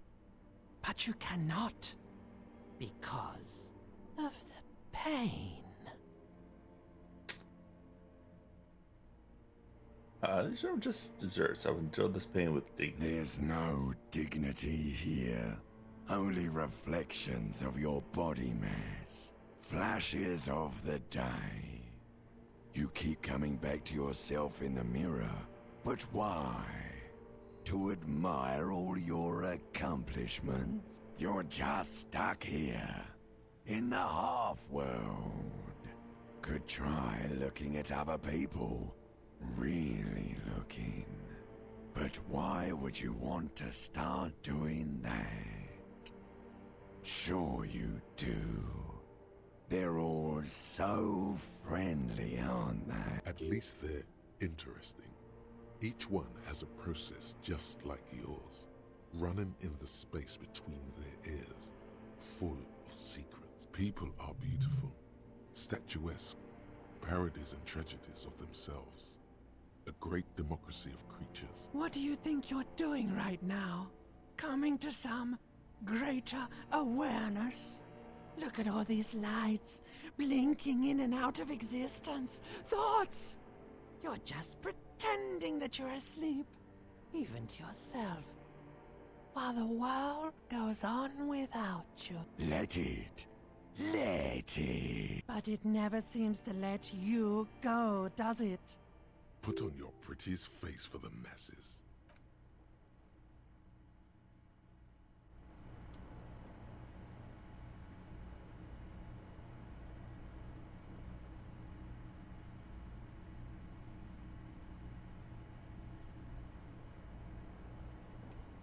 Time to get up, buddy.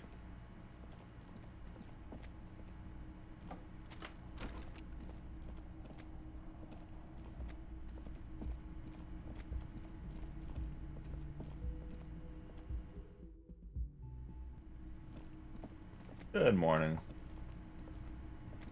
Can I help you? Got the 20 real? Then why are you wasting my... Oh, hello, dear. There you are again. It's 7:30. What time is the bridge opening?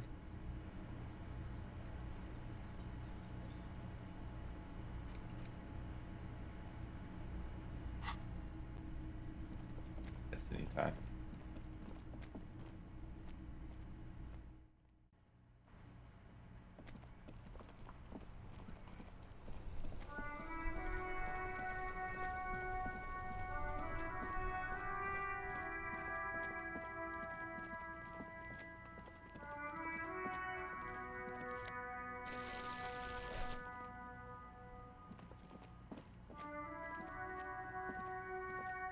A rusting control panel with loose wire. You grab the handle and pull the lever up. As soon as the metal connects against the contact pins, you hear a loud clunk. Then, the water lock starts moving.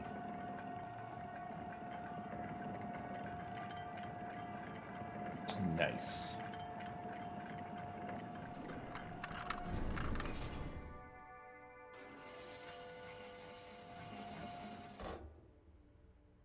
Okay, if we ever need to get to the coast, then this is the way. But please, contain your wanderlust for now. I don't want us to get sidetracked. Focus on one thing. Achieve it, then the next, he thinks.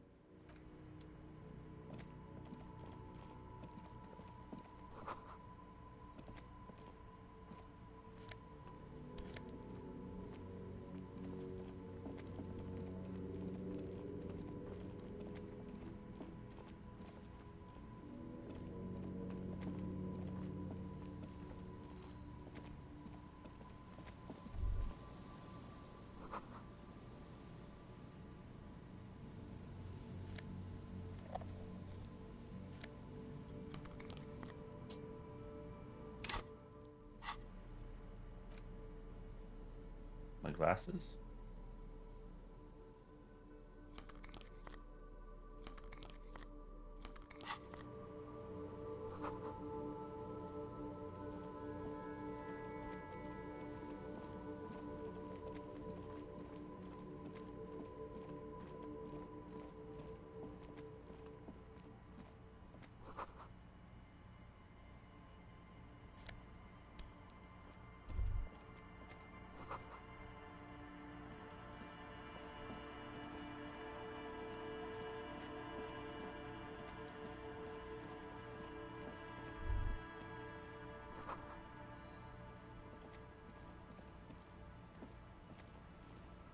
Interesting.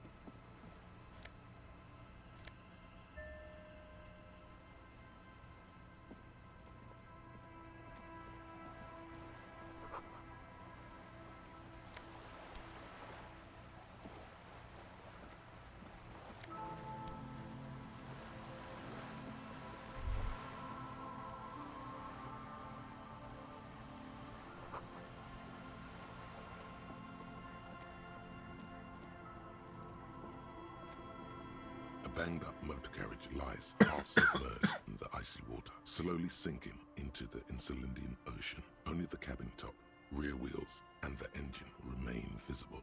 It must be cold and lonely down there, in the icy water. The seawater has already started to corrode the metalwork. Remember the tire tracks in Martinez? This is where they were leading. It appears to be so. I agree. We should definitely investigate. You get a sudden, sinking feeling. Stomach acid comes up as you look at the motor carriage in the deep, dark, cold water. The motor carriage is properly stuck in the ice. Getting it out would require a team of specialists. A single day in the salty seawater would ruin most vehicles, but this one looks worn even in places the salt. Oh, is this my vehicle? The logo is too deep in the murky water. You can't make it out. The ice hasn't closed around the vehicle yet. My guess is it's been here since last Saturday or Sunday. The estimate is correct. The incident probably occurred on Sunday evening.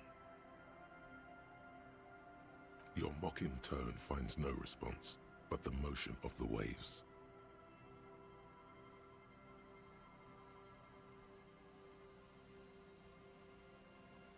Yes, yes. Clearly, this is a trap. Let's wait for the low tide and see what's inside. I don't know. An hour or two, tops?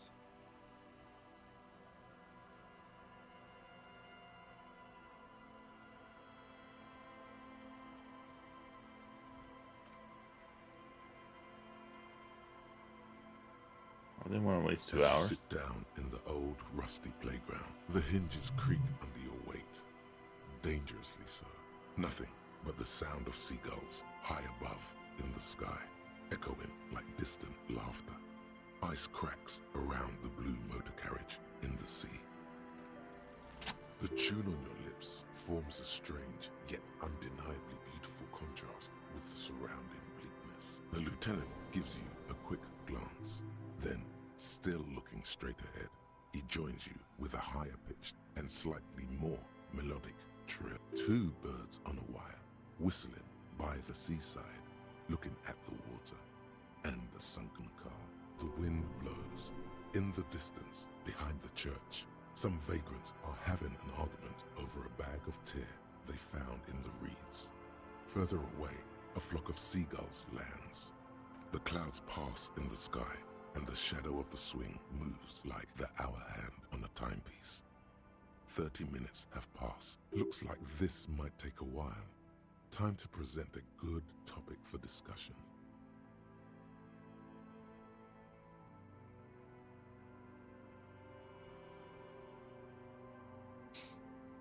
Well, historically, leeches have been used to prevent and even cure many ailments.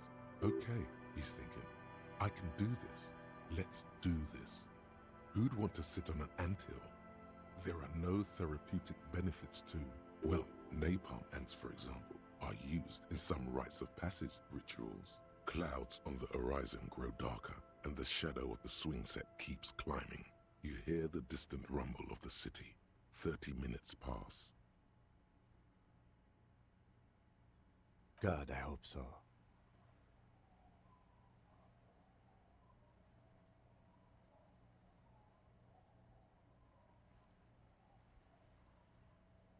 Your voice echoes on the water, strange and out of place in the environment.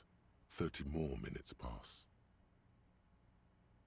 Detective, I've been able to make out the mark ever since we arrived. I find it odd that you haven't. It's a Capri, Model 40. Yes. Why haven't you?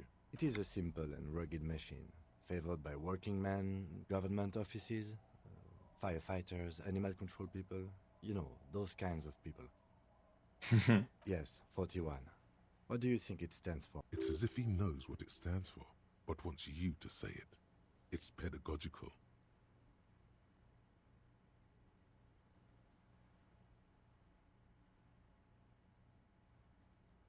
Oh God, no. I'm sorry, Harry. I'm so sorry. 41. Precinct 41.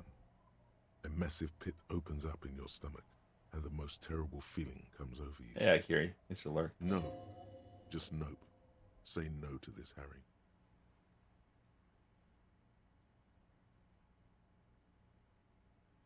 I'm afraid so, yes.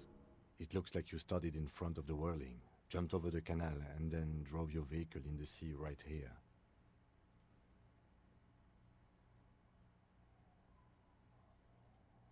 You can still whistle.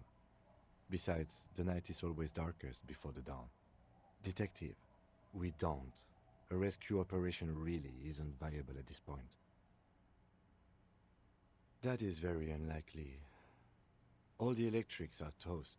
That goes for the electromagnetic steering and brake systems as well. You'd be lucky to find one undamaged component in there. In a few months, there will be nothing but rust left of this vehicle.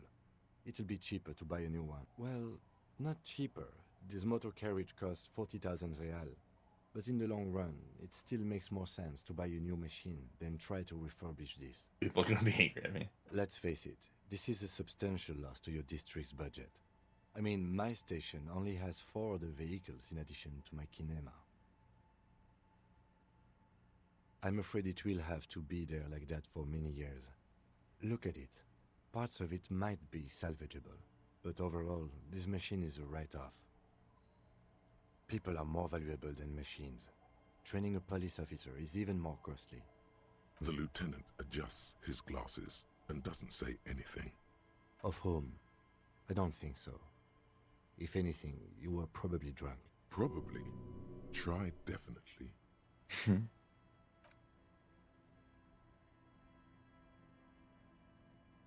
Yes. Let's go take a look. Well, found my car. I knew that was gonna happen, probably. Ah. Oops. I didn't mean to hit my morale, but... My badge!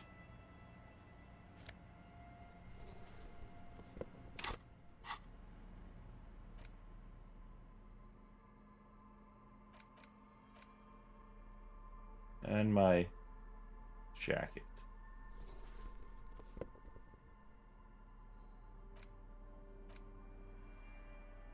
police badge on which you see the photo of a man. You. Some seaweed is stuck to the back. At least something good came out of all this. Encased between two durable plastic sheets is a bluish card with lines of information and a watermark in the shape of the street grid of red. You see a photo, a name, a rank. The man keeps winking at you with his green-gray eyes. The photo is old, no doubt about that. 8, maybe 10 years. The guy in the picture is rather good-looking. He's got a nice haircut and is distinctly lacking in What do you think? His face is already contorted by the expression, although it looks less grotesque on him than it did on you. It looks like you had quite the charming face way back then. The lack of alcohol swelling is a bonus, though there's a pinch of that in your cheeks or the badge in your hand shines as you rotate it. Harrier, that's long for Harry. So you are Harry. Evrard was half right. Probably not a lot of people know your full name. Whoever told him you're Harry Dubois didn't. It's a wartime name, revolutionary. The kind mothers give their sons during troubled times, like Undying or Boxer or Ironhide. A name like armor. We'll just accept Pleased to make your acquaintance, Harrier Dubois. He's not going to call you Harrier. He'll keep calling you officer when he's angry with you, and detective when he's not. The badge in your hands shines. Lieutenant W. Freighter. The lieutenant is a rank above sergeant and below captain. It's the highest rank in the RCM that still does field work. I am a lieutenant. The title of Freighter is added to your rank when you decline a promotion to a higher rank. In your case, captain. You have declined twice, thus you're W. Freighter. There are many reasons one would do this. The rank above you in your precinct's décomptage might be taken, or sometimes promoted officers do not want to replace their superiors. And sometimes they just prefer the type of police work available to their current rank. Heavy-duty case-solving machine. Décomptage is the hierarchical system employed by the Revachol Citizens Militia. The countdown is modeled after the dual leadership system. The lowest rank is junior officer. You kings like satellite officers and the additionally a freighter rank I already explained. My pleasure. Such a small yet precious thing. That's just the serial number. Revachol, 4 months ago. I'm guessing that's when you were promoted to the rank of Lieutenant W. Freighter. A new badge usually comes with a new rank. Yes, it's the designation of your precinct. It's a tough station to work in. You have all of Jamrock to cover. It's no wonder you are like you are. But then again, it's a legendary district, and a hell of a station too. It must be an honor and a curse to work with people like Price, McCoy, Berdiaeva. Roberts, Feuerbach, Dimitri. Suddenly, names from your decomptage flash in your forebrain. He knew all those people, although they're not from his station. They must be big. The badge in your hand shines as you rotate. All right, we found our badge. We're good cops now because we found our badge.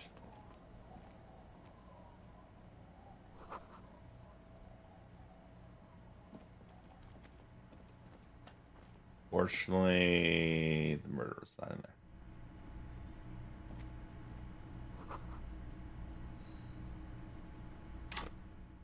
Flashlight might be useful here.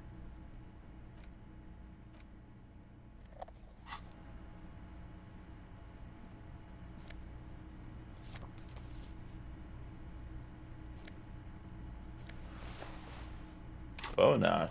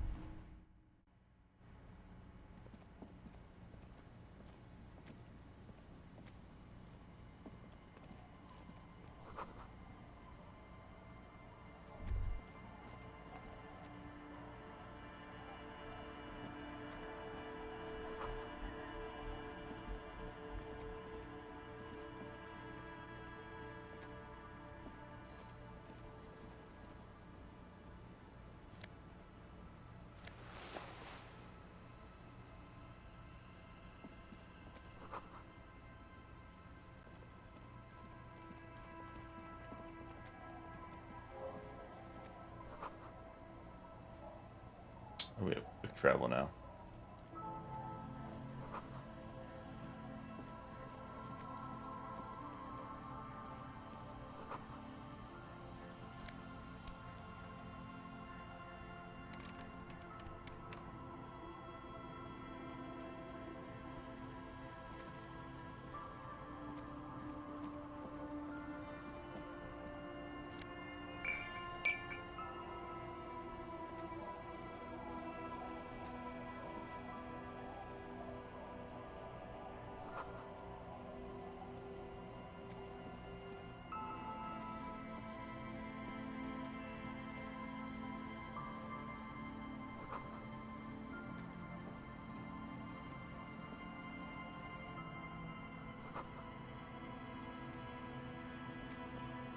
Away from the accident.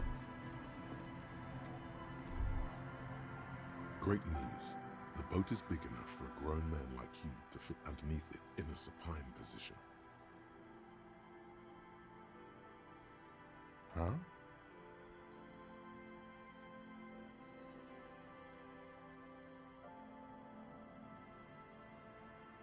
Sarcastic self-pity is not what we need at this moment, officer. I understand the situation looks grim, but we... Means free rent, though.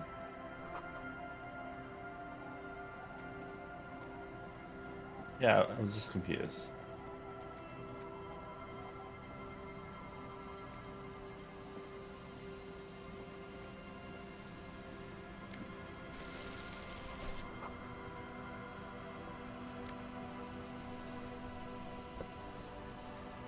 Hi, officer. It's free real estate. Anything I can help you with? A fishing village on the seashore. This place doesn't really have a name. It's sometimes called Elysium. The sign on the street leading here is illegible. Has been since they built this place. The name is Lillian. People call me Netpicker. I think I have time. Let's see. Who are you looking for? I don't think I know what these are.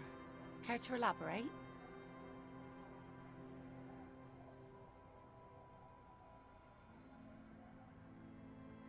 Aha! Like snowmen. Two old guys have been wandering around here, nose in sand, talking nonsense about snowmen and the like. I don't really know. Further down the peninsula, I guess. I mean, that's where they were heading. Who else are you looking for besides snowmen? Well, how can I assist you then, officer? Like I said, fish mostly. Sail the waves, take care of the kids, pick nets. Right now I'm tarring a little skiff.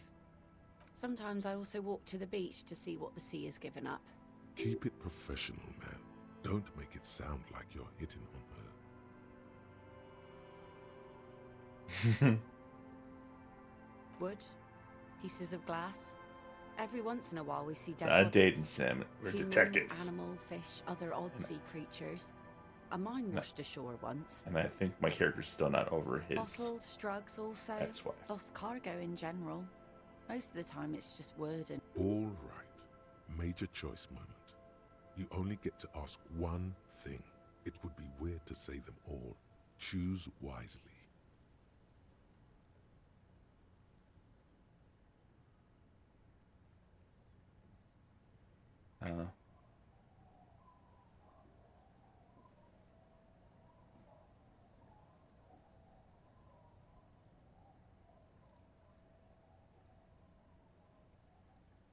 Well, you're barking under the wrong tree then, officer.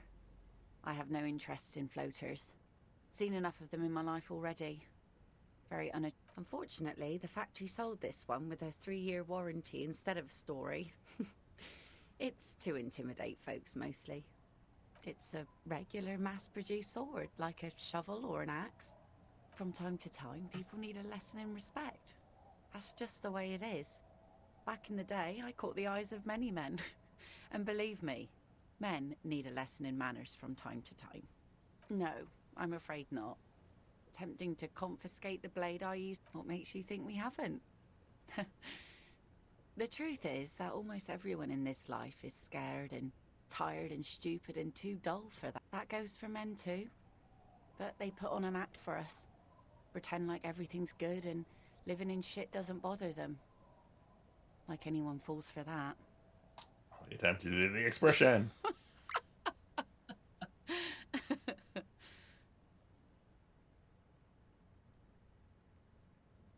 Sure. It looks as if you could face down any horror in the world with that same unchanging grin. It's like a shield. The traces of her laughter are still there, in her eyes, fading fast. Some went to patch their wounds, their lesson learned. Others were more thick-headed. And one of them, I ended up marrying. Gone.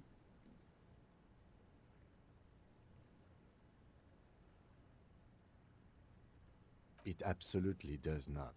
We are not going to look for him. No. There's nothing to find. He's dead. Lost to the waves. He didn't respect the sea. Went out there, drunk like a skunk, and sure enough, one day the boat was found floating empty. The bloated corpse turned up 2 weeks later. Now, before you tell me how sorry you are for my loss, know that it was 4 years ago, and I've moved on. There's only so much mourning you can do for a drunk with sinewy muscles. Us working folk don't have the luxury to be bedsick with melancholy. I buried him, mourned for an appropriate amount of time, and went on. Life didn't really change that much for me and the kids. This is neither a touchy nor a very interesting topic for her. She looks like she's ready to go on a date with another, better, drunk. Ask her. Both of you could need some You gotta find a good spot. Kim's presence makes it awkward. Alright, maybe we'll come back and try and date her. Sure is. The sun, I call her, coated with a fresh layer of tar just yesterday. It'll take some time for it to dry, assuming the sunny days continue. Aye. Sunny days. You got a problem with that? No, ma'am. We have no quarrel with sunny days. Good. It would have been bad news had it turned out it wasn't a sunny day. Bad news for the skiff, bad news for the nets, bad news for the kids. There's a moment's silence.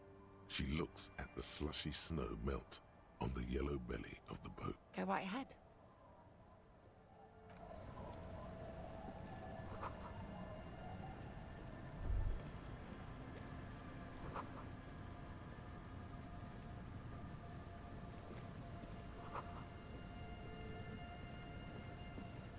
Or I guess we probably use her boat to find the helmet.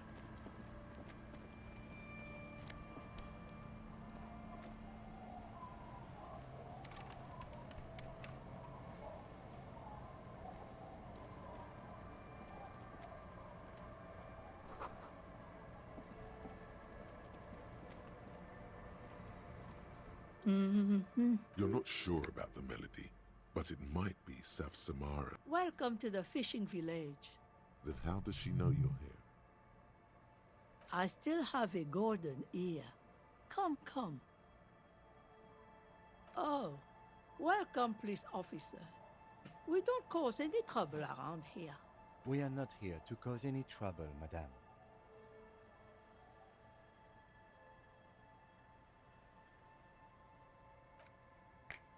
No, you're not. I've seen you around here before. 12 years ago. You didn't raise any hell. You were quite helpful, actually. But still, in Martinez, you're considered an ill omen. No, not you personally. I meant the RCM. Some of the men got into a fight. One of them killed another. He was brooding, needed some help opening the door. You got it open for him and took him to think about what he'd done in a more secluded place, somewhere more quiet. She says it as if he was on some kind of spiritual retreat. Maybe they are afraid because you're an ill omen, but you're still welcome here, as long as men with guns aren't chasing you. I'm sorry there's not a lot of room to park the motor carriage. Ah, look at me ramble on. What brings you to us? Stay?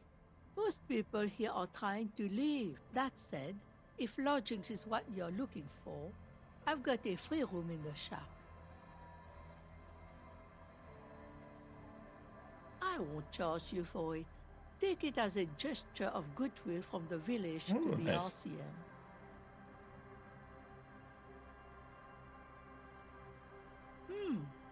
That's exactly how they get ya. That's why we built our own cinder block houses on the seaside. So we don't have to give money to those crooks. We might not look like much, but they are ours. Don't make an old woman regret opening her house to the police. Well, if you are not in the hostel in the morning, I'll know where to find you. He's a little relieved you're no longer in that room.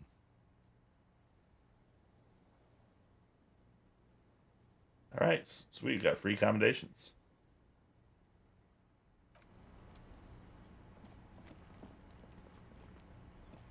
The scruffy-haired little boy kicks a stone. The other one looks indistinguishable from him. He watches his brother kick the stone with his tongue lolling out of his mouth. This one doesn't say anything. Lily's our mum. The stone kicker laughs suddenly. The other one laughs as well.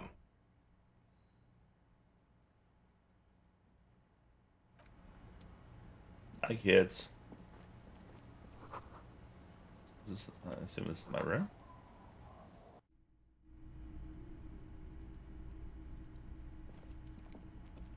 Hello, mister. She clutches a small stuffed animal. Occasionally, she twirls it around. Yes, I am. Little Lily. You know my mom? That's nice. My mom is great. Yes. They don't want to play with me. They're older and play outside. They look the same. Lammy tells them apart. It's a grouse. Wasn't Gar, the cafeteria manager, trying to repair a piece of taxidermy? Sure. Just go and get it. I don't like it anyways. It looks angry. All right. You just need to grab it from the ceiling and go. It's Lammy. He's my friend. Lambie is a stuffed lamb that, admittedly, has seen better days. One of the eye buttons is missing, and the fur is tattered in several parts. Yes. Lammy has lived a long life. Lammy was a...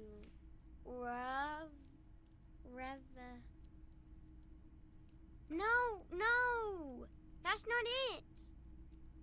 You know what you are, Lammy? I think she means revolutionary. Yes! Lammy was a... Bye! Okay. Saved in a while.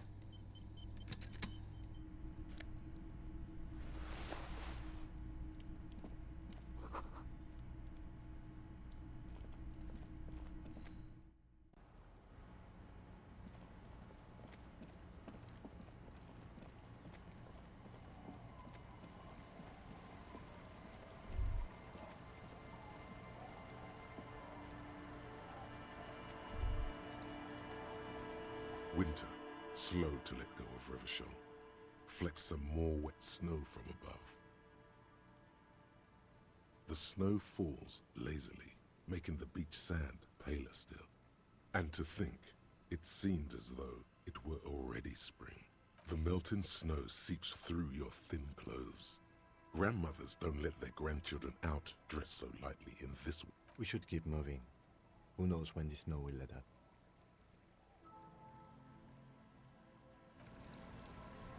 We don't care about where things are. We'll find things. We're explorers.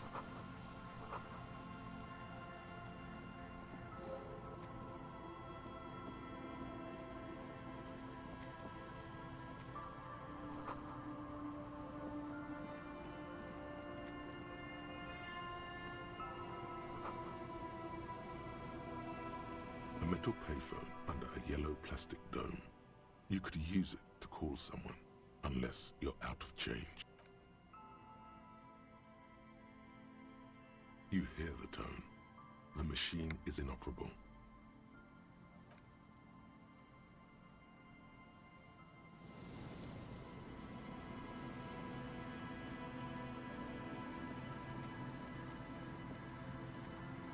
Someone has left an unidentifiable article of clothing on this railing. It's streaked with dried seagull shit and tangled with pieces of seaweed.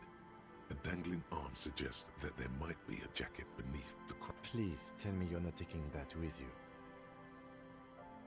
It's a guano-encrusted jacket, and you're already carrying around enough as it is.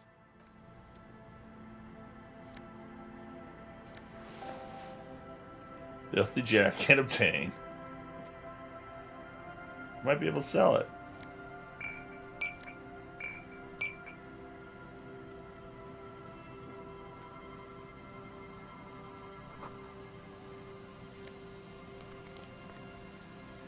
Oops. Yes?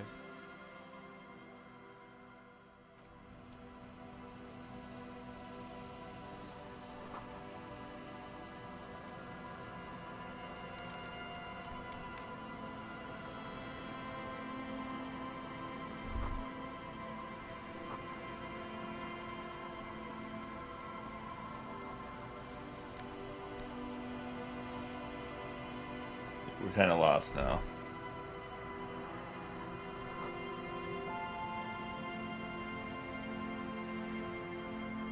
What's up, Scoob?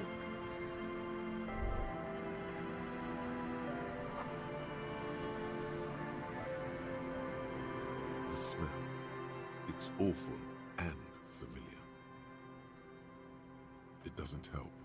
You can still smell it. Don't you recognize it? That hideous pungency. Something cold wakes in the pit of your stomach. Fear. The lieutenant has already brought a handkerchief to his nose. Oh shit, did we just find another body? Yeah, it's a little bushy.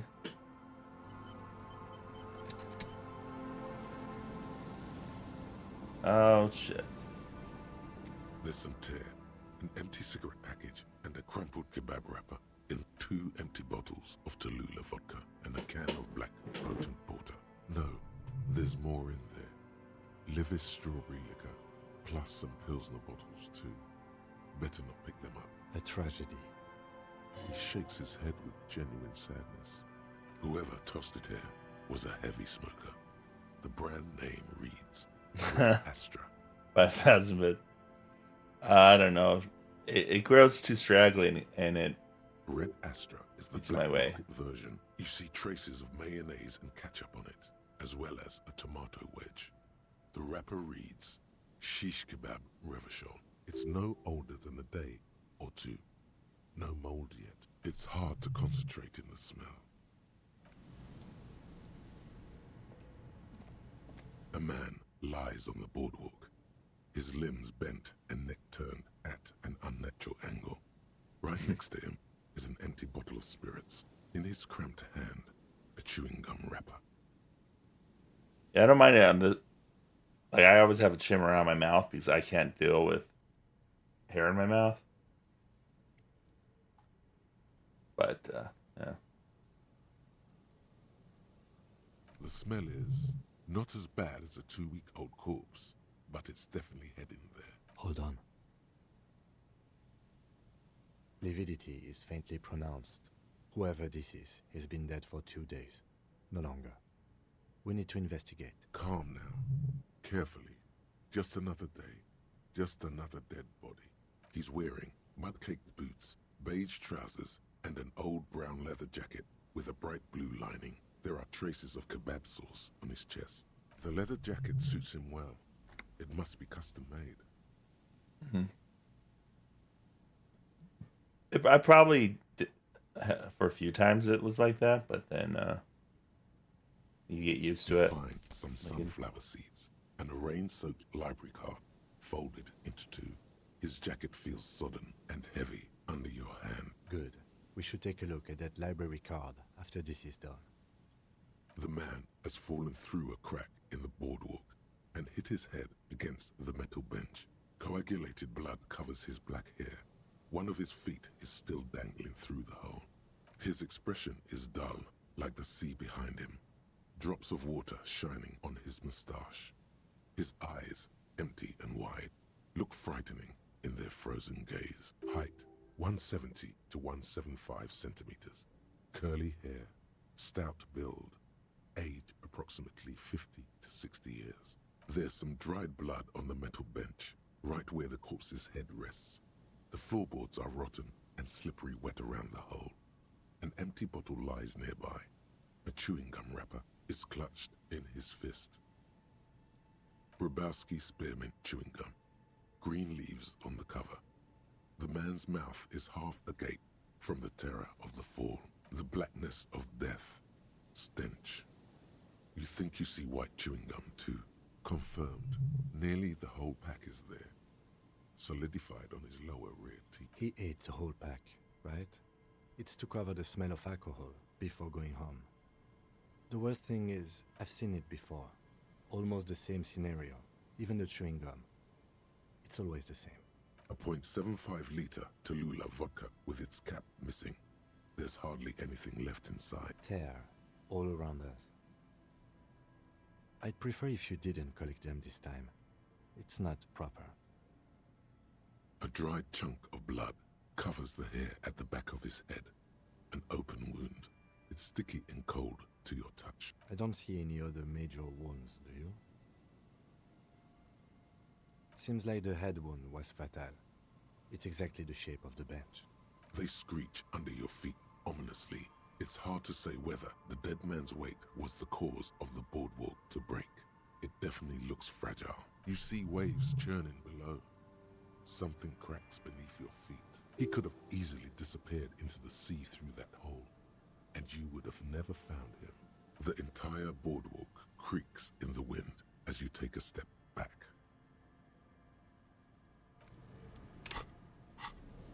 I'm a little afraid to find out who this guy is. Bet it's gonna be that guy, the woman's husband. The library card is folded into two and still slightly wet to the touch. The front side reads, Central Jamrock Public Library Card, issued to Billy Mejean, expires July 53. Whoever owns this card is an avid reader. You find a list of books written in blue pencil. Most of these titles seem to be in the sci-fi genre. Some thrillers too. If lost, please return the card to the library. Dial 005 0255. We should first decide what to do with the body, before... A man lies on the boardwalk. Looks like one of the locals. He'd have to know this spot to come here. But that's just a lazy assumption. What do you think? We do know that he was married. But you're right. Let's not run Take ahead. the guy's ring. For now, all we know is that he's an unidentified death by misadventure. He slipped and fell through the boardwalk. A truly unfortunate accident. If it wouldn't have been for that bench, he'd be alive. What about it? The deceased ate some kebab. It's probably from a nearby place, maybe in the box. They'll seal this place off after the news reaches the coalition officials. I doubt that they have enough resources to actually repair the boardwalk. Not that sealing it off would keep anyone away. All it does is keep the city council's hands clean. Oh yes. Some symptoms of acute alcohol poisoning could have definitely played a role here. Severe confusion, respiratory depression, unpredictable behavior. But I think that death arrived through head trauma, not liver failure. No, I don't see anything that points in that direction. It does seem to be a pretty straightforward misadventure, although there's still a question of identifying the body. From where I stand, I can see two options.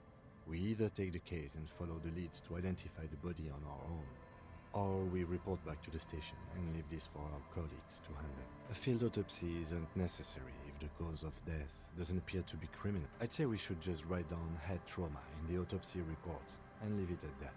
It would save maybe, but we don't really have much time or resources to spare. The guys at processing will take care of the rest. Alright, we've already examined the library card. Let's call the Jamrock Library from my kinema. See if we can learn anything about this Billy Méjean. And while we're there, we should also call the station. Let them know that we are taking the... Another case.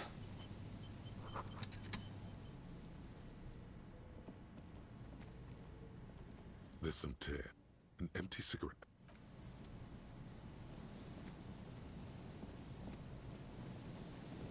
Now we have 2 dead bodies. Maybe we can get like another one and be a hat trick. Hat trick of bodies.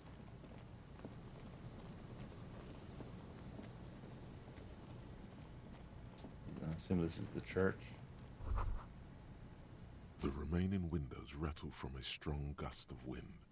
No. I won't even try. You know, I had a partner once. They called him Eyes, because he had to show me things. It's that bad. Well enough, actually. It's odd how that works. I'm no sharpshooter, but I passed my shooting courses 7 out of 10. Wow, I didn't realize it was that bad.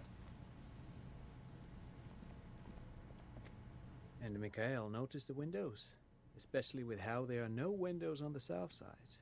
This was to deal with.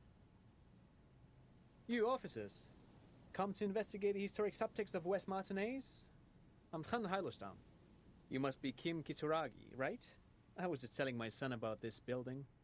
Not a lot of people realize the historic significance here. Very rich in hyper. How does he know Kim? Nice to meet you. No, I can't say that we've met before, but I've heard of Kim, of course. Mikhail, say hi to the officers. Mikhail's a little tired today. We spent all night trying to run Orbis on his radio computer. Have you heard of it? It's a programming language used in Grad.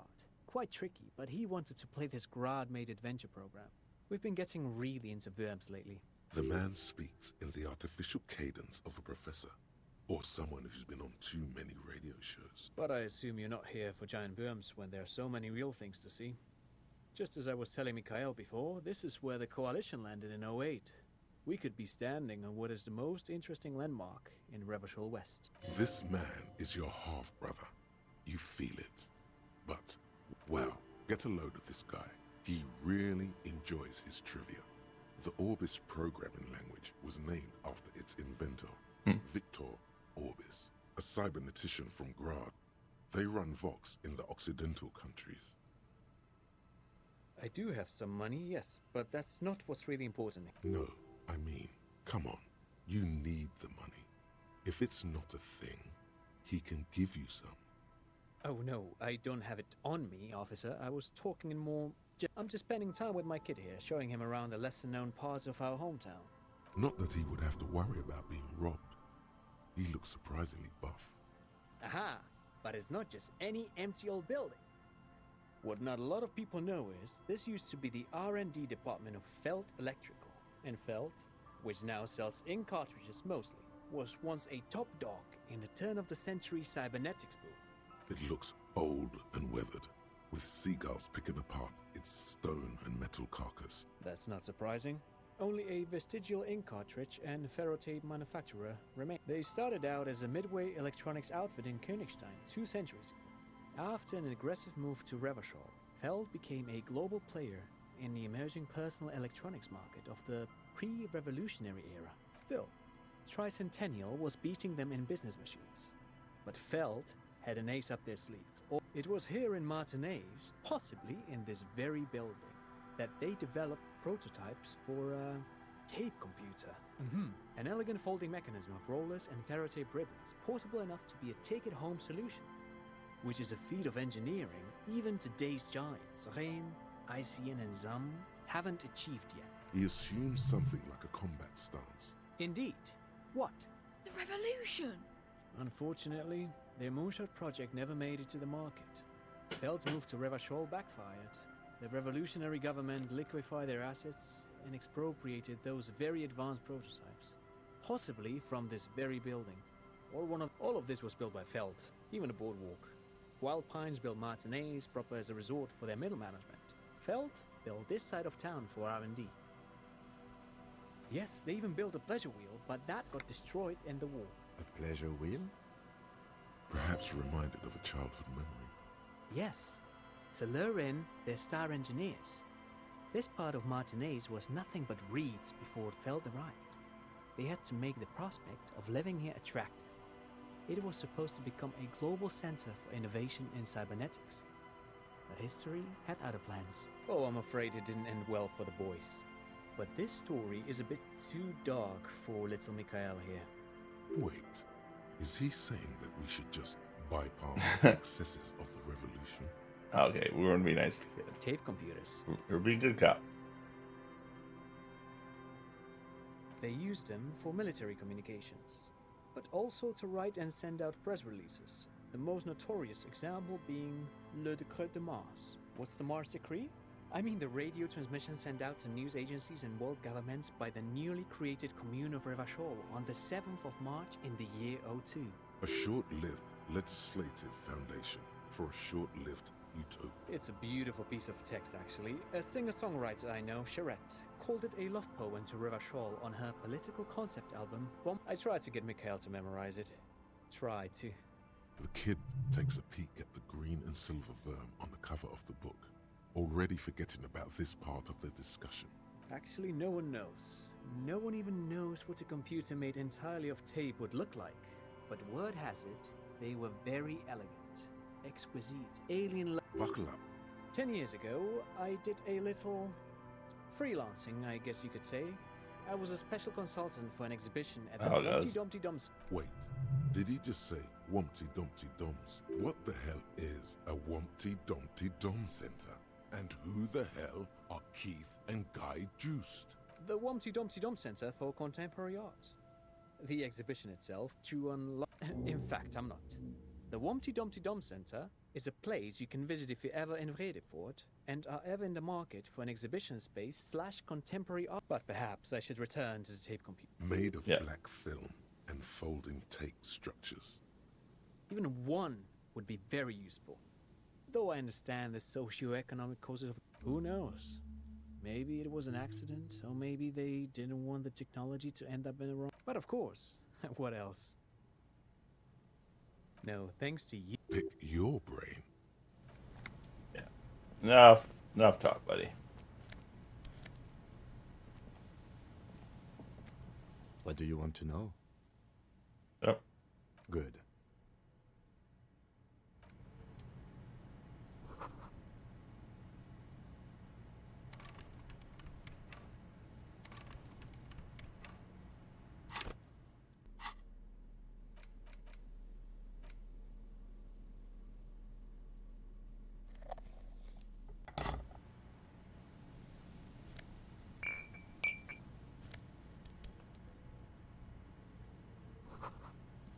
Alright, so we can open some stuff if we have the crowbar on us. Go down here. Where's the church at?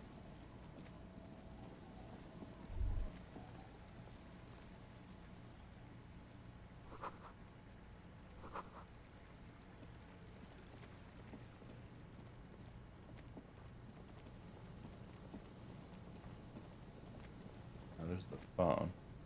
You pick up the handset. There's a tone. The machine is operable. What? Oh, I guess we have to go back to our thing.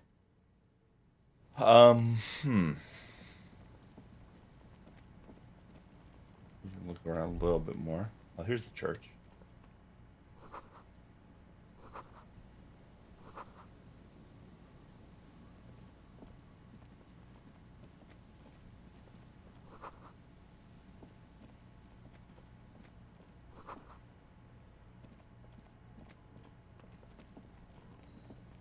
Heavy wooden doors, more than twice your height, stand shut in front of you. The rectangular C, the carving on the door, is block-like and angular, like the church itself. Two large beams shoot downwards, sinking into the wood before they reach the threshold. The surface is smooth from the wind, but moist to the touch. Feels exceptional. 300 tons of pine would fit together seamlessly. It's old too, cut and carved many centuries ago. This cheap-looking padlock is sturdily built. It shackles together a hasp and a staple screwed into the wooden door. The lock is adorned with a yellow sticker. It'll be easier to break the staple than the lock. Also, you see a yellow circle with two X's and a big curve below them that looks like a mouth. You're pretty sure you haven't seen it before, but what the symbol depicts is clear enough. A smiling dead guy. There is something blindingly modern about this symbol. Its modernness puts to He takes off his glasses and uses a blue handkerchief to thoroughly wipe them clean before inspecting the sticker. No. Looks like a dead man smiling. Suggests junior delinquency. I haven't seen that sticker before, and I'm not a youth.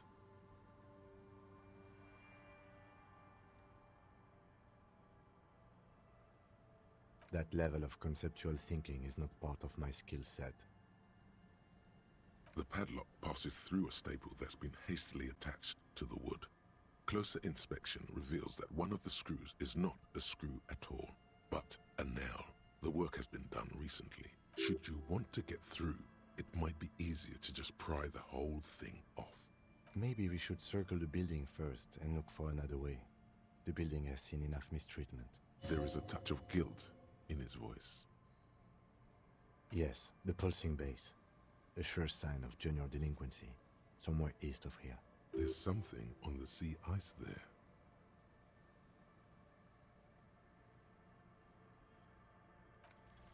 There's nothing like the sound of a sticker unpeeling. Now it's stuck to your thumb.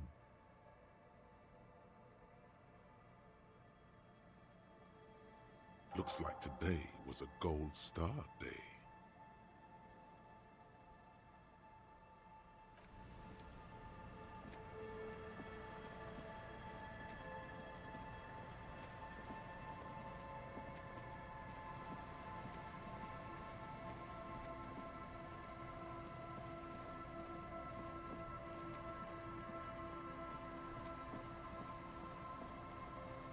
An old door, worn by elements. It's military. A service depot. Probably something that is no longer there.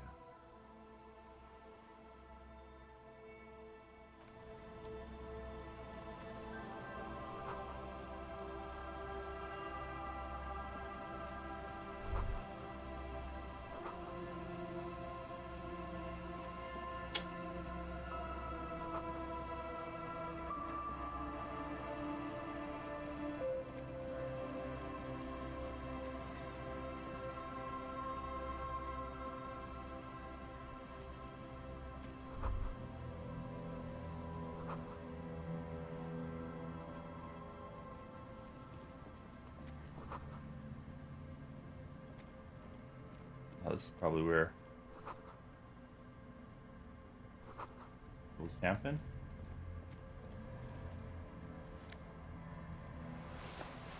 Vintage scar.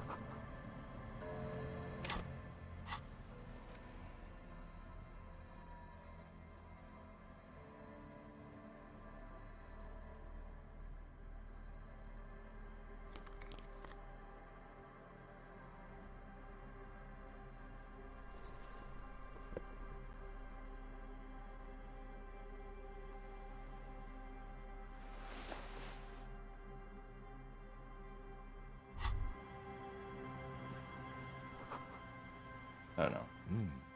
These are some wonderfully regular pants. Not too tight, not too loose, moderate in every sense. I know you do. These Inter-Isolari pants are like wearing a perfect compromise in your nether region. You're a little more moralist now, buddy.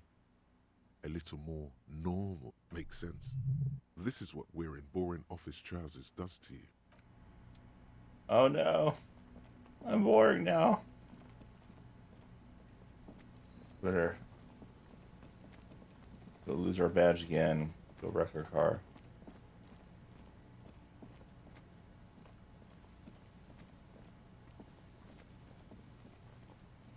really, I feel like we were supposed to be doing something.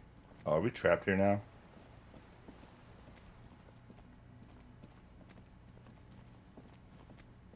Oh, gotta zoom out.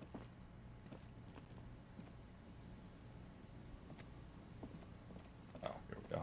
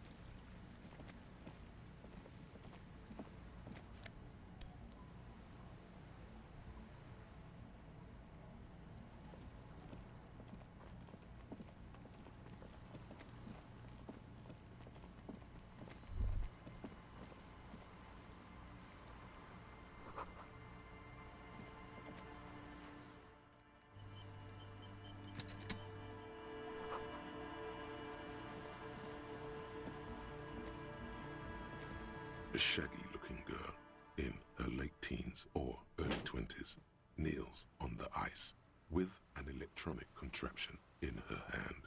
Oh. Hello there. It's cold out here, but she's not wearing a hat. She must be freezing. Huh? Maybe she didn't hear you. A little... So should you.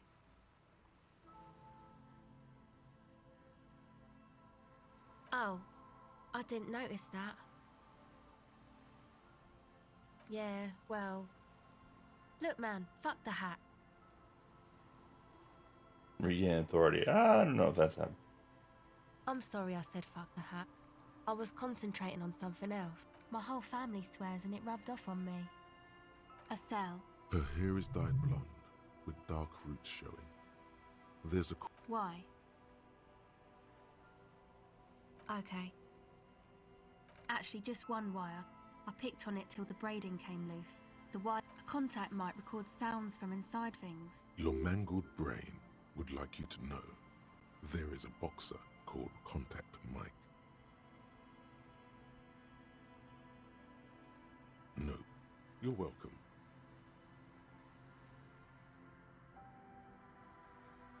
The mic? I don't exactly know. Somehow it doesn't pick up vibrations from the air. Same place I got the recorder from. Oh man. You haven't been to the Elysium? It's the coolest place in this whole drug-addled shithole. It's a music club and a synthesizer workshop on Boogie Street in Jamrock. Musicians live there, like real musicians. Oh yeah. Guess you wouldn't know Van Eyck. Or really be a Elysium-going kind of person. I don't know what that means. I don't know what that means either. I have no idea what that is. On her fingers. Looks like she doesn't know what to say.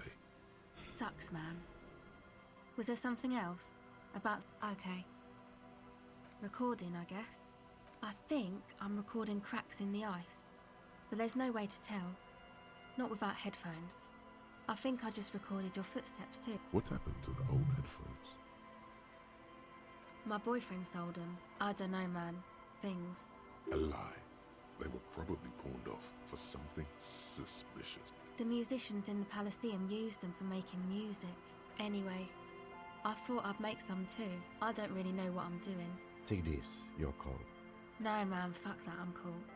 I'm sorry I said that. It's okay. Yeah, maybe you were right about the hat.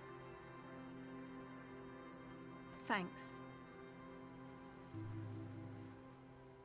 That? The boys think it could be a place, like the Elysium or something. Stupid. It's really... And who are these boys? Yeah. Andre and the guard. And why is that? They got too much stuff crammed in there. No room. Music stuff mostly. Like this tape recorder, but bigger. And there's piles of it. Yep, they were pretty. I'm sorry we sold those. That stuff is more expensive than I am. More expensive than any of us, really. Doesn't matter. I can take the cold. It's probably amphetamine. It makes you feel impervious to the... She looks back at her tape recorder. Go ahead.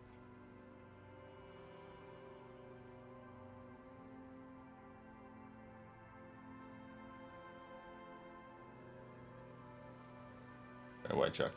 The device is cold to the touch. An angular on... Okay.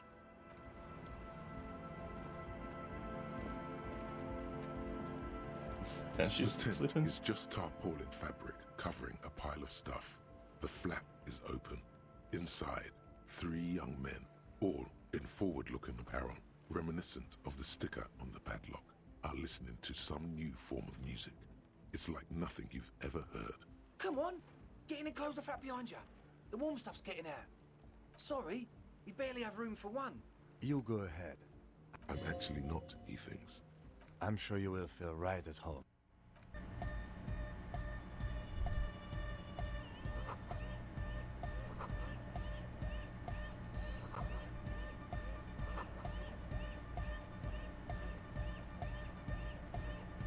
Okay, I don't have time for this. We'll come back.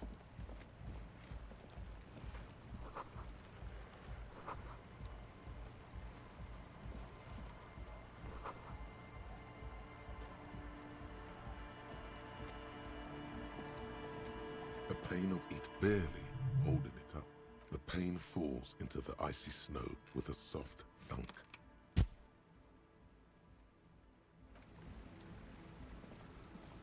All right, we have some stuff to do in town.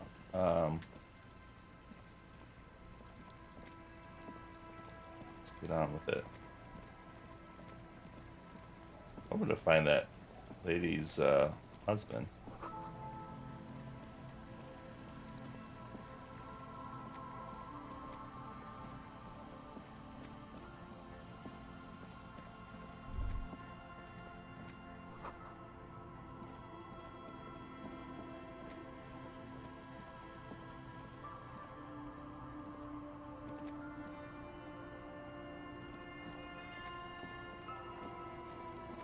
Alright, Bats. Reality's a lie. But what is reality? First we have to figure out what it is to call it a lie.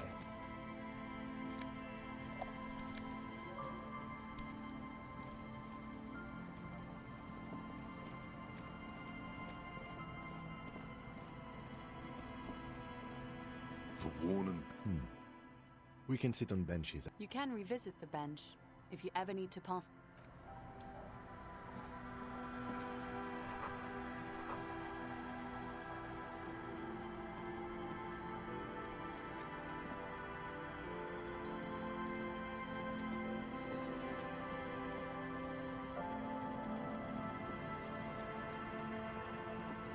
That's how big this freaking world is. I always thought this game was a lot smaller.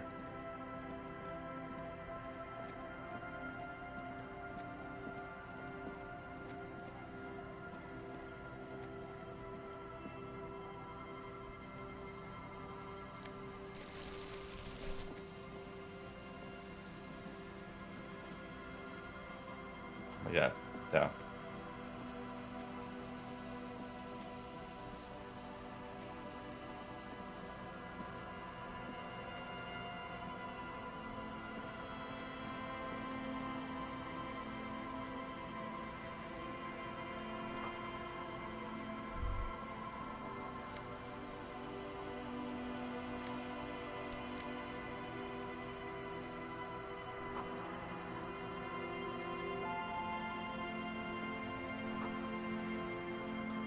Glory to the ghost of us all.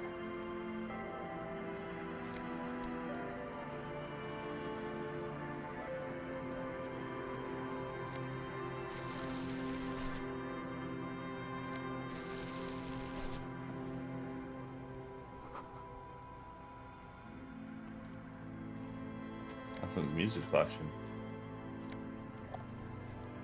Smallest church in Saint. Is that the one we were looking for?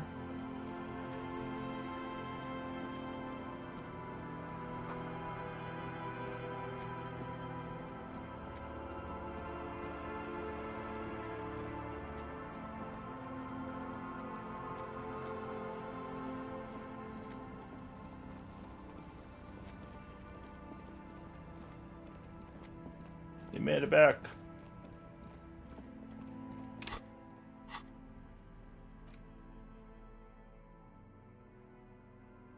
Oh, we actually looked up some Pilsner.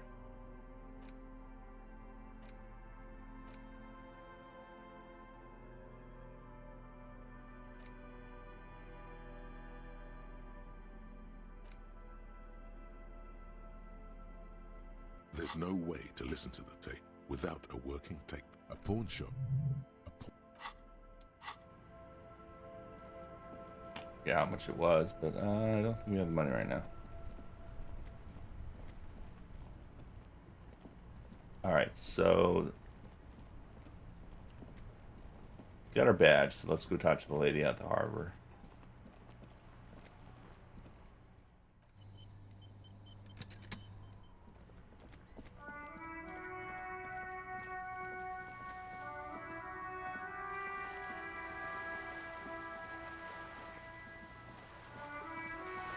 She tell us about reality again.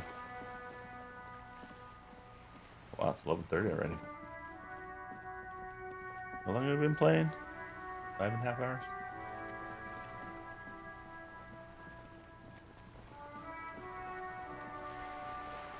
You're back. Good. What can I help you with?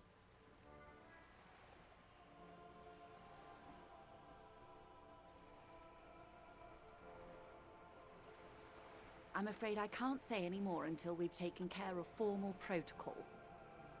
Did you? Wonderful. Quickly, methodically, like an electric printing machine. It is a relief to see a W freighter here. The situation is precarious, to say the least. It needs a quick solution, or we will have a bloodbath on our hands. I have an indirect role to play, I'm sad to say. My employer experienced a momentary lapse of faith in me. In that moment, they elected to deploy a private military contractor as an insurance measure. They were dispatched after I relayed the union's initial offer. Every worker... A member of the board. I tried to convince my employer it was simply a piece of rhetoric, or a joke. They did not appreciate the humor. Absolutely not. These mercenaries are muscle, pure and simple. They are meant to intimidate the Union into surrendering. Who are they? Crenel, an Oranese military company. As far as I know, 3 arrived in Martinez. They report to me sporadically, but they do not answer to me. To be frank, our relationship is deteriorating. They wear ceramic armor, have semi-automatic weapons, and years of combat experience. They also have trauma and stressor disorder, and no idea how to conduct themselves in an urban civilian environment. So, what happened? The story is, one of them, the Colonel, I don't know his real name, sexually assaulted a local woman while he was drunk and separated from his unit. This allowed some of the more militant Union members to subdue him. He was taken out behind the whirling in rags and lynched. Last Sunday night. Nothing. Mr. Clare refuses to let me into the harbor. I have not been able to discuss this matter with anyone there. The remaining 2 Crenel contractors carry out their orders, for now. It's a smokescreen. In secret, they are conducting an independent military tribunal into the lynching. Once this investigation is concluded, executions will follow. What is the nature of this so-called investigation? Whether to execute one, some, or all of the Union militants. I have to say, this is not It is disco. very far from disco. My only hope is that you provide a Nice. single, concrete suspect before the mercenaries indiscriminately pick theirs. Simply put, if you don't pin this on someone good and do it fast, they will identify and execute everyone present at the lynching. This in turn will force the Union to respond. The Debardeurs have over 2,000 men. It will be 1,000 to 1. Have you ever seen a Hornet invade a beehive, Lieutenant? It's not pretty. The Serai's giant hornet, the world's second largest insect, can kill 40 honeybees a minute, while a group of 30 can decimate an entire hive of 20,000 bees in less than 4 hours. These men work in tandem using semi and fully automatic firearms. Their armor is virtually impenetrable to muzzle-loaded weapons, even yours. Most Union workers don't have guns at all. The muzzle loaders need to be reloaded after every 1 or 2 shots. The automatics every 1 or 2. As I said, a bloodbath.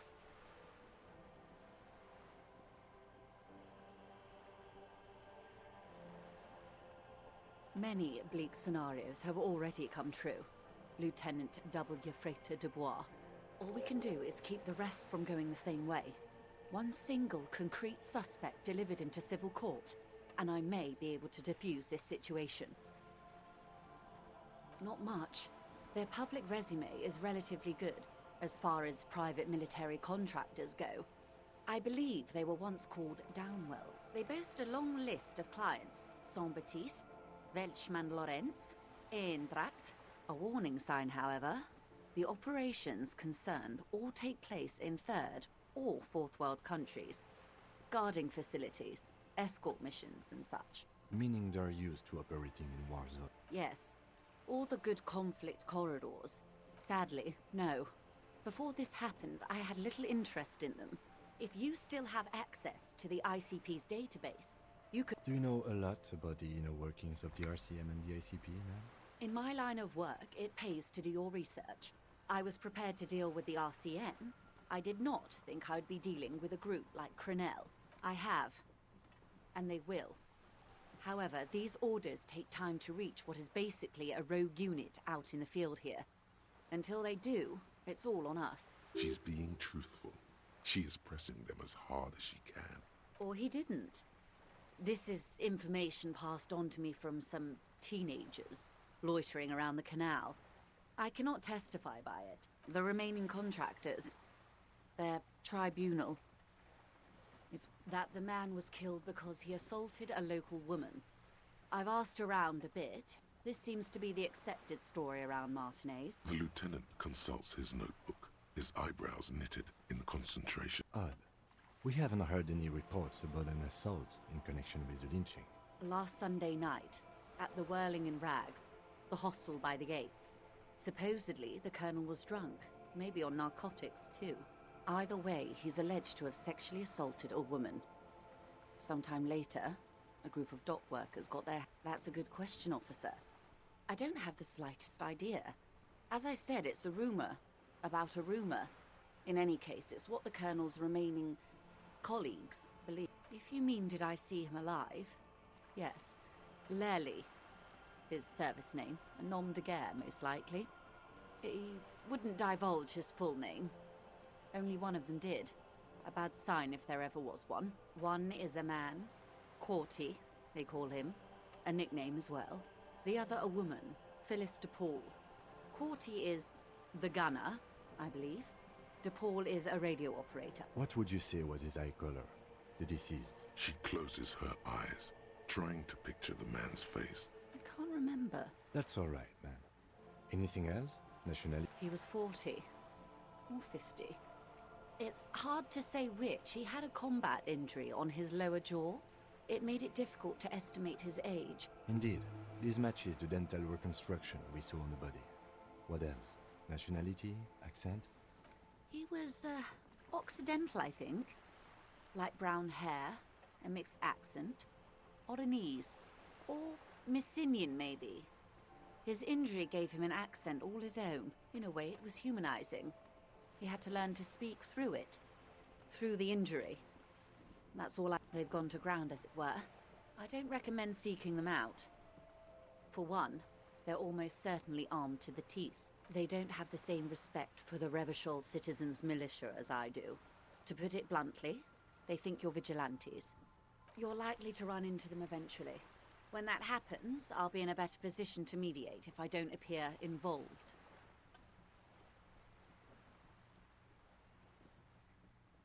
%58 in stripe. One is obviously the scab leader at the harbor gates. The one chanting the idiotic slogans. He's barely maintaining his disguise. That may be so. I still hope you heed my advice. There's no need to kick the hornet's nest. For all your talk of averting this catastrophe, the situation at the gate is a powder keg. Does this not bother you? Of course it bothers me, Lieutenant. But my hands are tied. How would my employer react if it appeared I were intervening on behalf of the Union? Your concern may be appearances. Ours is keeping the peace.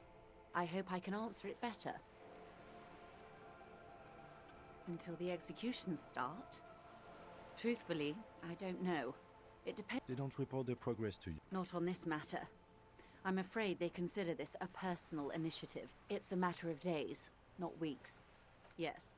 I'm afraid this strike may descend into a small-scale civil war. Since you are sharing... Then we're on the same page, as grim as it may be. I am sorry to have been the bearer of bad news. Of course. Excuse my hesitation before. For about half a minute, in silence. It was taken with a trigger not long ago. This is the man's upper body. There were no more markings on his hands or legs. Her mouth is relaxed. The accordion lines near her mouth vanish. The pearls of her eyes move slowly on the photo's surface. Sorry. I was trying to see if I can read the web of interdependencies between these points. The stars. I can't. But that's how you read this story. The points themselves don't have letters, numbers, anything. Their size, location on the body, and distance from each other tells you what they represent. Close. Port cities. This is an Oronese map of the waterways. A sailor's tattoo worn by wayfarers of the Dolorian century. Over 300 years ago, the sailors would mark their bodies to map their travels. His platoon members? The other contractors, though I do not suggest you go and show them that picture. This man was their friend and comrade. Surely there are other people to ask about the tattoo. This is not necessary to complete the task, officer. It's a dangerous side task. Search elsewhere. Alright, not good. I am relieved you think so. I don't think deciphering that tattoo should come before public security. The sailor's soul would use it to fly back home. Quite a few. What next? Then he made his way to the Revachol. Those are the two constants. Vredefort on the shoulder, and Revachol in the heart. The old world. You said you can't read it. I can't. This man was no sailor, and these are no ports. I can understand geographic... In Martinez, looking into Krenel, he writes in one. Then the man puts down his pen and rubs his temples with both hands. Outside, there is a siren. Distant gunshots on the streets of the Jamrock Quarter. Vredefort? Vredefort has a military academy. The Seminese Islands saw a recent conflict. In Revachol, he was executed. That makes sense to me. We have no more use for a map of the waterways, just like we don't need sailors the way we used to. This is what the custom would morph into on the Occident. For all the boys looking for adventure, a blood spatter. Is there anything else I can help you with? Alright, we made some progress. And we know what we're up against.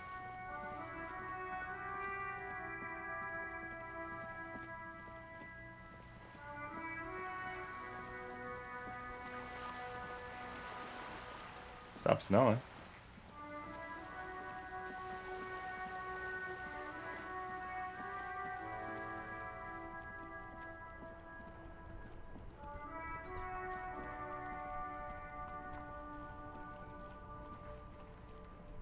Inside, you see a set of steering levers, a radio microphone.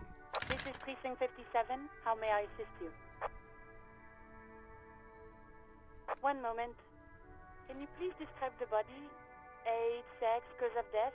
We suspect he might have been inebriated when he fell. There were bottles all around him, and traces of vomit on his shirt. Any signs of violence? No field autopsy necessary. You can hear her quickly typing in the background. What about his belongings? Did you examine his clothes? Any information on the library card? Good. You have a lead. Do you and Lieutenant Kitsuragi want to take the case, or should I have assigned the case to Lieutenant Kim Kitsuragi. Please follow up on this library lead to identify the man. We'll send someone to take the body to the morgue. That's all for now. Thank you for reporting in. Is there anything else I can do for you? Sorry, sir. I still haven't heard back from the database people. Try calling again later. Is there anything else I can do for you? Hold on, officer. I've got Central Jamrock Public Library on the line, and I've already introduced you to their librarian. Yes, this is Central Jamrock Public Library here. How can I help you, officer? Billy Majon, you said.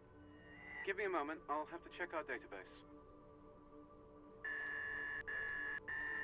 On Moreau Drive in central Jamrock, in a darkened hall lit by orange desk lamps, far away from the noise outside, a middle-aged man taps commands into an old radio computer. A printout falls on the desk. Behind him, a lonely reader scours some dusty bookshelves, looking for a paperback. Yes, hello, are you still there? I found Billy Majon's home address, is that alright? No phone number, unfortunately. Here we go, sir. Rue de Saint-Ghislain, 33B, apartment number 20. It's in Martinez, I believe. Cape Side Apartments, it says. That's all. That's where the smoker on the balcony lives, isn't it? It says here that they returned their last book just a few days ago, but I wasn't at work that day. Marie? Marie? Do you remember a reader named Billy Majon? They returned a Tybalt book the other day. Yes, it was my colleague Marie. She said that it was Billy's husband who returned the book. He also asked for this new sci-fi release, Lowe's Radio City 87, but we don't have it yet. Marie knows Billy. She's been working here longer than me. Sometimes her husband returns some books for her. Sorry, no. Marie only knows him by sight. Marie! She said it was an older man, and that she's pretty sure he'd had a drink or two the last time she saw him. 1 second. Sorry, Marie wasn't really paying any attention to that. Happy we could help. Goodbye, officer. Anything else you need from me? Just a moment. 10-4, come in, officer. Over. 10-4, sir, glad to hear that. I'll write down that there is no need to issue a new one to you then. Over. Roger that, 10-10.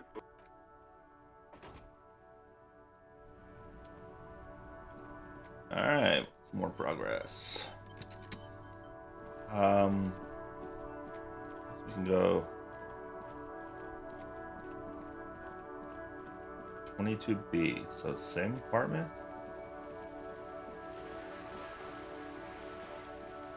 Interesting. Maybe they are.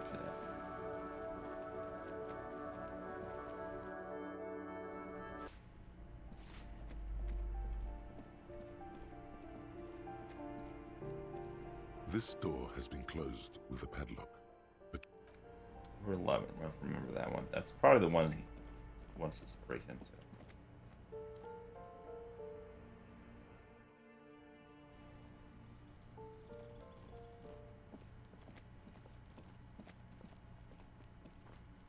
this door is made of metal and appears to be. No one answered. Let's go. There's nothing to do here for us. There was anybody on the boardwalk. Apartment 20. There's one down there.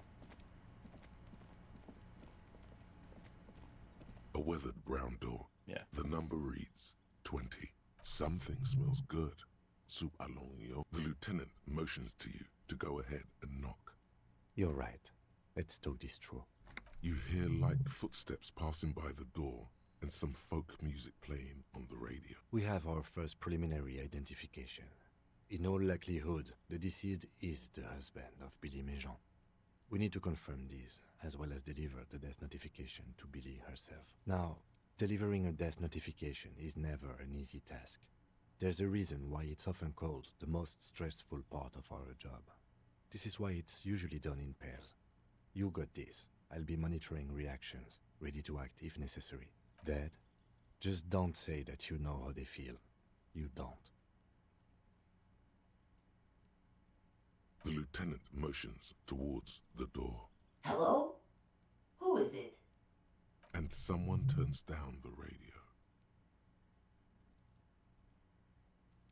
He gives you a short, encouraging nod. The police. A moment, please give us a moment. Tidying up, nervously. Come in, the door is open. Yeah, why are they nervous?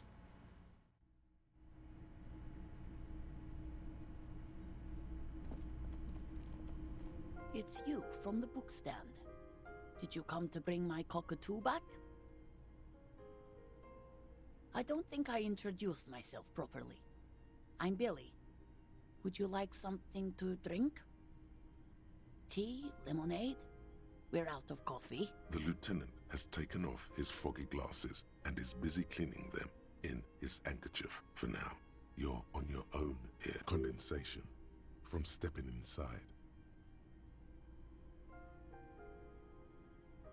Is this about Victor, my husband? Is he in some kind of trouble again?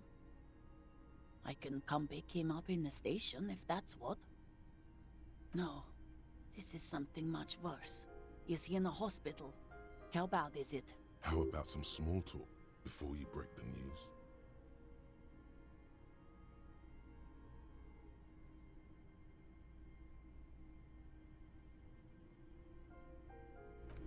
Empathy. Can we increase our empathy? A better chance of not completely screwing this up.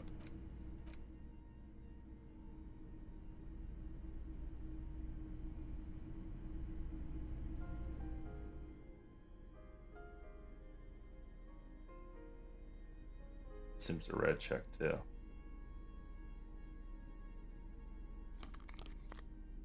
Got our empathy glasses on.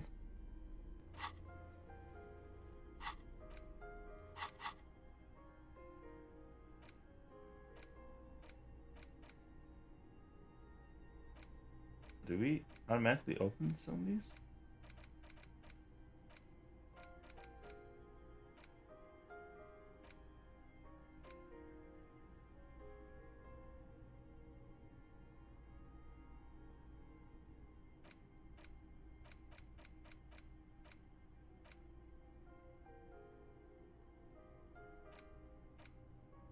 No, it's not unlocked.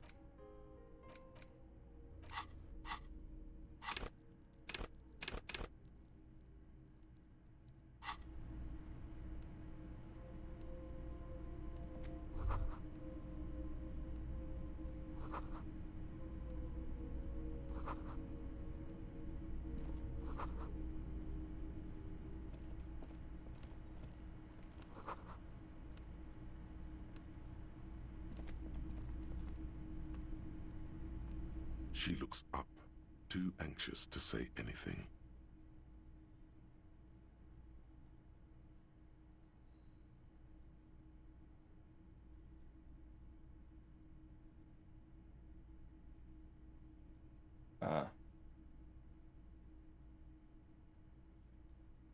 Live here with Victor, your husband, right? It's me, Victor, and the kids here. We have 2 daughters, Jenny and Jolie. Jolie is 16 and Jenny is turning 18 next month. The girls are staying at their friend's place tonight. And Victor is out. She swallows visibly. He has a problem with drinking, and so he disappears every now and then. He's probably in the parks drinking with his friends. I sent him to the library a few days ago, but I guess something came up. His old leather jacket. It's just your average brown leather jacket, but he bought it as a teenager, so... No, well, the lining is hand-sewn. It's blue. I tried to make the thing more weatherproof since he's running around with it in the middle of winter. Oh, it's in Jamrock. The one at Mayro Street.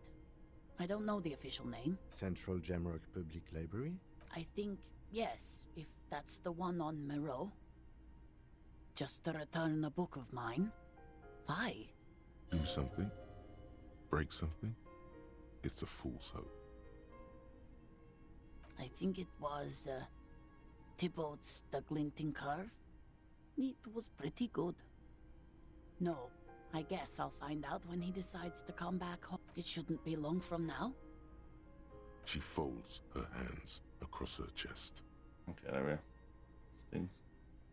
83% chance. Don't fuck this up. You've done this before. Just keep your focus.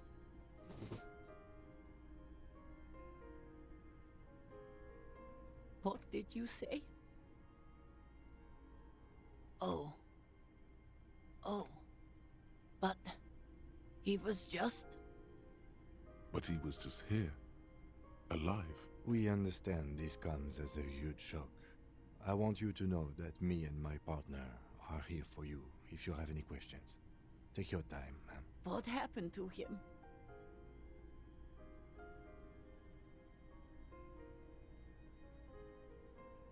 Was he drunk?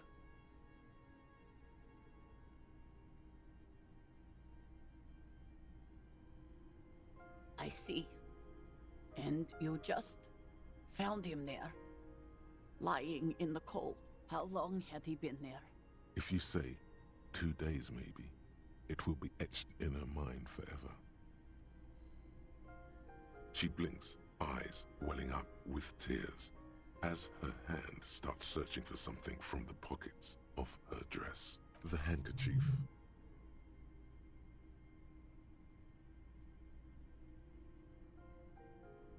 A small, terrified smile quivers on her face as she takes the handkerchief and wipes away the tears. She looks disoriented. Is there anyone we could call for you? A friend, a family member, someone who could be here for you? No, no. I just need to tell my girls. God. Should I call them? Should I tell them to come home? No. A day. Good. That's probably the right thing. Thank you. Just tell me, what do I need to do next? Where is he? Can I see him? We've taken him to the city morgue. The local coroner will be contacting you shortly to arrange the funeral. Here's his number in case you want to contact him earlier. A very good call. Is there anything else that the RCM could do for you? No, I'll call you if something comes up. I'm still... Thank you. Thank you for telling me. I'll call if... We should step outside and talk.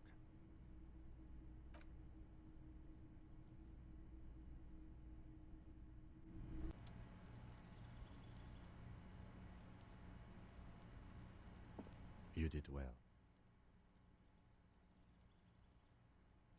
I'll call the station when we're finished with the day, and let them know the name of the deceased. They'll manage. That's it. We should get... Let's go. Solved a murder. Now let's go. We can just go home. We're done. It wasn't the murder we were supposed to solve, but we did it. Success.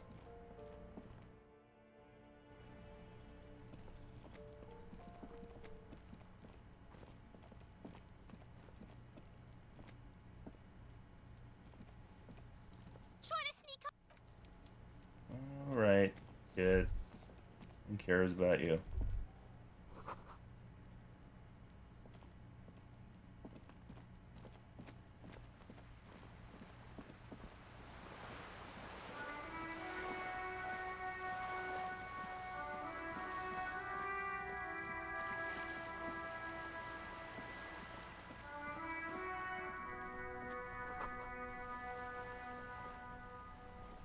Something down there.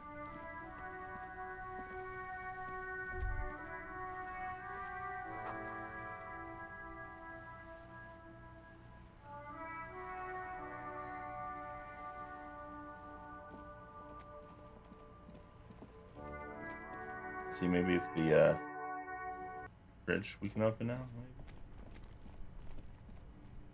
This orange machine is dead still. It has a hand-cranked ice cream churner and an electric freezer. The ice around it. Need a stronger pry bar, huh? Still.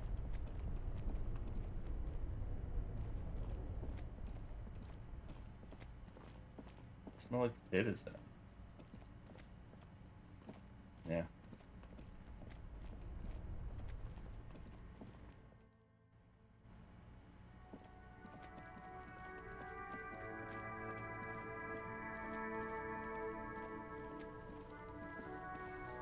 Kuno's like Kuno's dad?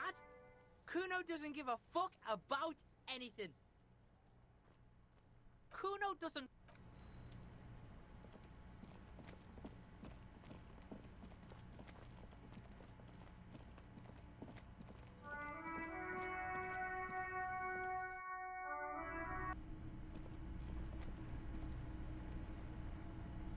I've got nothing to say to you.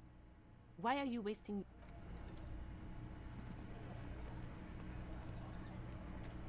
Behind the dockworkers, a ceiling height, you see 2, maybe 3 bushes grown into a single thicket over a period of circa 50 years. It takes time for a hedge like that. There's a little slide panel up. One can't see into the Union box from the yard outside. That hawthorn is too thick. Too soon. Don't know what that means. You look like shit. And I don't mean that as a metaphor.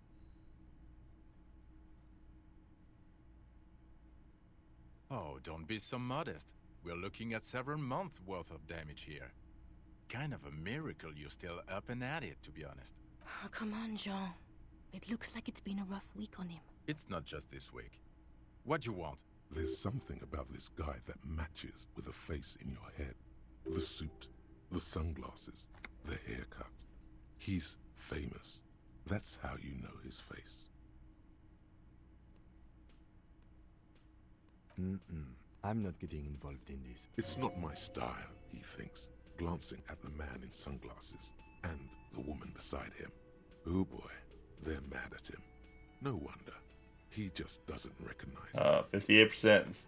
See? You know what it is. It's like the two of you know each other. Just ask him. Oh, I definitely know you from somewhere. Another life. Yes, from another life. A different life. To what station do you think you would belong in this alternate and totally fictional reality? 69. He seems to be observing you through the reflective glass of his eyewear. There's no reply. Perhaps repeat it? Okay. That's plausible. That's entirely plausible. Now we're really getting somewhere. Somewhere good. Okay. Let's be crazy. Let's say you and I are partners. How's that for a thought experiment? Kim's cooler I'm than you. sure he's fucking flattered, but Kim is not part of this thought experiment. In this one, we're partnered. The lieutenant is silent. Would you now, or would I be cramping your style? Never mind. Partner. I'm not your partner. This union is temporary. A little premonition for you, Lieutenant. Sooner or later, probably sooner, your new friend tells you he doesn't need you. He will then suggest you should fuck off. When that happens, I suggest you take his advice. The lieutenant merely bows his head in response. Oh no. You see, I enjoy watching other better cops solve crimes. And let me tell you, it's been quite a privilege seeing you work. This isn't helping. Horse-faced woman. Jesus. You're not going to believe this, but police officers, yes sir, solving crimes, locking up bad guys, and get this, and not getting that drink on at 2 o'clock. Just some regular boring motherfuckers in suits and uniforms. Nothing spectacularly extravagant like you, the far-out son of Lang. Oh, it's you eccentric genius. Not even a little bit. It's an urban myth about an officer who is so far undercover he can't remember who he is. As I said, just an urban myth. You are not the son of Lang. He's trying to protect you from further rough handling, dished out by the sunglassed man. Okay, yes, you get the joke. Neither can I, partner. Neither can I. It's a mere second. but it feels like you saw something. A gram of compassion in that sadness. Watch out for yourself, lose. That voice, so very familiar. Oh, really? I wonder where. That's the where you remember me from? You don't say. Goodbye then. The voice thing was a coincidence, right? Okay, the man with the sunglasses and his hypothetical Station 41. Weird, right? There's something missing here. Something you can't put our finger on. You know what? Just ask him. Yes, just cross it off the list. Again? I can't believe this shit. I'm going to say no. Just to see what you'll say to that. What'd you say? Okay. Jean, he said okay. Okay, I was clearly wrong. He is a firefighter, male nurse, animal control agent, something of that kind. Not a cop. Go on with your cop work. Don't let me stop you again. About what? You don't look like a cop. You know what you look like? Yes, a superstar cop. Of course. This again. No.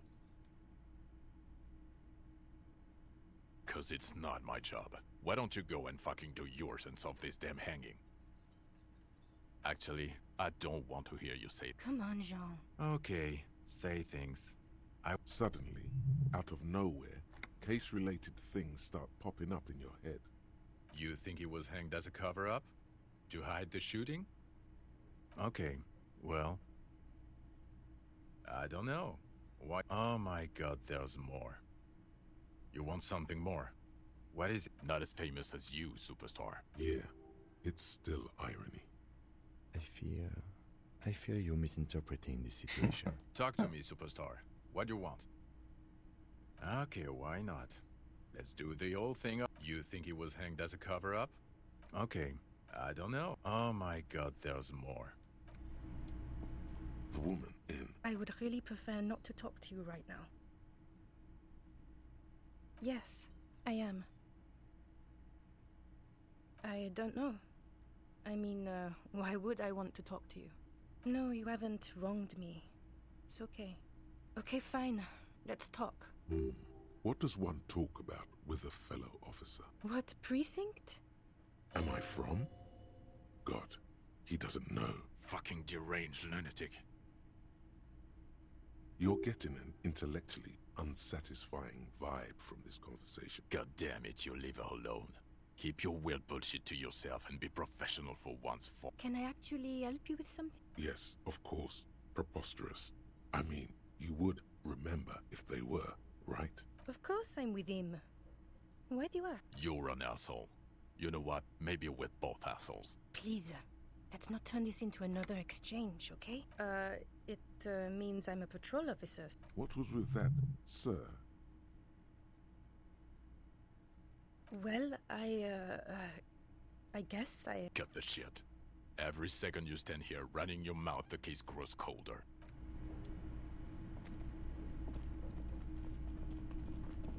Well, I feel like my cop buddies don't like me. Hi, gendarme. Another rendezvous. Hi. So what brings you here? You did? And how did you like him? I told you he can be very useful. I guess that's the charm of powerful people. What about me, gendarme? Oh yes, let's see. He knocked on my door a few days after the lynching. I think he was going through the entire building, asking... Oh, let me think. He had an accent. He sounded like one of those mercenaries. He sounded vaguely Oranese. Nothing. That I didn't see anything. What friend? No, I don't think it came up. Muscular, handsome. Yes, but he was speaking to someone on his earpiece. Just reporting back whatever I was telling him. Sure. Anything else on your mind? Admiring the atmosphere. What about you, officer? Really? Well, I look forward to that. Damage for morale. sports. He's a sports guy, all about that physical prowess. Bye-bye, gendarme. That didn't go well.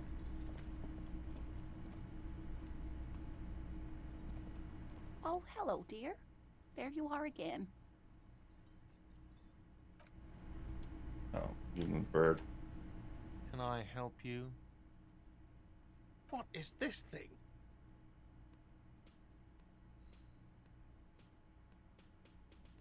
Okay. Okay, well, this is actually a nice bird. A competent piece of taxidermy. I can fix it to the plaque and have a new bird in the establishment, I guess. So, I don't know. Thank you. I'm gonna go with thank you.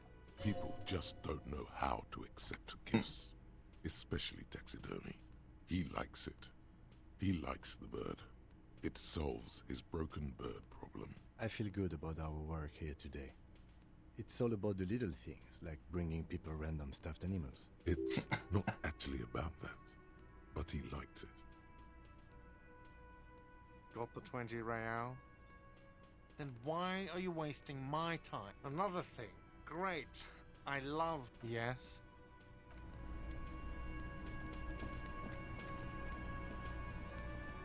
You see a heavy steel door with... The man ponders his cooking utensils and gives you... Don't figure out how to open that door.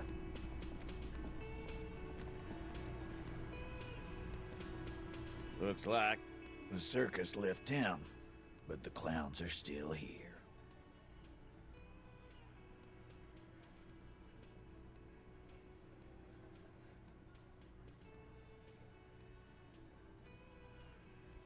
A witness? You ain't got shit. The locals would never come to you with this. That's just tactics, Titus. Next. Well, let's hear it then. He's not alarmed by the sudden appearance of a witness, but he is surprised. It's like you said, Al. Copper's coming up with this on the spot. There is no witness. I've seen this shit a million times, Titus. Fly fishing. They are desperate. Tell us, Copper, what wacky claims did he make? No shout, no commotion. It's you assholes that feel the need to go around like a fucking brass band.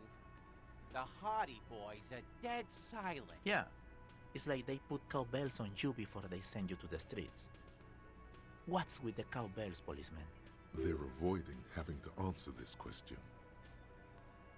We were drinking, weren't we, guys? I hit the bottle hard. I was drunk as fuck. Right, I'm convinced, Glenn. Nothing off here. Just a regular hanging. Bullseye. Glenn looks around uncomfortably. The lieutenant hit a nerve. That means absolutely nothing to me. Sounds like some made-up horse shit. It means the whole scene was long and drawn out, like it was from a film. What is this fella's problem? Sorry we didn't make it more action-packed. Chunky. It's Chunky, right? I thought there's something wrong about the lynching story. Now I know there was. You don't know shit. I know you are lying, Chunky. Arab guy? Boss, I think he's trying to save me and Theo. Well, yeah. What is confusing you? Eugene, Theo, and Elaine were there too. I already told you. We were all there. Great. So much bluster to hide the fact that they're uncomfortable with you having this info. Again. Good one, Titus. How many people have you sent to the... Shares electric... Or send them to Reunion to rot. For 20 years. For life. But you see, a lawman. This isn't something he came up with on the spot. About fucking time. Should we tell him about Choice? Trying to think. Did you do that yet?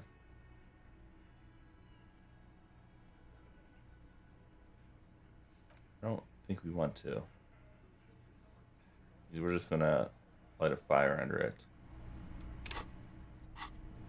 Maybe.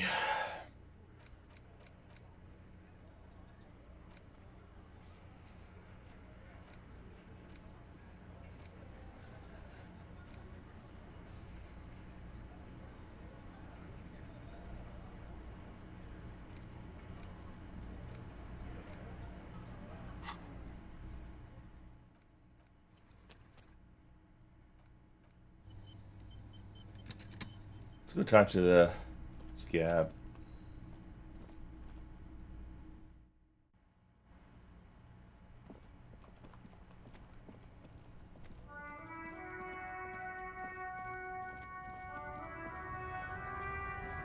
Bring some more terror too. The tear machine stands in. Your bottles clunk.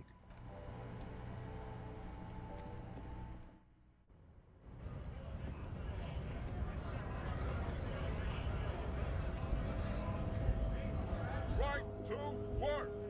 Right to work! Shame on you! Hell no.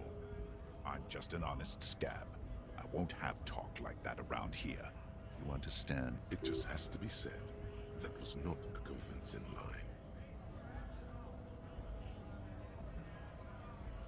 Fucking bug. You hear a tiny rattle. A small radio. Cracking somewhere. An earpiece. I'm going to interpret that as a yes. There's a tribunal. And it won't be long until it's ready. How about you fuck off now, huh? Okay, of course. There could be weapons aiming at us right now. Somewhere above, in the buildings. The other merc. Don't push this. He's thinking. This is not the time. The man's breathing steadies, but his eyes are still narrow. Slowly, he's trying to get his right-to-work dance back.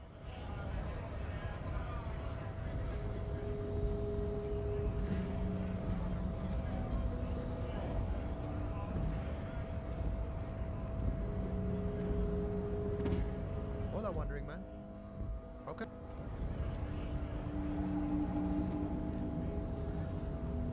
Maybe we can attack the meathead.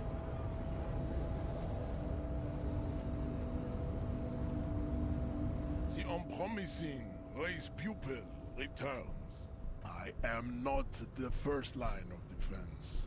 I am the last. You pick up on something artificial in his tone, like he's putting on an act. This is unlike him. He is usually more himself. Fine. They have recently fallen under the influence of a possibly sexually perverted female vagrant and a narcotics peddler. Find out for yourself. Interesting. Don't be vulgar. White or not has got little to do with this.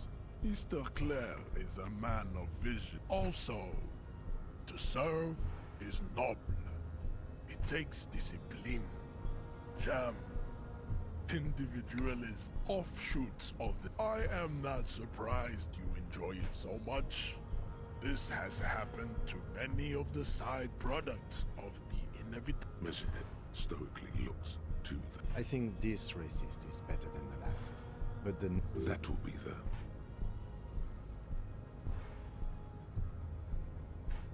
He will grant us 3 wishes. Your pedomorphic, the lieutenant. You should keep him close. The congenital... We need to find the racist genie. So it's a woman. You want to divulge anything though? Need office shades.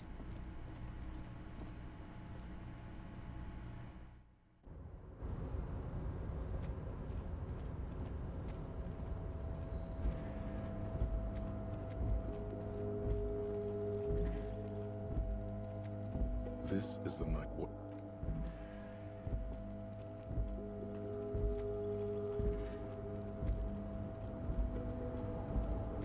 I think we probably should have gone back to the bar.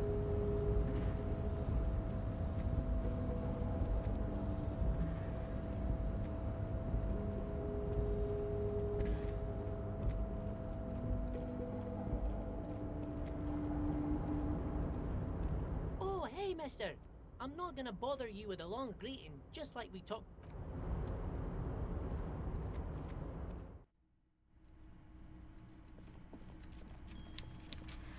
She's probably the one that has the gun. Mr. Dubois, every worker...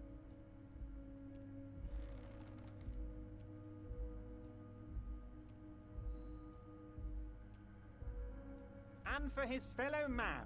That's right, Mr. Dubois. You're turning out to be quite the individualist there.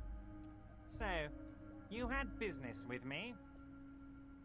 What?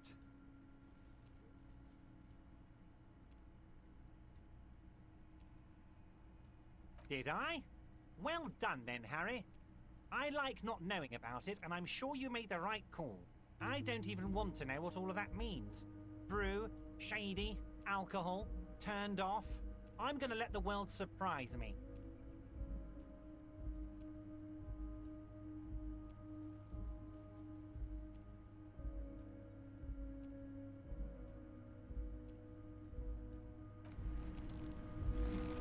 Okay. So there was no help there. We got some experience for something I did. What brew did I turn off? I don't even know. I guess I'm just doing things and doing things. And we gotta find this woman. It's the one that was painting doors?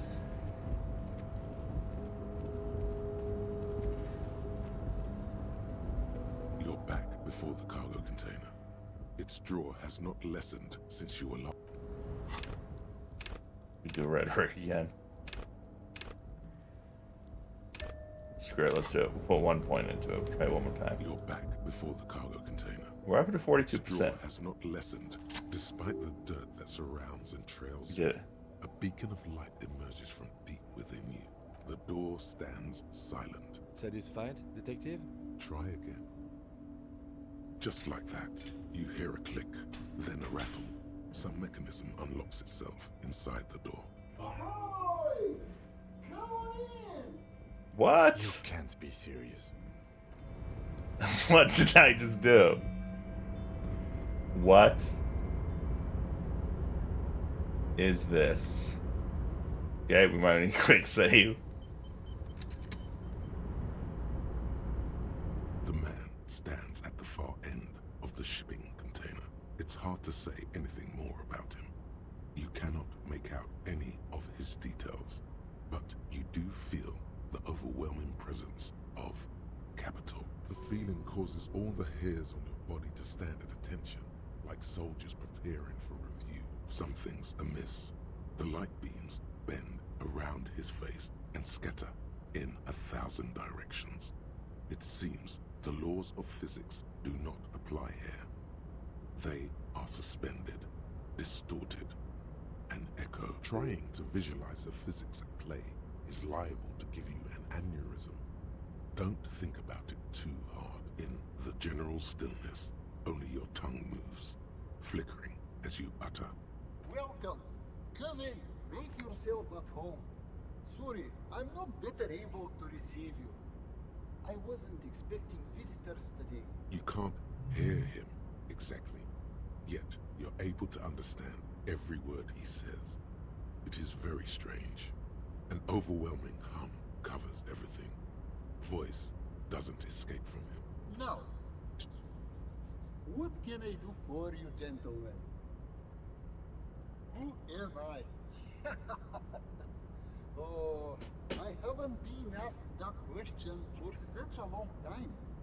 I don't meet a lot of people outside my circle these days. Anyhow, my name is Rustam Theodore, investor, license holder, and extremely high net worth individual. Mr. Theodore, I am Lieutenant Kim Kitsuragi of the... Pleasure to meet you, Harrier Dubois.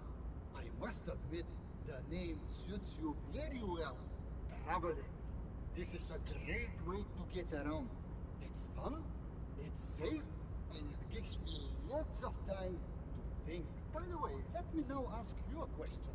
Where are we exactly?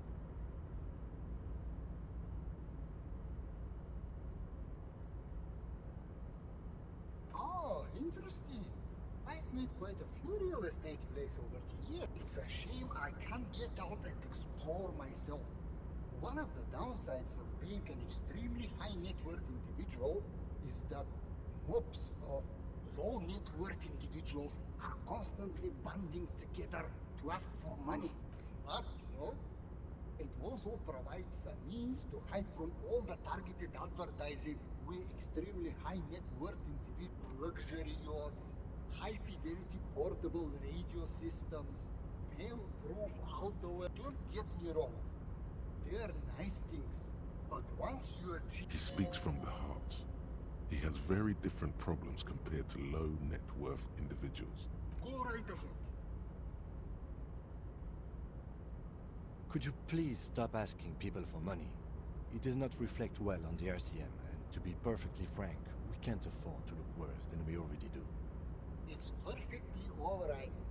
Based on you, as you may know, us high net worth individuals don't have a lot of cash on hand. Investments and liquidity are enemies. Here is 3 real. How much Yay. do you get for this? You're welcome. You know, maybe you can make that money grow. Come up with an investment plan. How's that sound? Who am I, anyhow? Oh, we already did this. Pleasure. Yep. Who am I, anyhow? Mr. Diop. Pleasure to meet you. Oh Lord, not this. We have a murder to solve, and yet it never seems to get us in. All I did. Actually, at the level this guy is, it takes several generations. Go right ahead. Thanks for stopping. I'm just... Kim's just like okay with what just happened there. I mean, we kind of solved the murder. They were shot. We have to go find this woman. What else do you want from us, Kim? Come on.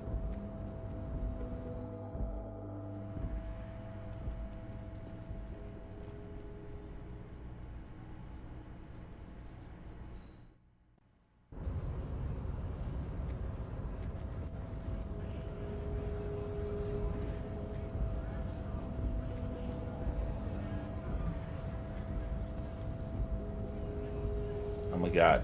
Why isn't it letting me go down? There we go. Let's see if you can tell us about this woman. Right to work! Right to work! Sure.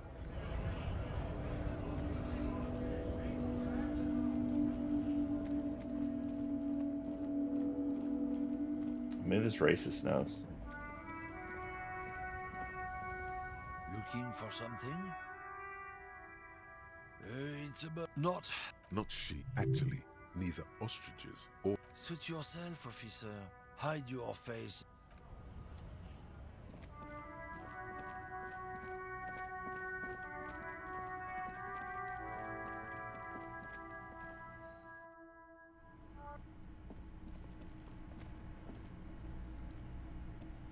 I've got nothing to say to you. Why are you wasting your...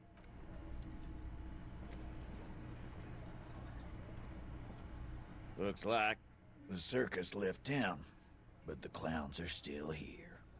You never have new lines, buddy.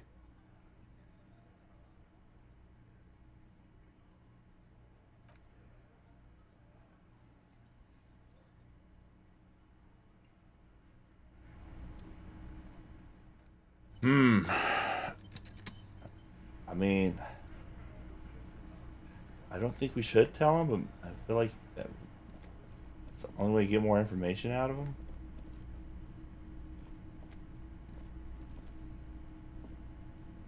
Oh, hello, dear. There you are again. Yeah. Might be the best idea. Looks like the circus left town, but the clowns are still here.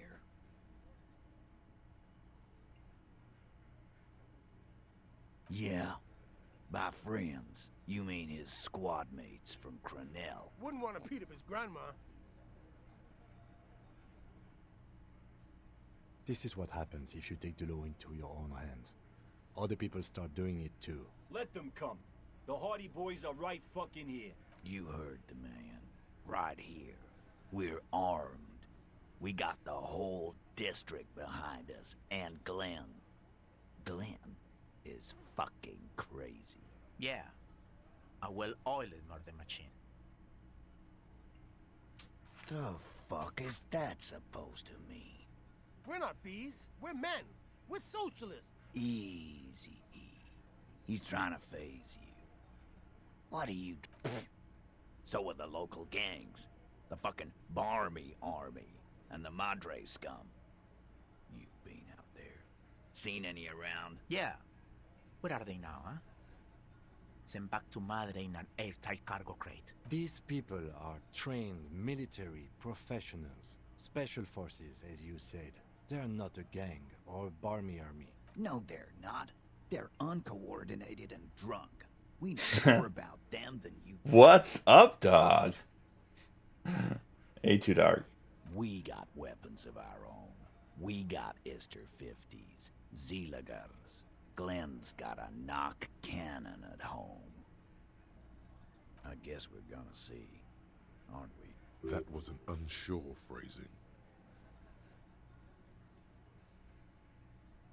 Yeah, like you've been up against ceramic armor. You haven't even seen the whole suit, right? I've seen the whole fucking thing, and it didn't make him immortal. Big fucking surprise. They hire psycho scum, arm them to the teeth, and what do you mean, okay?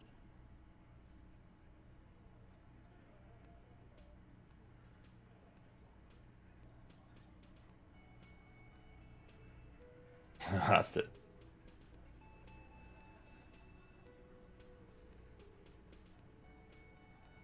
No, they won't. Get out of here with your negative energy. All he means is that the situation is serious. No wonder you cops get shot to shit every day. Can't go to war with an attitude like that. Authority is still shit. No, it's been chilling, playing some Disco Elysium, trying to be a fairly good cop in a shitty situation. I have no authority, so I can't get through to this guy, and him and his buddies are gonna die. I tried. So let's open a slot here. What do we got? We have Wompty Dumpty Dump Center. I don't know what that's going to give us. Jamas Derealization.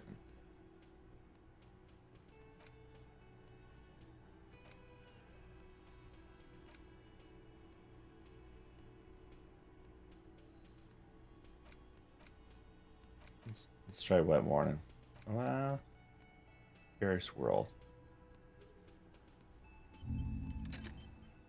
Screw it, we'll do that one.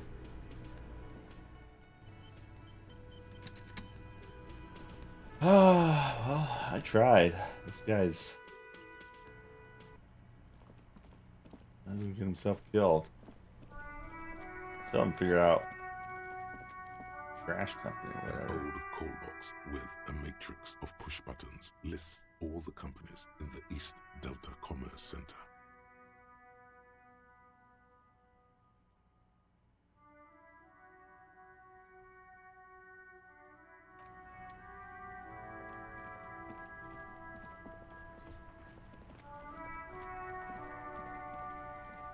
And run out of ideas. Sure, I'm probably just missing places. Oh, I haven't been over here. Oh, never mind. This is just where the statue is.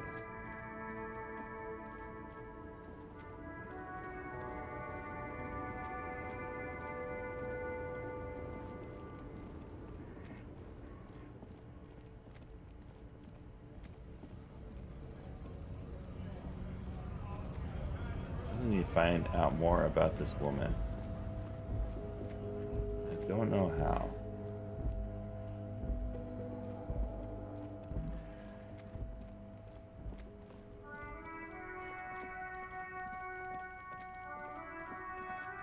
It could be this one that's stairs.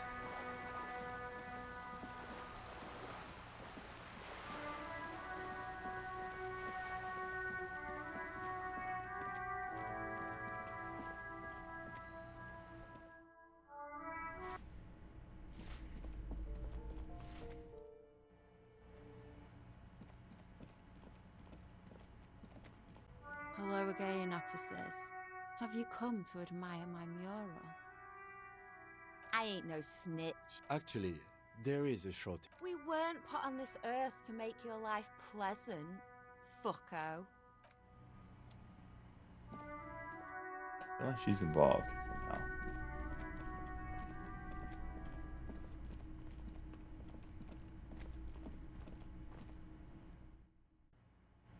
Making so much progress in this game, and now I'm just like, I don't know. I don't know what to do.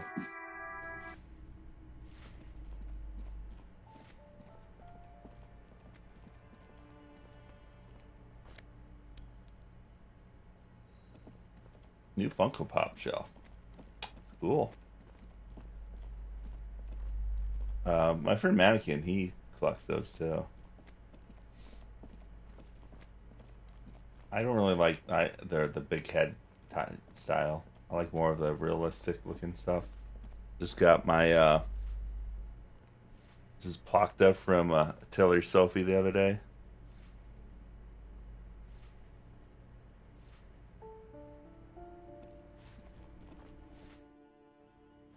I need to work on some shelving as well. Alright. I really don't know what to do right now.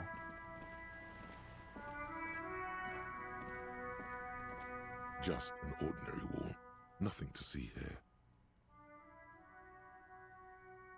8%. We would need like 6.5? Yeah. Oh, we were so close. Why must we stop to look at it? So close. Alright, guess we'll go back to the side of the wall again.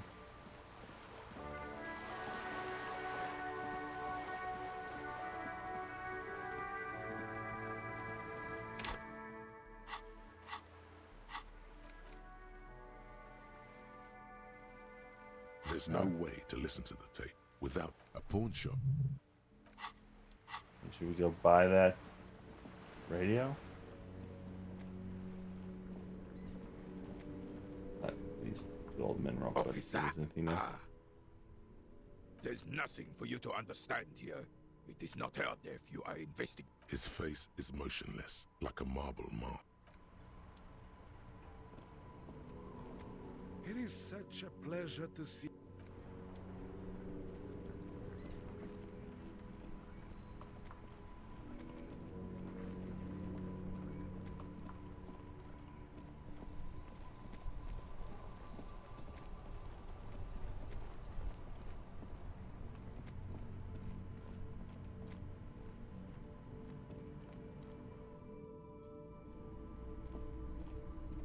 The boomboxes wait on the shelves, and your boombox, that... And here you are, quality sound reproduction on the go. It'll play anything. Hello, hello. Let me know if I can... Of course. It's in working order still.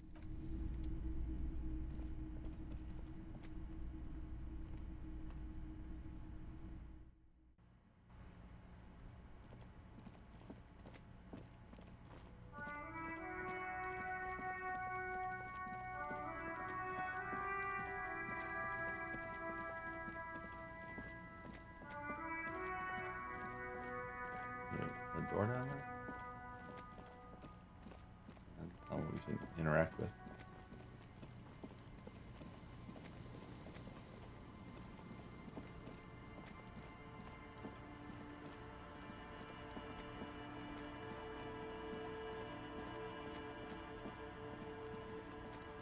Those kids might know something. Should probably talk to them more.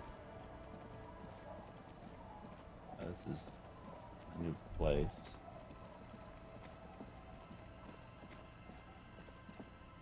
Do these folks know anything? Good to see you, friend. Do I have deals set up? Does he actually know you? Or is he just shopkeep friendly? So what do you want?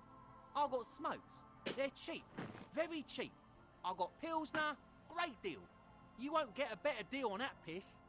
Spirits, I... Oh. The system's been good to old Rosemary here. You see, friend, Man makes his own luck, and I made mine real good. Got my hands on 3 bottles of liquor exquise. Bought cigarettes, bought beer. The hook. Where is it? I can't see it.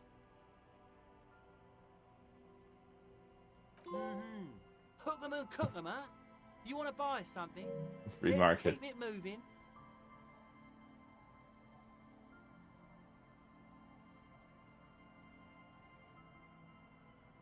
Smokes. Mine's 1 health. In the civilized world, You don't need your drugs. The noxious odor emanating from Don't you call her? Yeah! Don't call her! the dozing. Let's not talk to the drunk man. We have. Kim's gonna yell at us. A drop in temperature, an easy flow there. An empty street. Before you, a thoroughfare unjammed with lorry. Chemically sweetened. Across the road, a forgotten bus stop. Corrosion has opened a hole in its roof. The road is smooth and motley. Craters filled with a black asphalt. A tub warm with water, white with soap. A man bathes while radio waves transmit the lottery numbers. Number 312D. Young girls, craters pocked. There's one bump on the road. Tragedy comes from the wheels of a fast RCM vehicle, hurrying to work. The cold washes over you. The sound of the sea. Did I run over a dog? Moves the aerosol. A detective stands behind the boom barrier. A brief. No, we can't even go that way. It's probably for the better. I'm gonna see a dog we possibly ran over.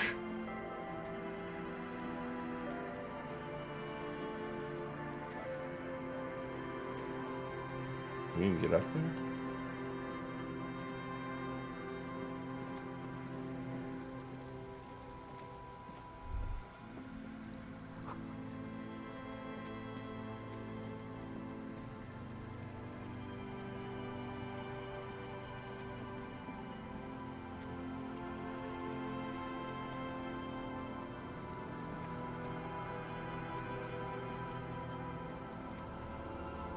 Oh, that might be the man we've been looking for.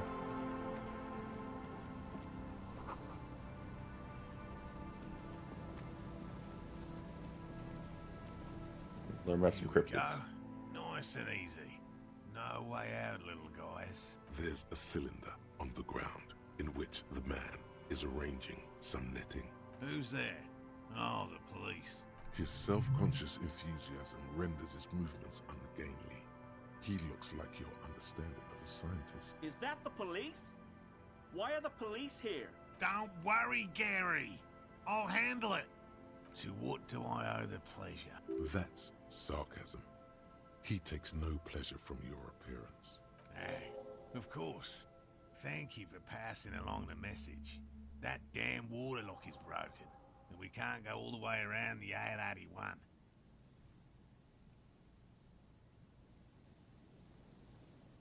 You broke the water lock with a motor carriage? There was a billboard in the canal. Not a vehicle. It said Samaran Butter. Did he say we can go back now? Yes, Gary. We can go soon. If you see Lena, tell her I won't be long. Sir, your wife is waiting for you. I just have to do one more round. See if the phasmid has taken the bait. Then we're going. His hands are large and weather-worn, but also used to delicate, precise work. Well, first of all, it's damn difficult to find, which is why we've been knee-deep in the reeds laying traps for it. Typical rookie assumption. Insects are much more sophisticated creatures than those unversed in zoology give them credit. Even simply catching a glimpse of the Insulindian phasmid. Very little, I'm sorry to say. No one's ever captured a specimen. Not yet. Just out of curiosity, if there's no proof of its existence, how do you know it's real? I know it's real. It's clear that his obsession with the Phasmid is driven by something more than the pure pursuit of scientific advancement. By which I mean, I've heard enough first-hand accounts to believe quite firmly that the Insulindian Phasmid is more than mere superstition. I have to resist the thought. Such an extraordinary creature is doubtlessly highly resilient. He means asexual reproduction. The females of the species don't need to mate to produce viable eggs. This makes it easier for a species with a small population to survive.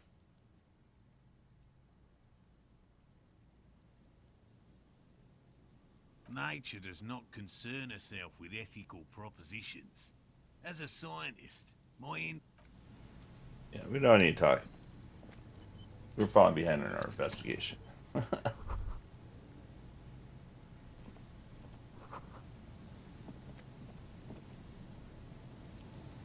Who's gonna yell at us for not doing our job? And then some people are probably gonna get murdered by the physician.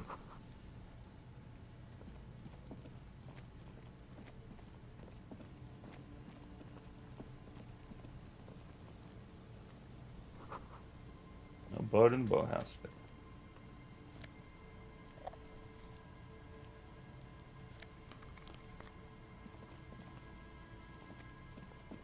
What do you, what figures you looking at? I think one of my next ones will be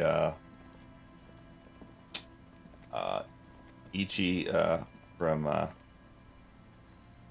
the Yakuza Like a Dragon series. They got the Kiryu one already. A scattering of bullet holes is spread across the cracked wall, reaching from one corner to the other. A row of ghostly shades stand facing the wall. There are many of them, a dozen at least, their heads lowered and eyes blindfolded. It's quiet. No sound, no movement. 10 meters away, other shades are lined up in an orderly manner, automatic rifles primed. A gust of wind blows by. The coats of the firing squad flap slowly in the breeze. A single person stands on the side. Droplets of rain fall on the wooden planks, the surrounding sand dunes. The clouds block out any rays of light. A long time has passed since the moment of this fusillading. Rain and brine have since washed all the blood away. The abundance of bullet holes leads to two options. Either an inordinate amount of executions were performed here, or they did not use a conscience round, where only one soldier has the loaded rifle. Looks like this was a mass execution with everyone fully armed. I don't know. I don't know who died here, lined up beside that horrible wall. It could have been any of the parties involved in the revolution. Nagatoro. Yeah, I don't know that anime. Perhaps the ones executed here were the loyalist conservatives, killed by the communists at the start I've been looking of at the Civil War. quite a few. So I like to get the ones that are like, communists, like the Good Smile is the company that makes like some nice models that aren't too expensive. Another likely scenario. Or maybe. Yeah, it's very unlikely the coalition forces were the ones who died here. They were always the last ones against the wall. To be honest, if a coalition member was anyone in this situation, it was a commandant. A cold sea wind.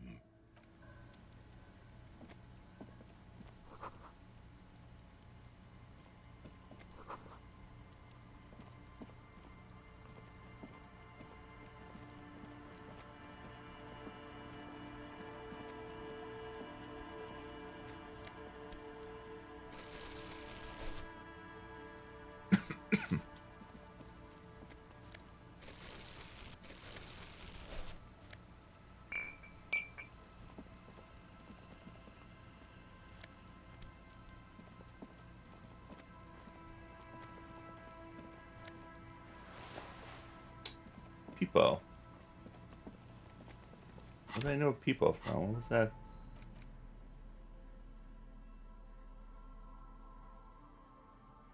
Oh, the kid, that kid on the wall. It's wearing a peepo.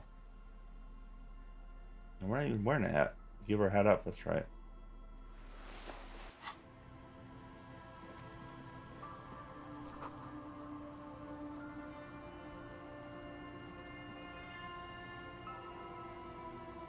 Okay. Yeah, I have I don't know if you know quintessential quintuplets. I have all of their figures in like their normal outfits. Might collect some more, because I really like that anime and the characters in it. Where are we going? So we found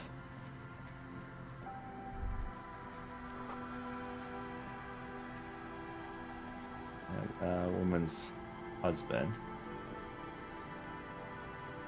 I think we need to go talk to those kids again. They might know something.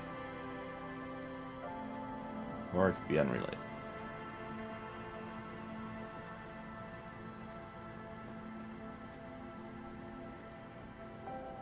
Door open now? Heavy wooden doors, more than twice your height.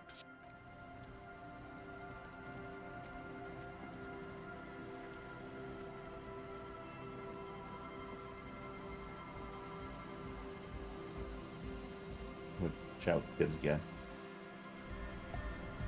A young man with peroxide blonde hair. Hold. Hardcore! Hardcore! Hardcore to the mega! Internally coherent. Good morning, yeah! 1, 2, 3, Yakokata, the place to be! Yakokata is a hardcore play! An intricate system of irrigation networks pockmarking the earth. Intermittent seas of phosphorus mud, ripped tarpaulin fluttering in the wind. A pair of molten rubber boots also comes to mind. All in all, a truly hardcore place. Could there have been a right way out of this garden of forking paths, you think? You see a youngish man. Hello, I'm Andre. It's a pleasure to meet you. This is my posse, Noid. The young man with earrings looks at you suspiciously. And Egghead. Egg! Together with a Settle Burger, who's out there right now, doing some seriously progressive sonic experimentation, we like to think of ourselves as music venue organisers. You see, we've been all over Jamrock North, prospecting for real estate to establish a new venue in. Also for talent. Yeah, thank you, Egghead. And while there is no shortage of raw, unfettered talent spinning tapes in Jamrock, we've had rotten luck with the real estate part. Place is a shithole. I apologise for my friend Noid's potty mouth. I realise this is not how you speak to a police officer. He has authority issues. Which brings me to the problem of occupied ecclesiastical property. I bet you've noticed the derelict hive of narcomania on the coast. I'm talking about the church. And I'm not exaggerating. Even a place of spiritual refuge can become a magnet for all sorts of dopeheads and burnouts if left unattended. Dopeheads! Burnouts! Well, I'm sad to say, that's exactly what happened. Sad because we were just about to put Martinez on the map with one of the maddest dance clubs in Jamrock. Nah, strike that. In Revachol. Strike that! The verb! And sadder yet, because the dopeheads and burnouts hold up in there with the worst He leans back a little, watching you with a steady, serious gaze, letting you imagine just how bad those dopeheads and burnouts really are. Good. This calls for an opinion. You're an expert in those. The spooky kind. You know, officer, you really should judge that for yourself. Also, they don't eat or clean the building. Shit's gonna collapse. People just wanna spin tapes without them spooking it up. Place has bad signs. Thank you, Egghead. So you're gonna look into it, right? It should be a police matter. Getting all right, man. Andre is obviously very happy you took him. Yes. I asked Noid to install a measure against more drifters wandering in. It's a temporary fix. I had to do it in an hurry. Not my best work. Of course. Noid, give the officer... All right. Be the cool cop. It's as if oh my time god. is frozen somehow. You think how did we fail that check? Yeah, this is going to be way cool. Blam! Straight in the eye. Straight in a stabbing pain. Tears stream Man, I'm super sorry. That was totally my bad. He looks like he's genuinely sorry. He didn't throw them better. Oh shit, I didn't mean to do I that. really am sorry, man. Just take this, okay? Wow, looks like there's quite a lot there. I hope that settles it. Or wait, the key? He is shifting in his spot, uncomfortably. I Still, lost 9, but I got 25 We're talking buckaroons. about the padlock, I think. Not long, like a week maybe? I'm super sure they're alive. I mean, come on. I'm at least 90%, maybe 85% sure they're still alive. somewhere in the ruinous past that led you here. Yes, I do. I listen to Channel 8 all the time. I know about crime stuff, and I assure you, officer, this is not what's happening here. I'm at least 80% sure they're alive. I mean, come on. Most people aren't ever that alive in their entire lives. I knew you'd get it. You're... He nods attentively, ready. Sure, man. Tell us what you want to know. Let's do it. He's a quiet man. Mostly communicates through new... Well, he's just kind of here. I don't really know how to communicate with him. Yeah, sometimes. When I, stumble and find my way into his center... The man smiles mysteriously. I get it. He's a puzzle.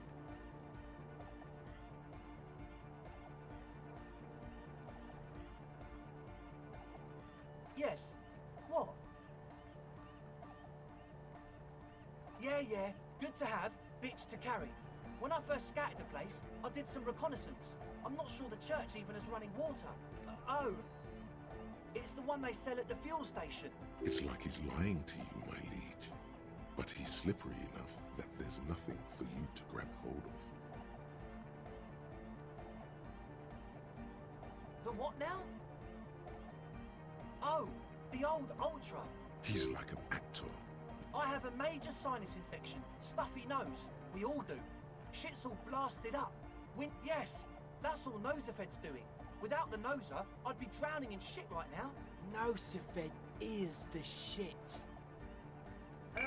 Sure. Here you go, officer. The Noser. He nods enthusiastically, no doubt a little relieved. Convinced you're a smart cop. Yes. What? He nods enthusiastically. No. Truth is, I don't really know. None of us do. Yes. There's also the machinery. When I first scouted the place, back in February, it was abandoned, empty. Took some time getting the crew together. So about 2 weeks ago, we came here hoping to set the stuff up. Suddenly, there are all these strange machines lying around in there. One of them has wires running into bowls of water. Wires into... Andre, tell him about the feeling. Oh, and it felt like there was something in there with us, watching us from the dark. No, the other one. Which other one? I'm not as in tune with my emotions as you are, Egg. Felt like silence. Awful silence.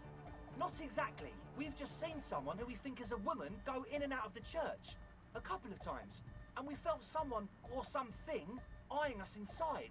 But that's kinda it. You should talk to Noid about that. I just, you aren't alone. It wasn't quite human. Not human? As in a ghost? Do you know what he means? It was this dark shape climbing upside down along the ceiling. Like some kind of crab man. Yeah, you know. The way it was climbing up and around the ceiling. Like a crab. It was stalking a cell. Exhibiting ambush behavior. Odd. Crabs are usually marine creatures, and not known for climbing walls. Crab man! Yeah, totally. I mean, I didn't personally see... So he hasn't even been in there lately. You should ask her about it, but be nice. There probably is no crab man. Don't let them draw you in with this nonsense. Sure. What? As always. So you had a talk with Andre, and now you want to discuss things with Noid. Good. It's good you talked to Andre first. Gave me time to get a reading on your sign. A sticker. You mean the yellow one? Interesting. He wants you to describe it, though he already knows what it looks like. Good, good. What did you want to know? Yes, you're the 23rd person to get it right, and I've asked 23 people. Looks like it's a dead guy smiling to the entire human race. We're all the same. Same eyes, same smiles, same death. He defeated history. We are living in the age of history, the present moment, or maybe he's not dead. Maybe he's just really ecstatic about it should be sold, but not by us. I guess one could write an entire treatise on the thing. But what for? Weird stuff. Specialised. There was a data processor and some sort of long-wave machinery. Wires going into water. Gives off a spy sign. Or some fucked-up Samaran science sign. The People's Republic of Samara is a product of Revachel's sister revolution on the Grand Isola. Most of it doesn't exist. Psionic powers, pale-related diseases, pretenders... Alright, that's enough.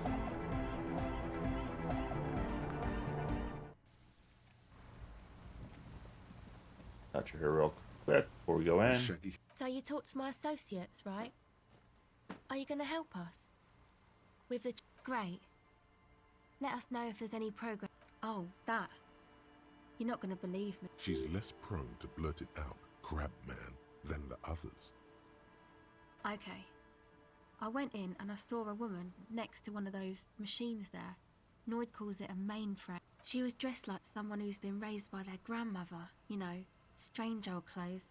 Had this absent expression, didn't say anything, just stood still. And then, you know, right behind her, a man crawled down the wall. Upside down like a crab. Down the church wall. I think the woman didn't even know he was there. He was completely silent. He stopped right before he got to the floor. Then just hung there like that, looking at me. Right at me. I fucking turned around and walked out. End of story. Maybe it's a robot. Like a crab, you say? It was too dark. I couldn't tell exactly. Come on, she obviously could. He looked like a banger, okay? He was all muscular and stuff. Had a mesh tank top. I know it sounds ridiculous, but that only made it scarier in a way. A crab and a banger? Yes, a banger. As in a mess gang member. I know what it sounds like, but that's what I saw. Why? I guess so. Anyway, what else?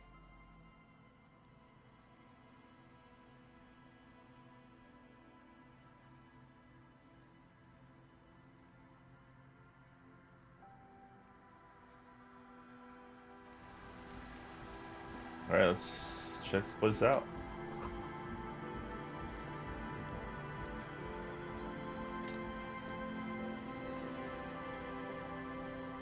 Probably not related to the case at all, but...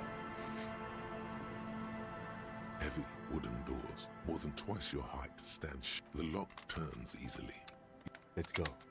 A great whoosh of air rushes in the heart of the city. What the fuck is this place?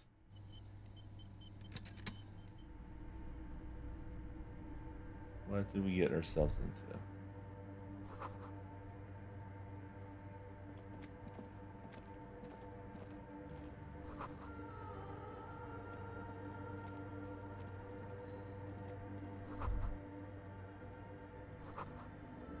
Park beetles. No, listen to some long forgotten style.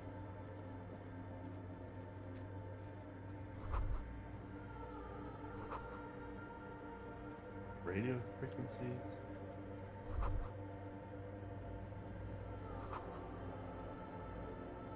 Contact microphones, maybe?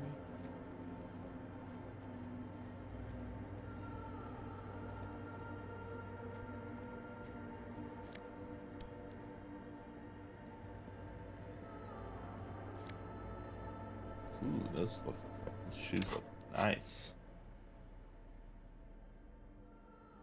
+1 empathy.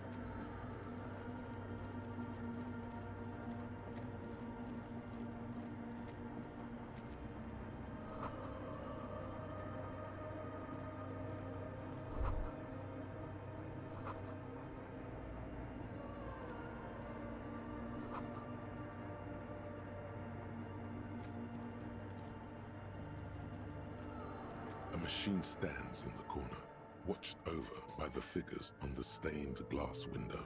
It's turned on and quivering with soft electricity. Another radio computer. And this time it's already turned on. These machines sometimes harbor traps, he thinks. Alarm systems and the like. We should leave. I doubt this place bears any connection to the case.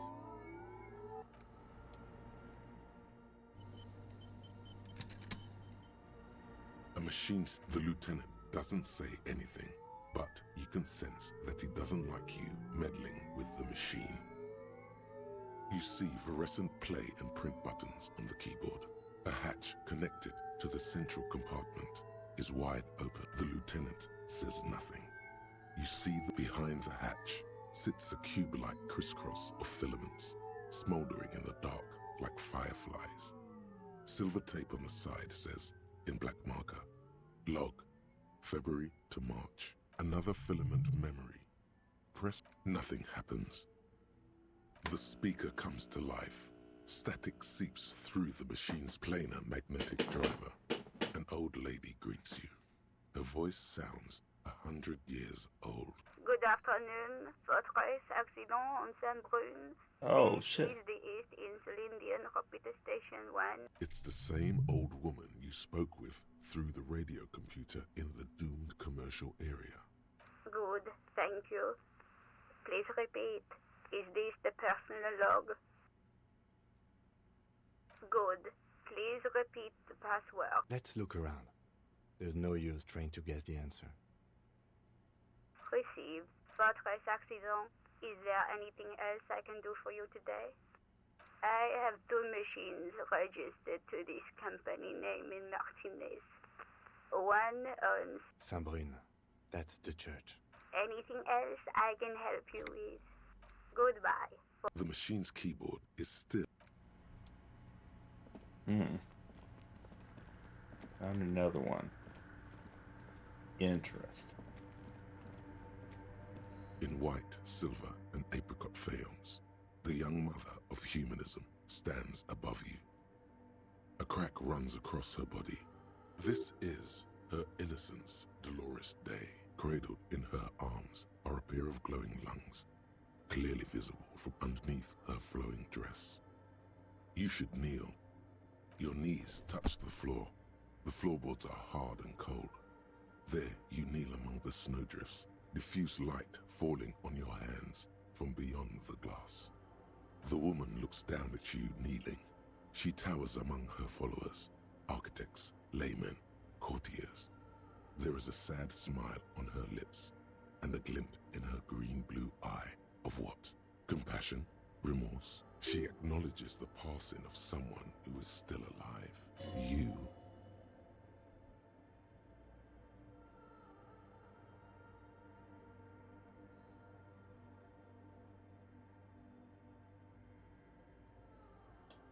As that soft word passes through your mind, the lieutenant draws an X-shaped cross from shoulder to shoulder.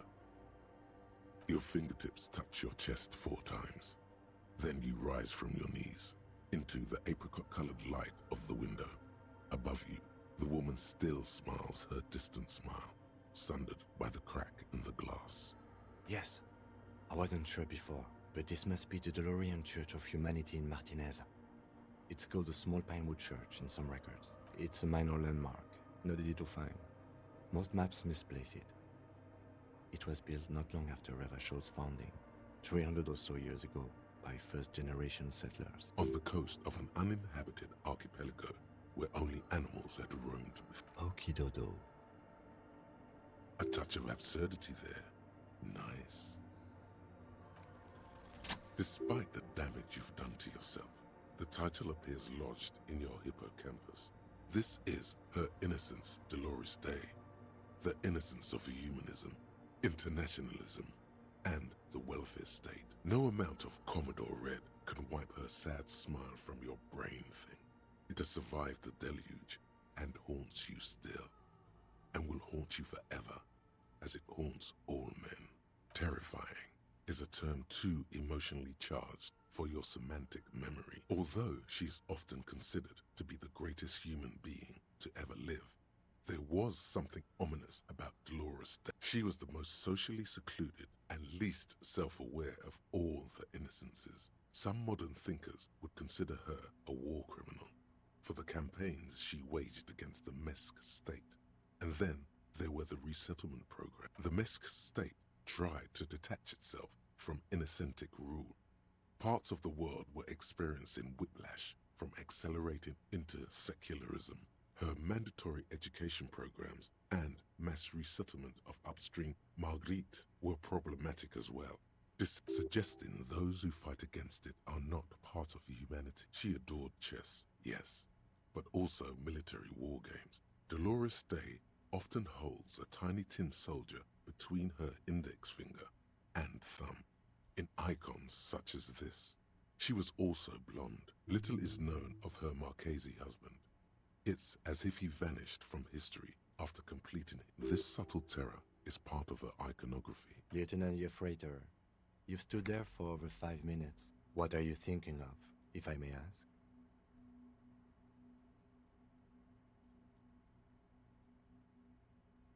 That she is. A great sacred piece. I wonder what we are doing here, however. In this church, I mean. The coast in general. We shouldn't linger. This isn't a good place to get lost in. A jigsaw of broken shards falls into place in front of you. A ghostly reconstruction of the stained glass window. Before it was shattered, there was an older woman beneath the younger one. And a text. A light motif below them both. Below both women, in luminous black letters, Après la vie, mort. Après la mort, la vie de nouveau. And then, along the left side, Après le monde, la gré. Après le gré, le monde de nouveau. After life, death. After death, life again. After the world, the pale.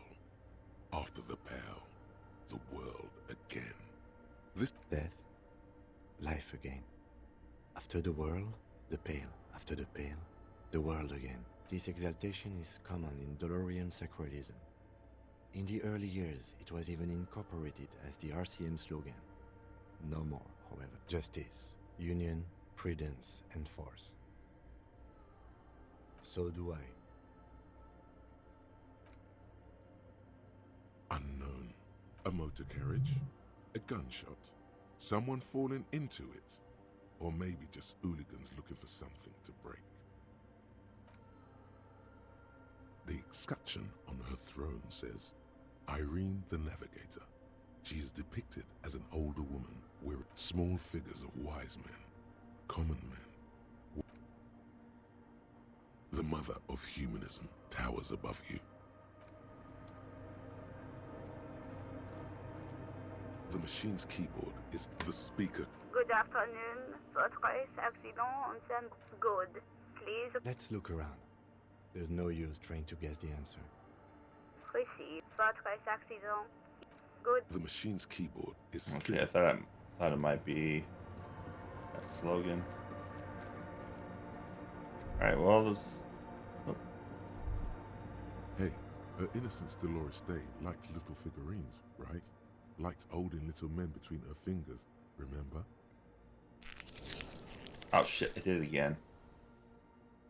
Keep using the directional pad and accidentally using my items. You have the headless Fallen Rider figurine. You should give it to her. Win her back.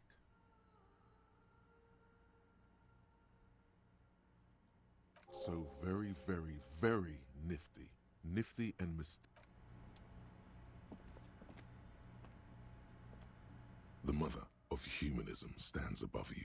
A precious and complex wax painting on a single pane of glass. A crack runs across. Why?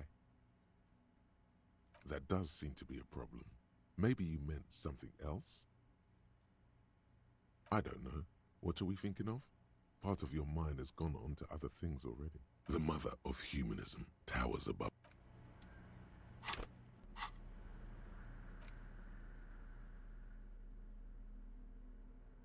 Oh, it's the tape player.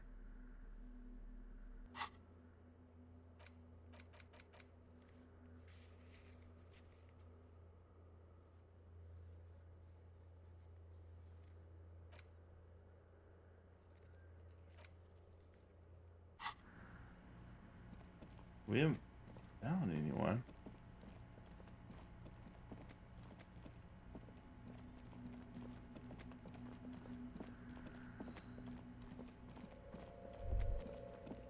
The silence in this part of the church, it's almost palpable.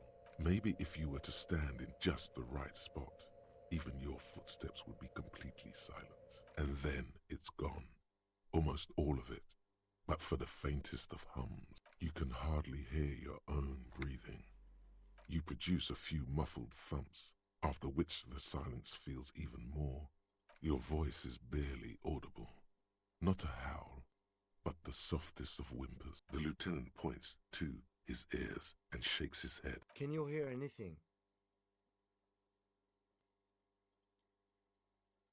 I wonder why the church was built with such strange acoustics. His detached tone conceals how uncomfortable he is. Maybe the church was designed this way to prevent boisterous activity, singing and dancing on its premises.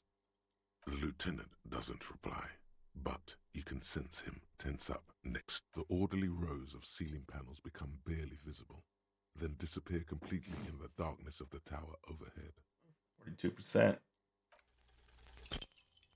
Oh, it failed again.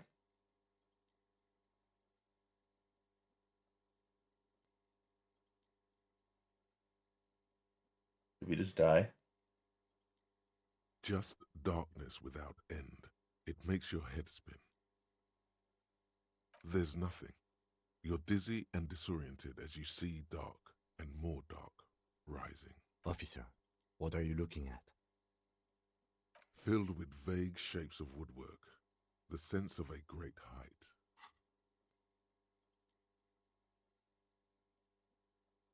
You see something hanging from the rafters, looking straight at you with dark eyes. Maybe it's possible to talk to it.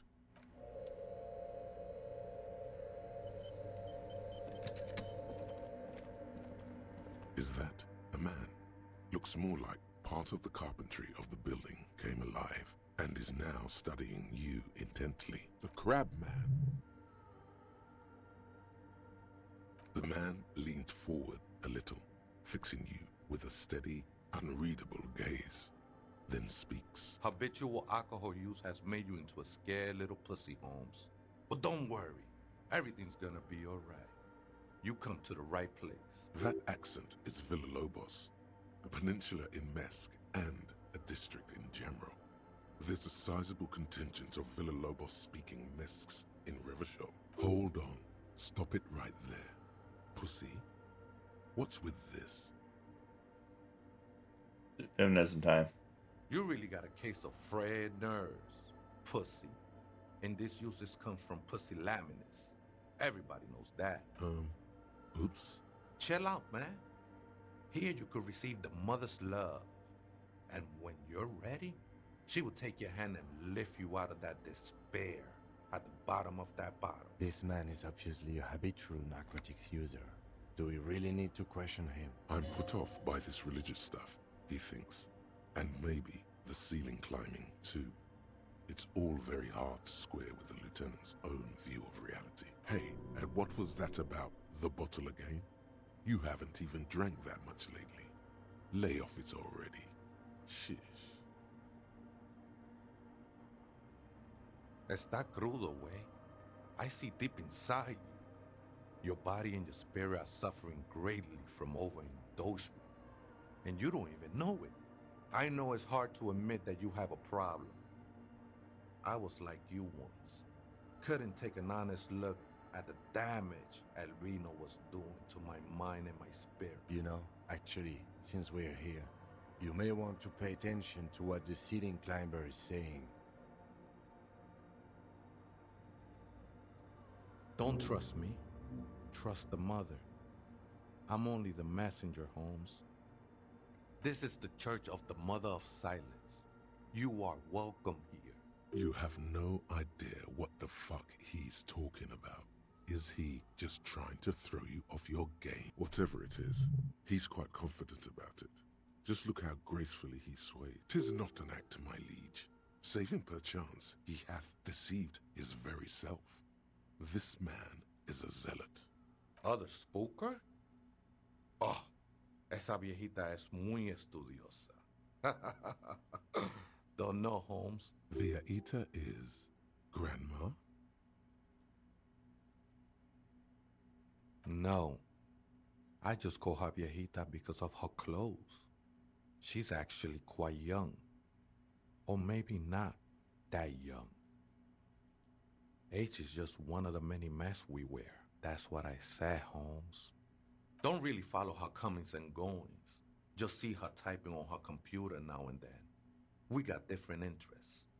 I'm afraid not, Essay. You just have to wait until she comes back, or search through her radio computer. Too many times, Essay.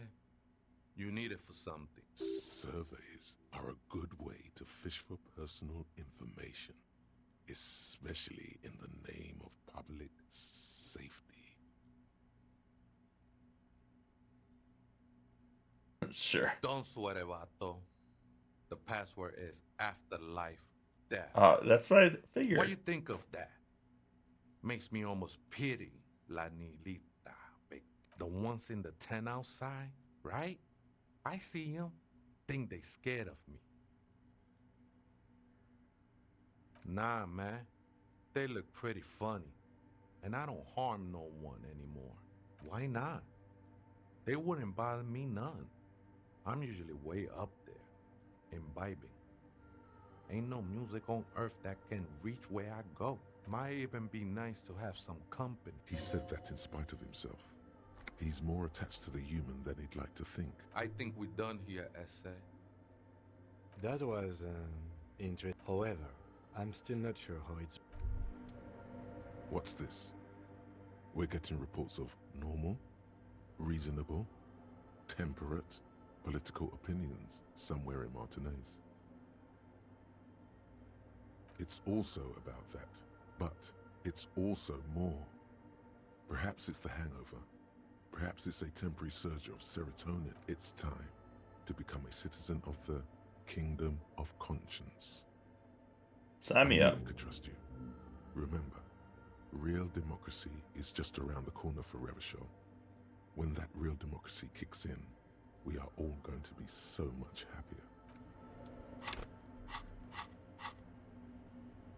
So many things unlocked. What is this? Kingdom of Conscious? Wasteland of Reality?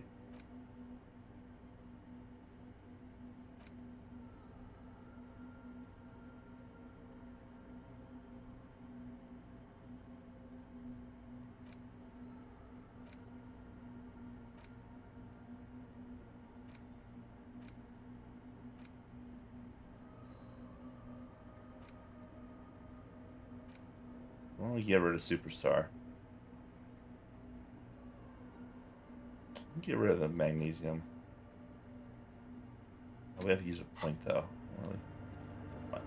It's better just to open up a new slot. The machine's keyboard is the speaker. Good afternoon. Votre accident on Saint-Brut. Good. Please repeat the past. Good. I have unlocked the filament. After ending the call, please press print to act. Votre accident.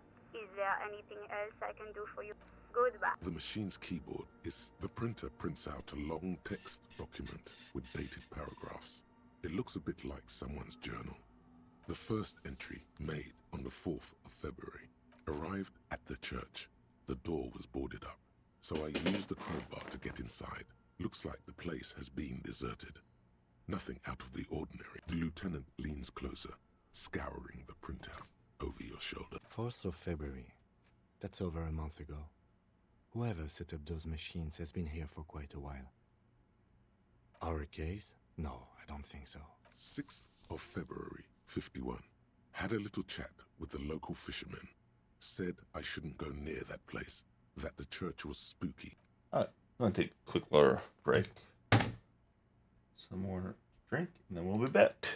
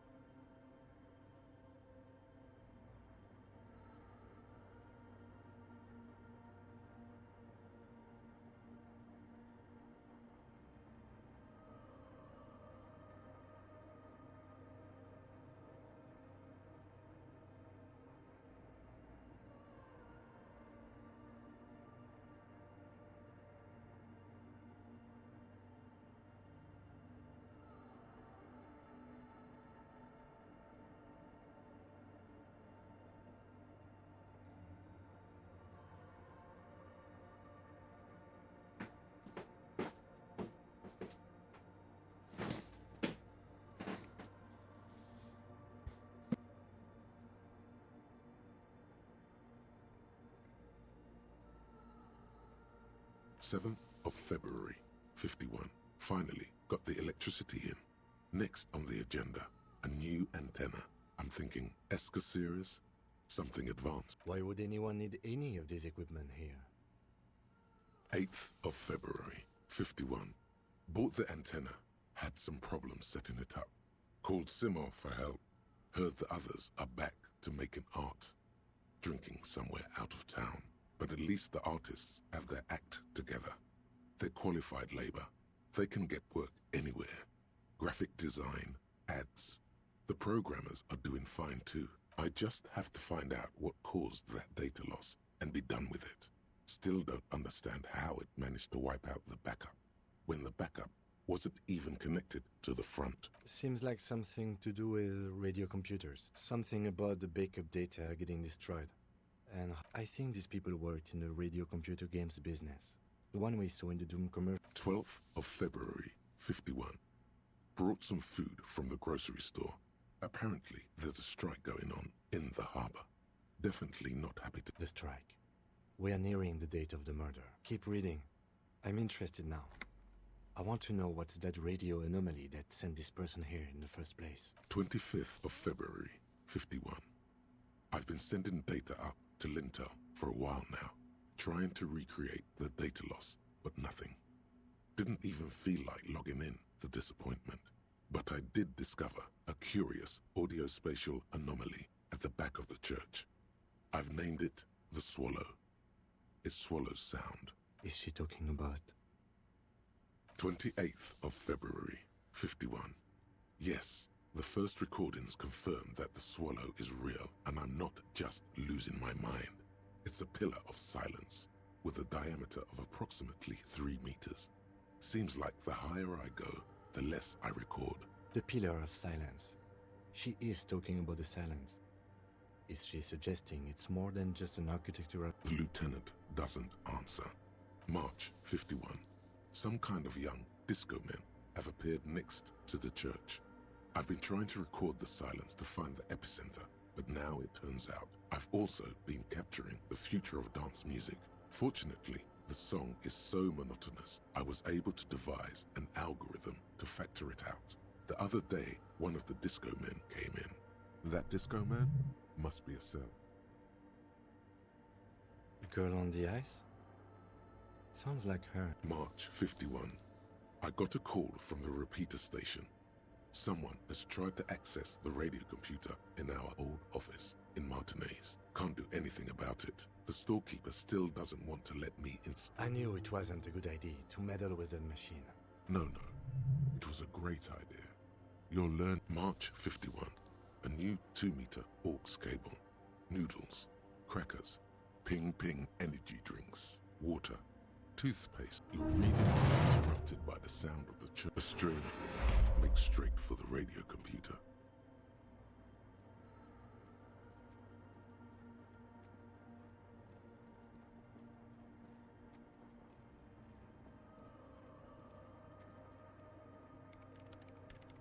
Breaking into my radio computer, I see.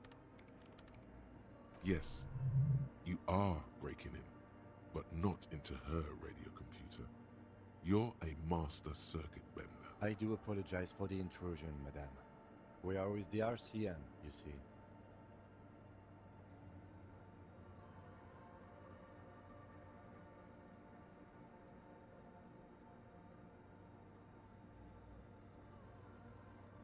Well, you won't find any music venue organizers here. It's just me and my computer, and it has been this way for weeks. Now please give me some room. I need 2 seconds to see that you haven't destroyed anything. We should talk to her after she has rebooted the machine.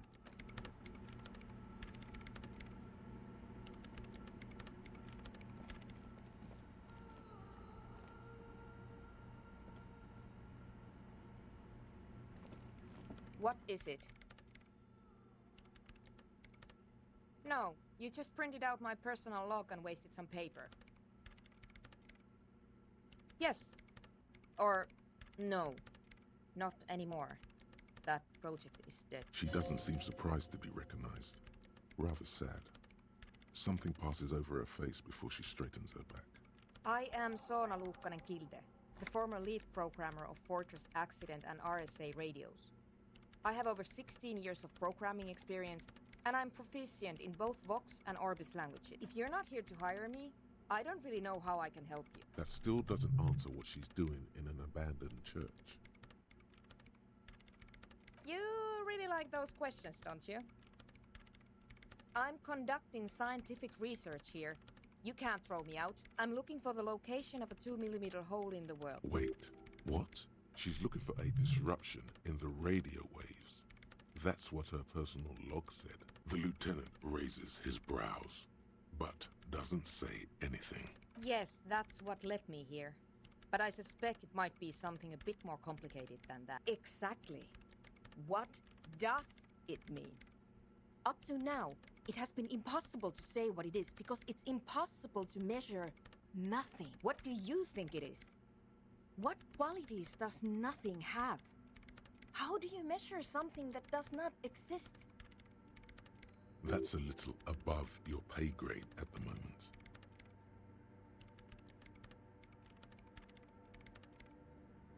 I don't know. Are we? That's what I'm trying to figure out here. But how do I figure it out? You measure it by its surroundings, by that which does exist, which is what I've been trying to do. I've tried using hydro transducers to record the silence, to find out where it begins. Hydro transducers. So that's what those water basins are. But honestly, it's not progressing very well. Because it's just trial and error, trying to locate the swallow, the exact point in space. And I don't have a... You know what? It would be really helpful if you could just stop talking and let me work. Somewhere underneath those roof beams, Only a faint crisscross of rafters can be made out from the dark. Most of the tower. There's this place at the back of the church. A place where all audible vibrations seem to decease.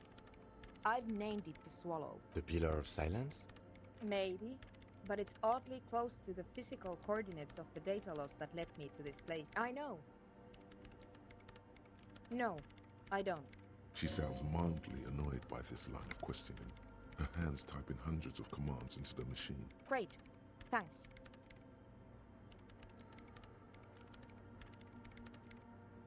What? I bet she hasn't even heard it. Yeah. Like all the time. My tent neighbors don't really ease up with... Maybe I'd have to be on drugs to get it, but to a sober mind it just sounds like uninspired rug whipping. No idea what it has to do. This is about those speed freaks in the tent, isn't it? I've got some news for you. It's not a nightclub they want. Take a guess, why don't you?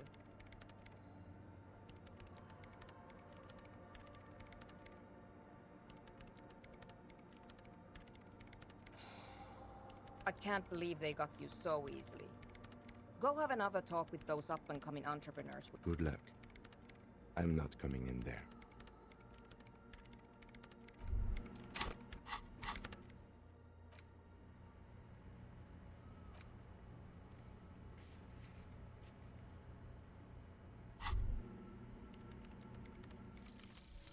The precarious world. How not to lose. It is impossible not to. The world is balanced on the edge of a knife. It's a game of frayed nerves. You're pushed on by numbers and punitive measures. Pain, rejection, and unpaid bills. You can either play, or you can crawl under a boat and waste away. Turn into salt, or a flock of seagulls. Your enemies would love that. Or you can fight. The only way to load the dice is to keep on fighting.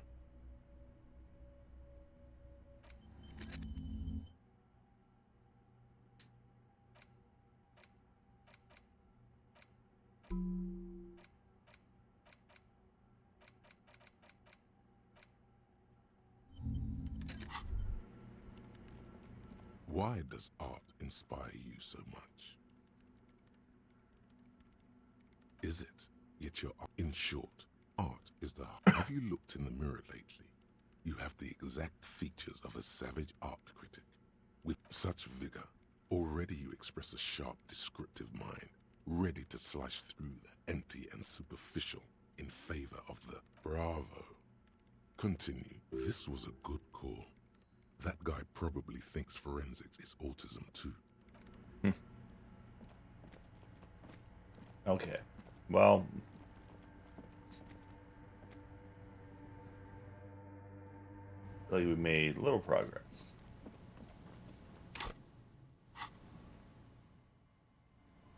How do we map?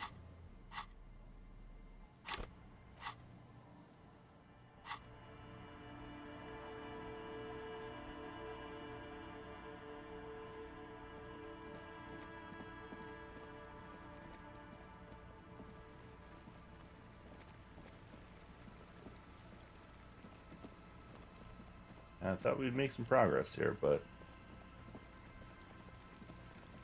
you know, all we did was find another body and other things.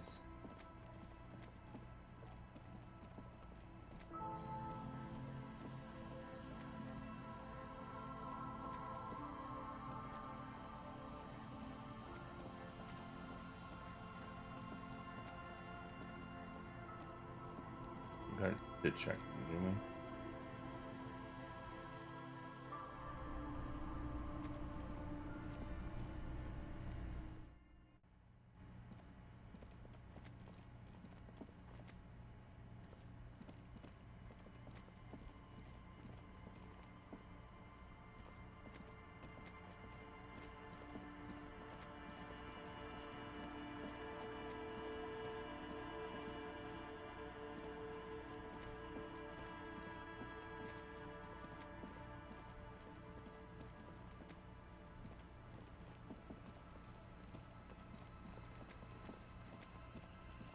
Where? Oh wait, we just went backwards.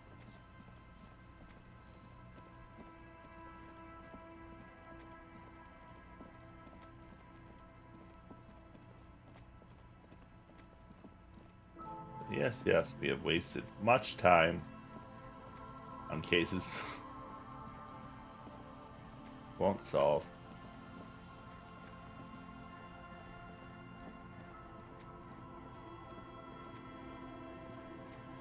Maybe we won't ever break down and other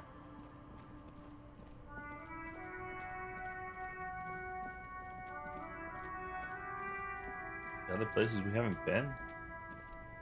Still here, stuck in this damn jam, my man.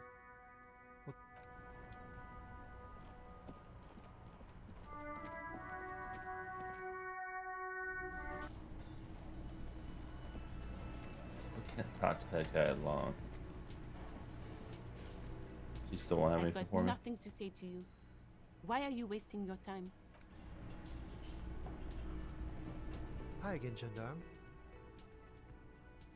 Bye-bye, gendarme.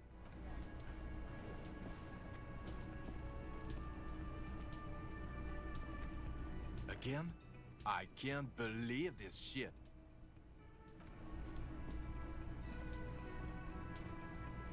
Oh, hello, dear. Their goodness. How is he? Did he say why he hasn't returned yet? He's fine, ma'am.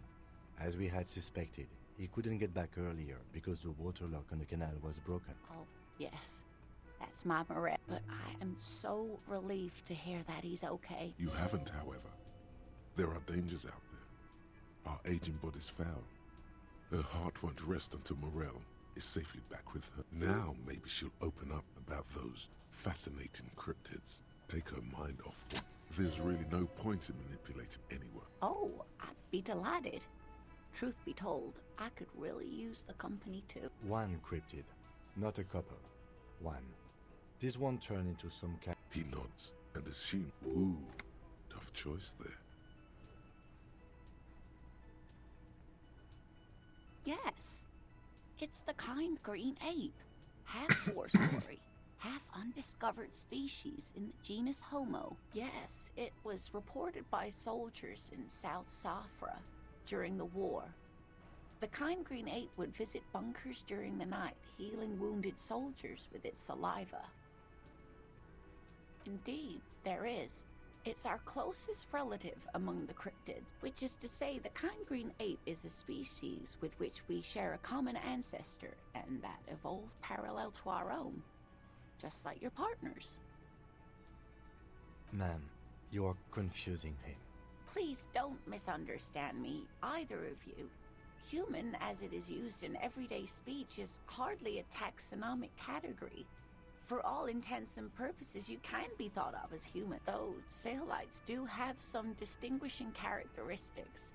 Different advantages, if you will. Yes, advantages such as the flakier texture of Saolite earwax, or so I've heard. Nothing inspires pride in one species quite like speculative evolutionary biology. Perhaps we've had enough of that for today. Of course, dear. Hey, was there something you needed? Another thing. Great. Yes, got the 20 real. Then why are you wasting... Well, we do have the free room, but maybe we'll pay the 20. I don't know. I was hoping really make some progress here. Hey, big cat. I don't know what to do. A quick save. Like someone's gonna get killed.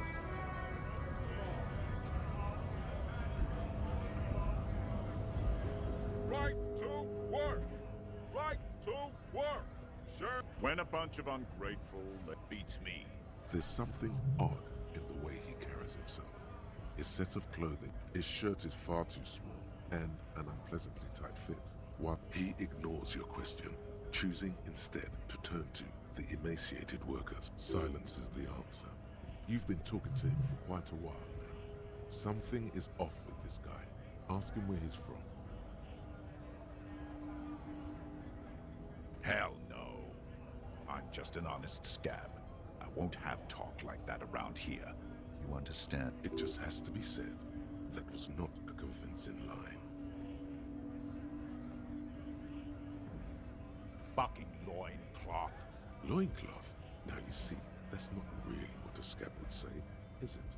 Better not to press the issue. Fucking fuck. I'm going to interpret. How about you fuck off? Okay. There could be weapons aiming at us right now. The man's breathing steadies, but his eyes are still narrow. Yeah, I feel like this. Who else can decipher? Maybe the. What are wondering, man? How can I help you? The mercenary, eh? Who could have killed him? That's indeed the question. What a thought. Your dead guy was an enemy combat. He was an agent. I ain't the murderer. He's not. Understood. No problem. I wish the best to you. Okay, maybe we can touch the lady at the bookstore? I don't know how to make progress on that part. So if I show him the photo, he's gonna be really pissed. I still need to find this 8-person or 7-person or whatever. Hello again, esteemed officer, and welcome to Crime, Romance. Yeah, so I guess we can get the book. A sulfur-crested cockatoo sits on the cover. Its beak. Oh, a nature enthusiast. Good choice.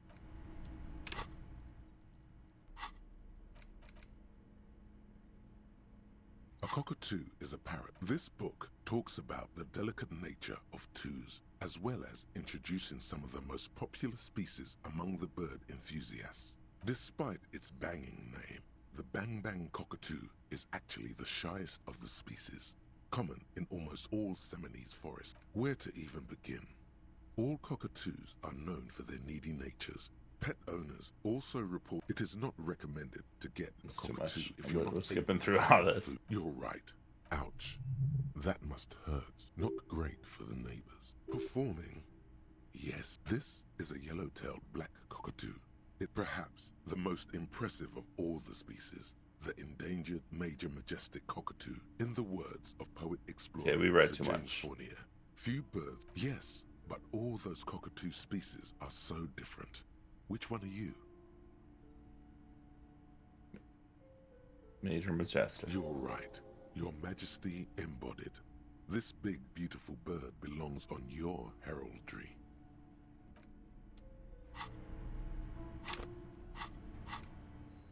We saw the Coco.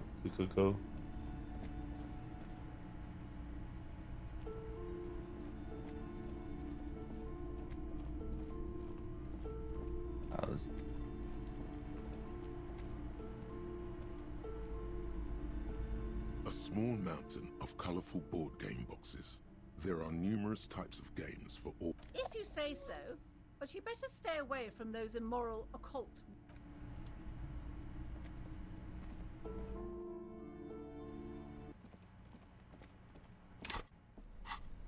Now we have this game. Do that after later.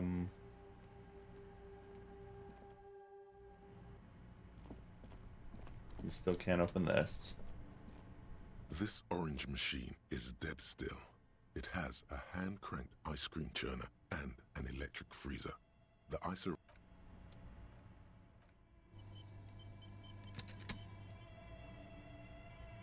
This orange machine is dead still. It has the ice squeaks beneath the pry bar. You think you've got the bar jammed in there. You see the pry bar's metal handle bending. Yeah, well, that's a good pry bar. I'm not criticizing it, but this ice cream maker is frozen shut. I have no idea, officer. This ice cream maker... Sooner or later, you will stumble upon a tool mighty enough.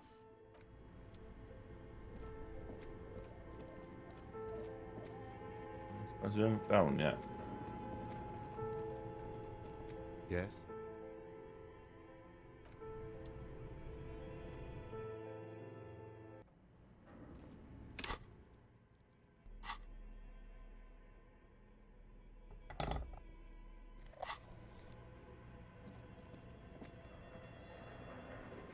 Tiles on the cube are still like a smooth draw. The filaments, the speaker. Good afternoon. Please repeat. Is this good? Please, good. Really? Fortress accident. Is there anything else I can do for you today? Thank you. Tiles on the cube are still with a quiet determination. The printer starts printing. A piece of paper unfolding. The filament slides out of its glowing. It's a project report written by the lead producer. The first few pages give an overview of the capital in its short time of existence. Fortress Accident, SCA, managed to burn through truly insane amounts of money. The first tranche of seed find. Eventually, the damage let's just say it was a real adventure. Fortress Accident employed 18 people and a single overburdened producer who developed a habit of popping Pyrrolidon in the... Why did Fortress Accident have so many concept artists? It didn't. No, definitely not. A few more producers could have come in handy though. One of them even managed to steal some valuable company property. The production schedule depicts their glorious descent into bankruptcy. Not the concept artists.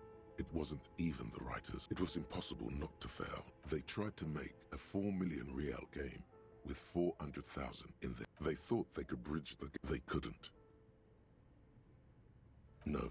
Even then, success... That is, until they discovered the Valley of the Heads.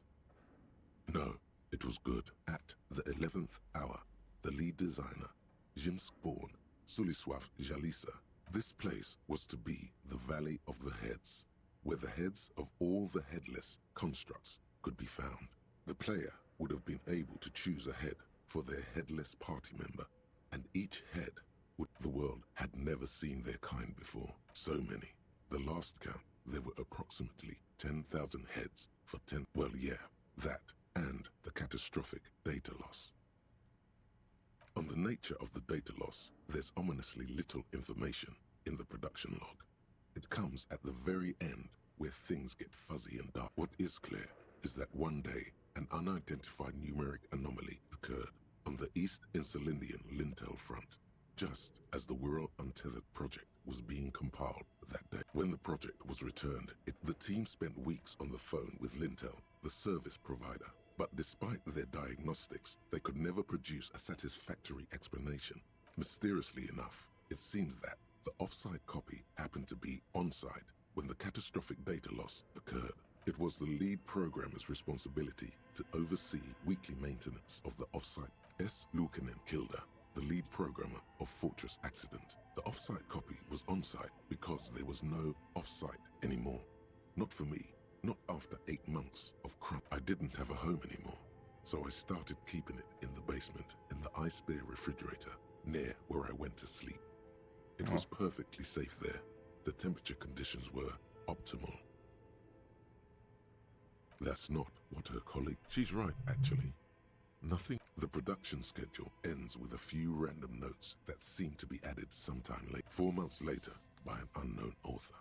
I am the only one left, and it's gotten rather damp here. A few other businesses have gone under, too. Slipstream switched. Still haven't got an answer from Lintel about what happened. All I could get were the physical coordinates of the error on the East Insulindian front. I have compared the coordinates to a map of Revachol where Sandbrun 1147. That's what the street sign next to the church said.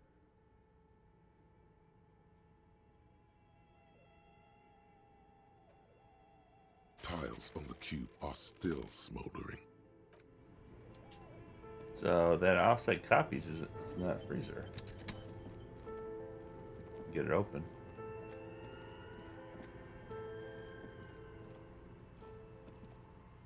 Oh, it's you again. Are you very good? That will be 7 real for 1 custom die. 1 universal die for Wirral Untethered. It feels icy. Just holding this die in your hand sends a jolt of cold. I'm listening. It wasn't merely a gym, it was Artemitep's boxing club. It didn't. It's not really full of... Eventually, the coalition took away the funding and the club good. I hope it clarified things a bit. Kingdom of Conscience. The Kingdom of Conscience will be exactly as it is now. Moralists don't really have beliefs. Sometimes they stumble on one, like on a child's toy left on the carpet. The toy must be put away immediately, and the child reprimanded. Centrism isn't change, not even incremental change. It is control over yourself and the world. Exercise it. Look up at the sky, at the dark shapes of the coalition airships hanging there. Ask yourself, is there something sinister in moralism? And then answer, no. God is in his heaven.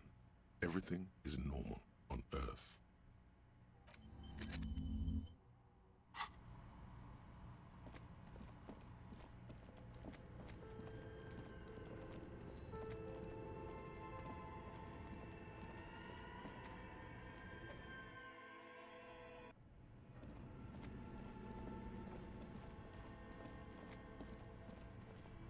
So, you know what's in there now.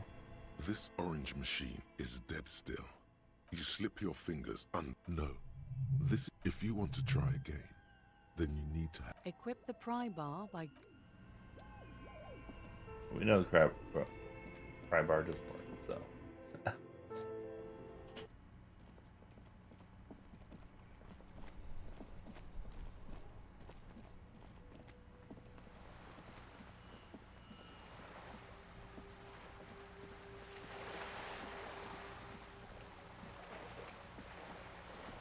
It's already late and we have not done much today.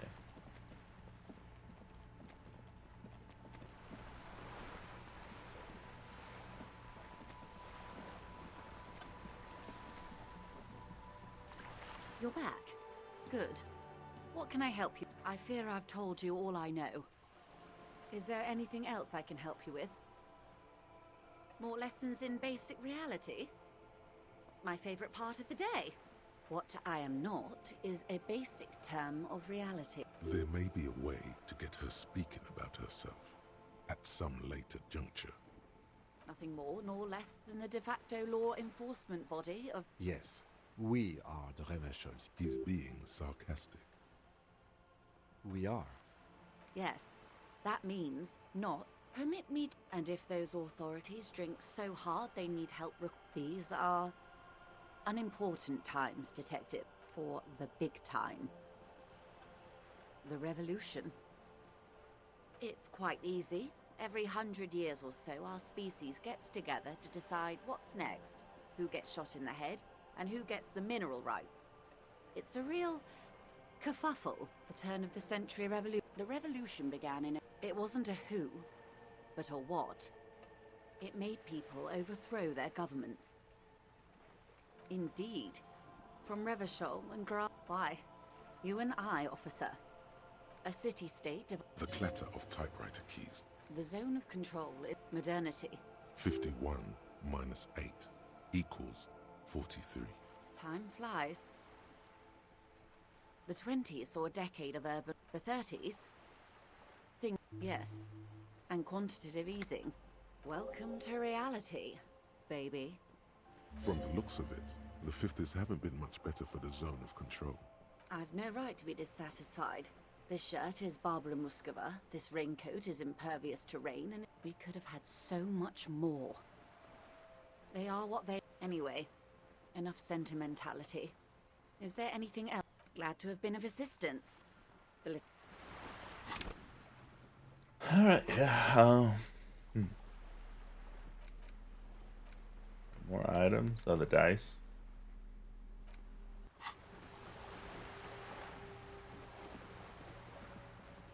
We understand reality now. This game goes a little too hard into talking sometimes.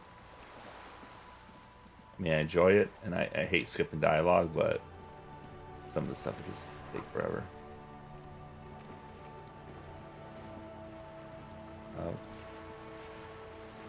This coin-operated viewer is facing southwest. The metal feels cold. A thick layer of graffito covers the lenses. That's Kuno on the lens. Under the graffito, a sea of blues and greys appear. But you know this to be the star of Pericarnassus. Around the large wooden building, you see chunks of sea. Damn Kuno. This coin-operated viewer is facing south. Your money disappears into the coins. The curtains on the display open. The lenses shift. The ghost sharpens into an islet in the bay. In the ruins, a man-made structure is visible. A half-sunken sea fort. Its concrete almost reconquered by nature. It looks as if it was abandoned quite some time ago. Nothing, its leaves ripped from it by the winter wind. The little brave birch tree seems to wave back in the... Really? I don't have the eyesight to make it out.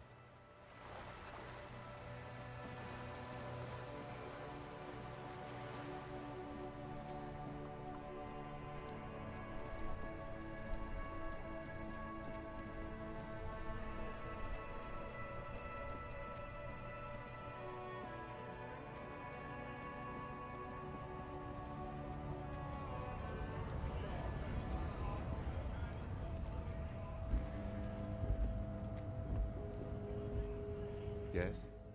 What do you want to know? You mean like a brief? Do you want me to... 3 days ago, during that time, they didn't identify themselves in any way. There's a strong prejudice against involving the RCM in what's seen as union matters. The Dock Workers Union is the... That's right.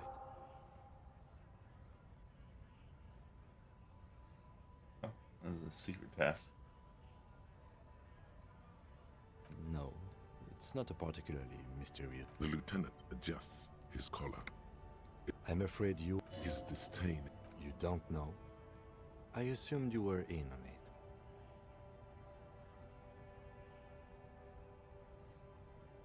Better still than an imbecile cop-off.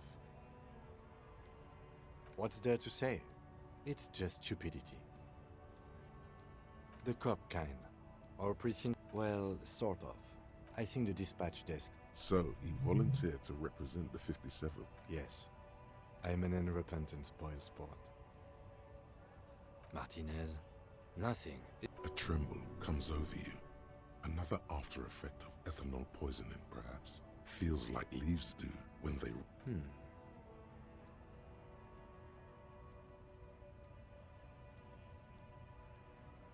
A good joke.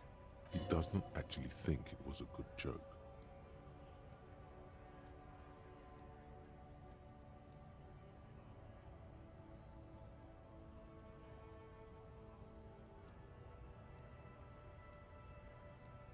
It's good we set this thing aside. Was there anything else you wanted to ask about the competition? If not, we should move. Yes, it's a wholly pointless matter. Forget I ever mentioned it. Look at you. It's because you're a failure. They sent you to Slight, Precinct 57. Just think about it for a second. You're a raging alcoholic who showed up 3 days late. Of course, it's only a theory.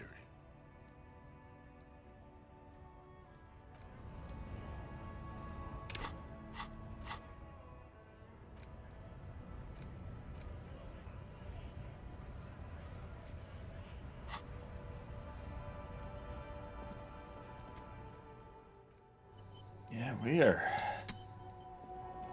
The stuff we should have done first day. Really don't know where to go. Yeah.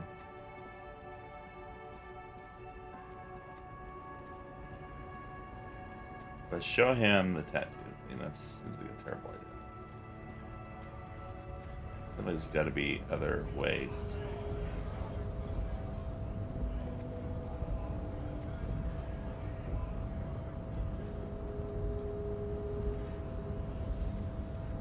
We give this guy to tell us who the other woman is. The unpromising race pupil returns.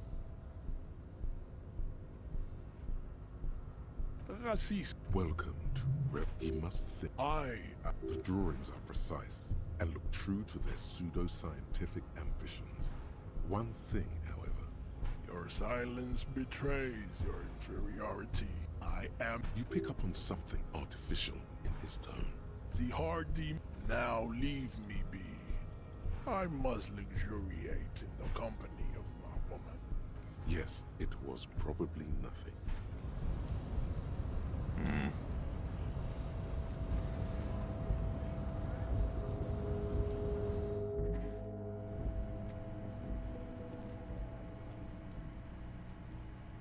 The already familiar cold touch of plastic.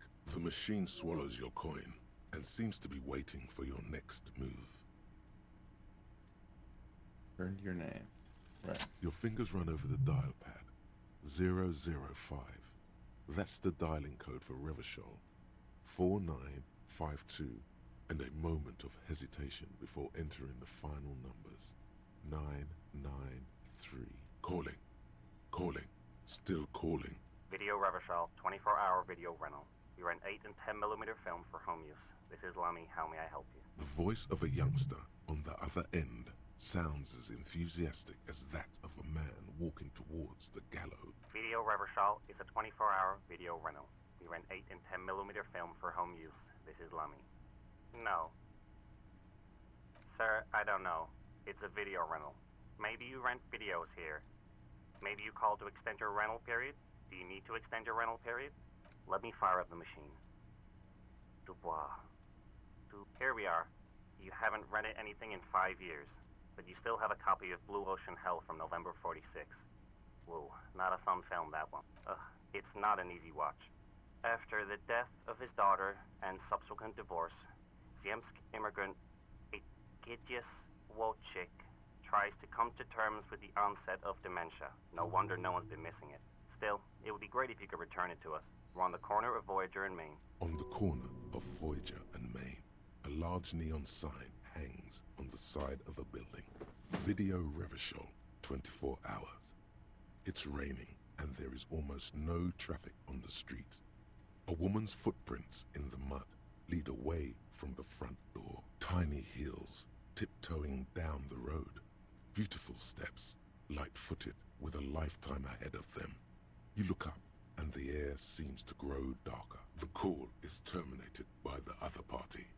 You're left with the discomforting sound of the disconnect tone.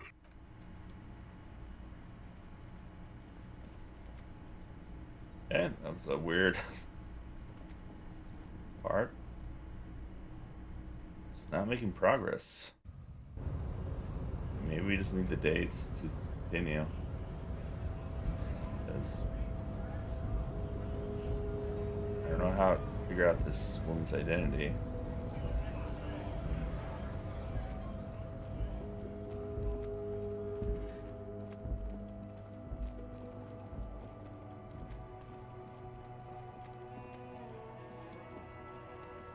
Wish I could figure out how to get up there too.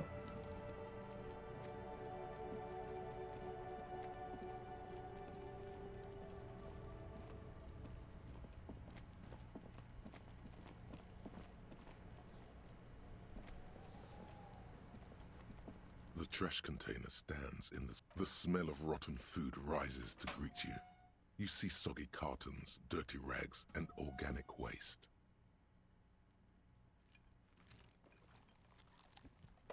The container sounds a muffled gong.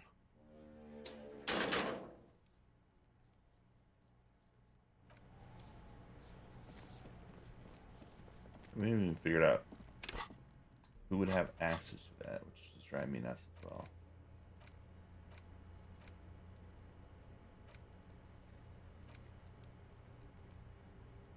It may take a while. Ask another about the tattoo's possible meaning.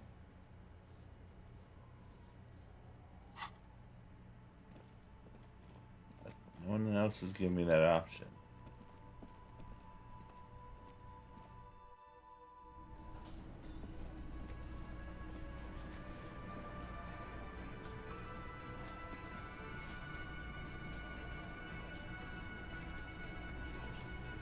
Behind the dock, you see 2, maybe 3 bushes, grown into a single thicket. Over.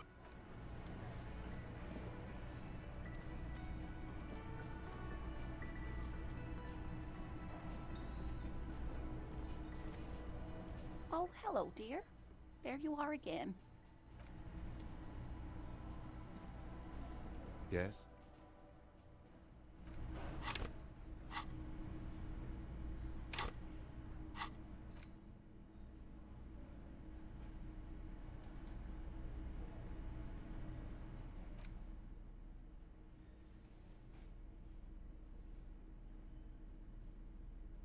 Ears don't cry.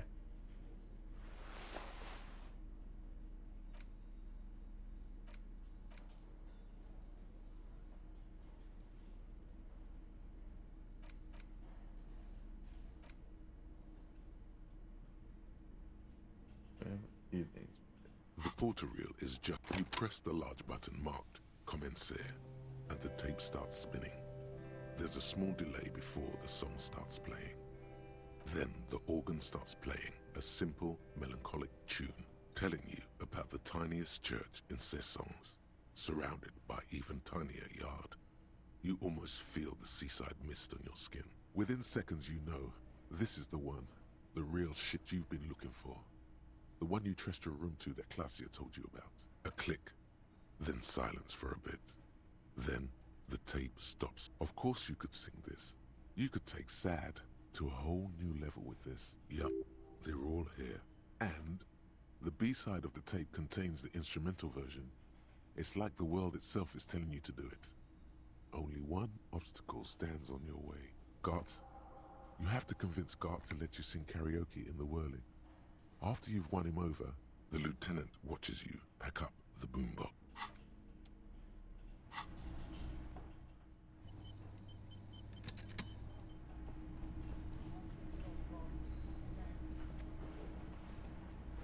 Is he gonna let us do karaoke? Hey, was there something you needed? No, you don't. It's not happening. He tries not to look at you.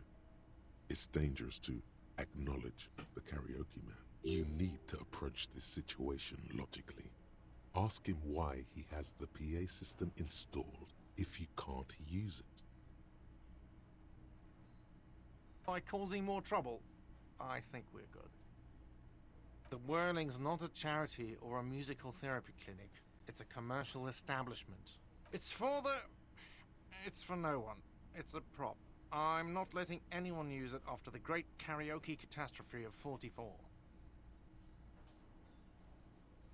Okay, yes, it's for some clients. Ha! Well, we don't have any tapes. He's lying. But whatever, you don't really need his lame track. The man in the vest and the violet shirt stares at the tape you've just given him. Fine, fine. Climb on that stage and do your thing. Just get out of my hair. I'll plug it in for you. Damn this karaoke machine. I'm having it uninstalled, he mumbles to himself. Nice.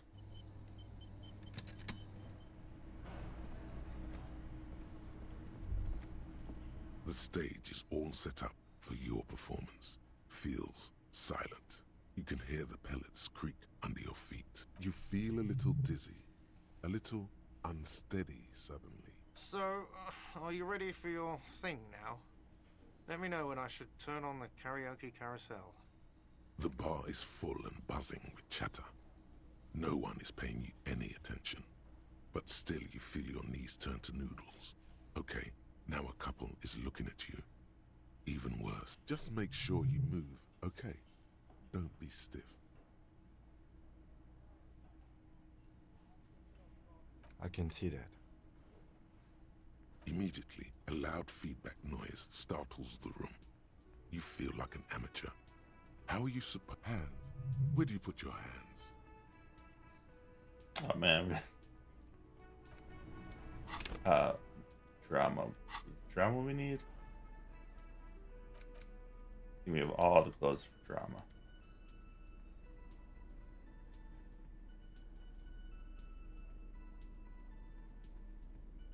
Let's do one more. There's one. Yeah, and add a film that would be.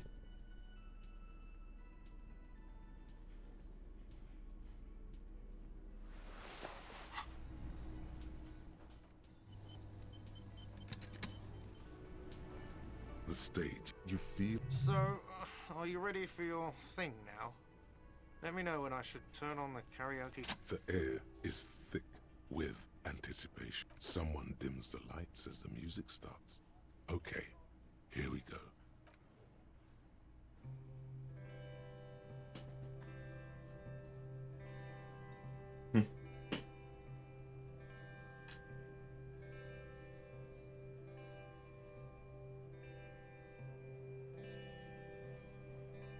I would often go there,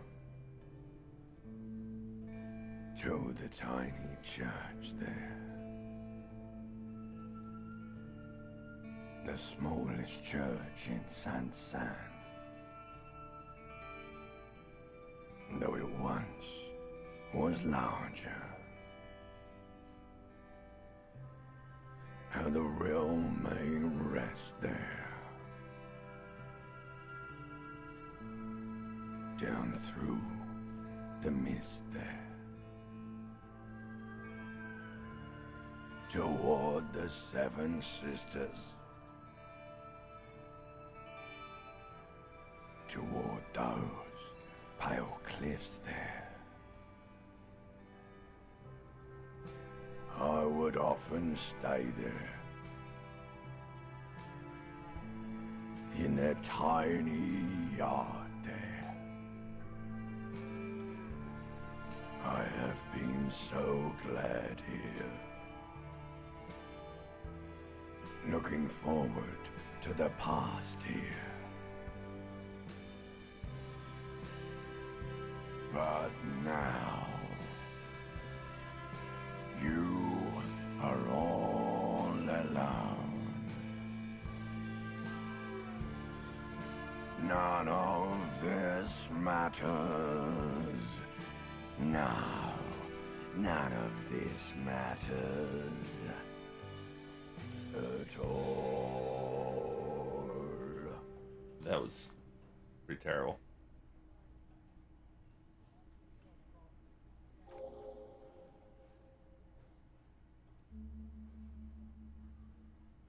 A lazy applause fills the room. You feel your hands shake as awareness of your body returns to you.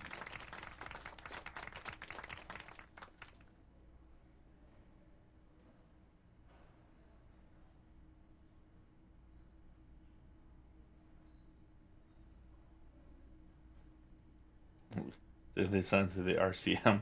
Please don't fire me.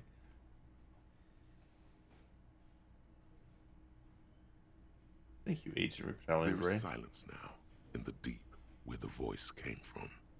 It has receded, to return only in dreams and nightmares. This guy really carried you. Let's go with... Oh, the RCM one's gone.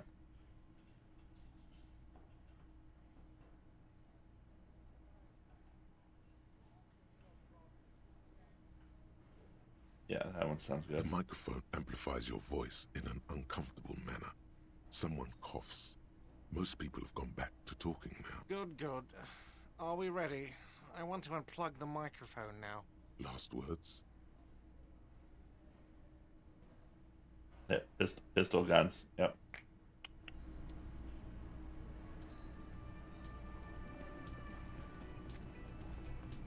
See if he comments on this one. Again? I can't believe this shit.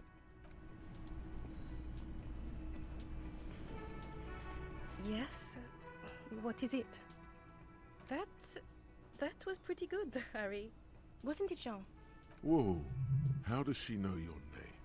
She probably heard it from somewhere. You have to be more careful, Karaoke Star. Names are dangerous. Huh, that was... Yeah, that was absolute shit, if you want my opinion. Drunken shit. Haven't wanted anything to end this badly since I had cluster headaches. Horrible. Truly horrible. I beg of you, don't ever subject anyone to this torture again. Jean, it's not right. Don't make it worse. And I really liked it. She actually did. Yes, I called you by your name. God, everybody knows your name. Please go finish your investigation, so everyone can go home. I don't know what to say. Don't say anything, Judith. I'm just looking out for... You? No one. I'm just a man with sunglasses. And you are? I just want to do my job, that's all. Something about the man with sunglasses and you. The energy between...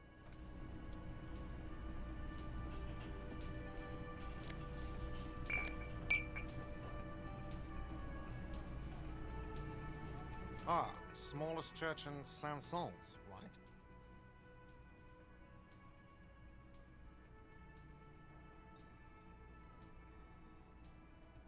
It was all right. Subdued. I might start letting people up there again. Now, what can... Let's see what she thought. Oh, hello, dear. There you are again. No, we don't want cryptids. I want you to tell me how awesome I was.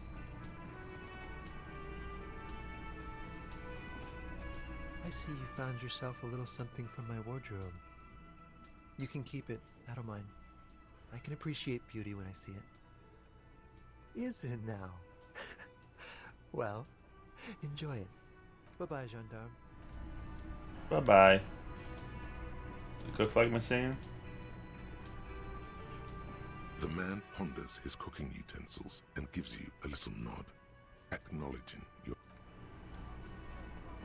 Again, this door. A heavy steel door. The door does not.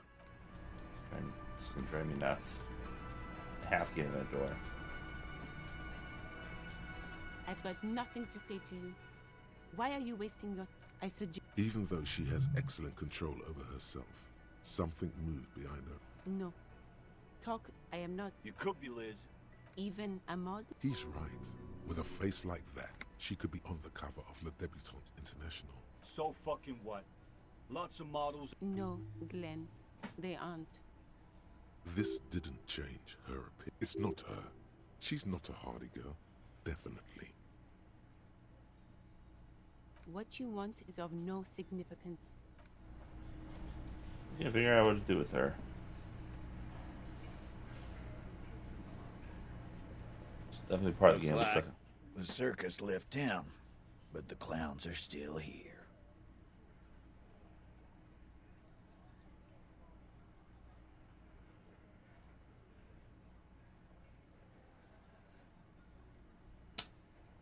I don't I'm gonna fail the authority check again. Let's do it.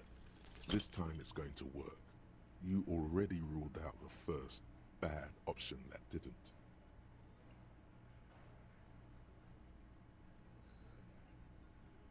Stop shitting your pants. You don't need to know, all right? The law. Yeah. Aren't you listening? It's done. Finito.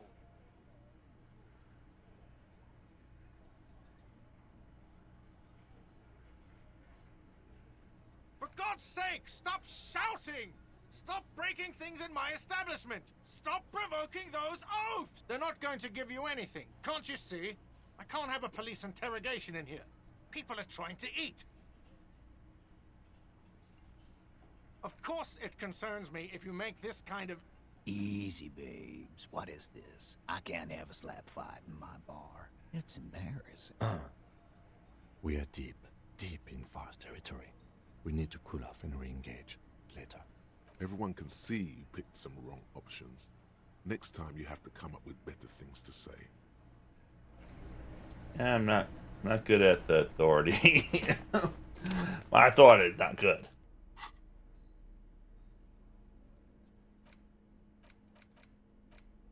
They are not respecting my authority.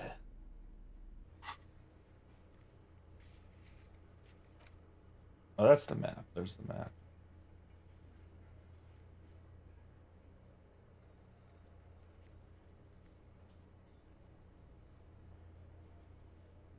Ugh. Alright, I think it's a good stopping point. We'll maybe jump into this tomorrow. We'll see.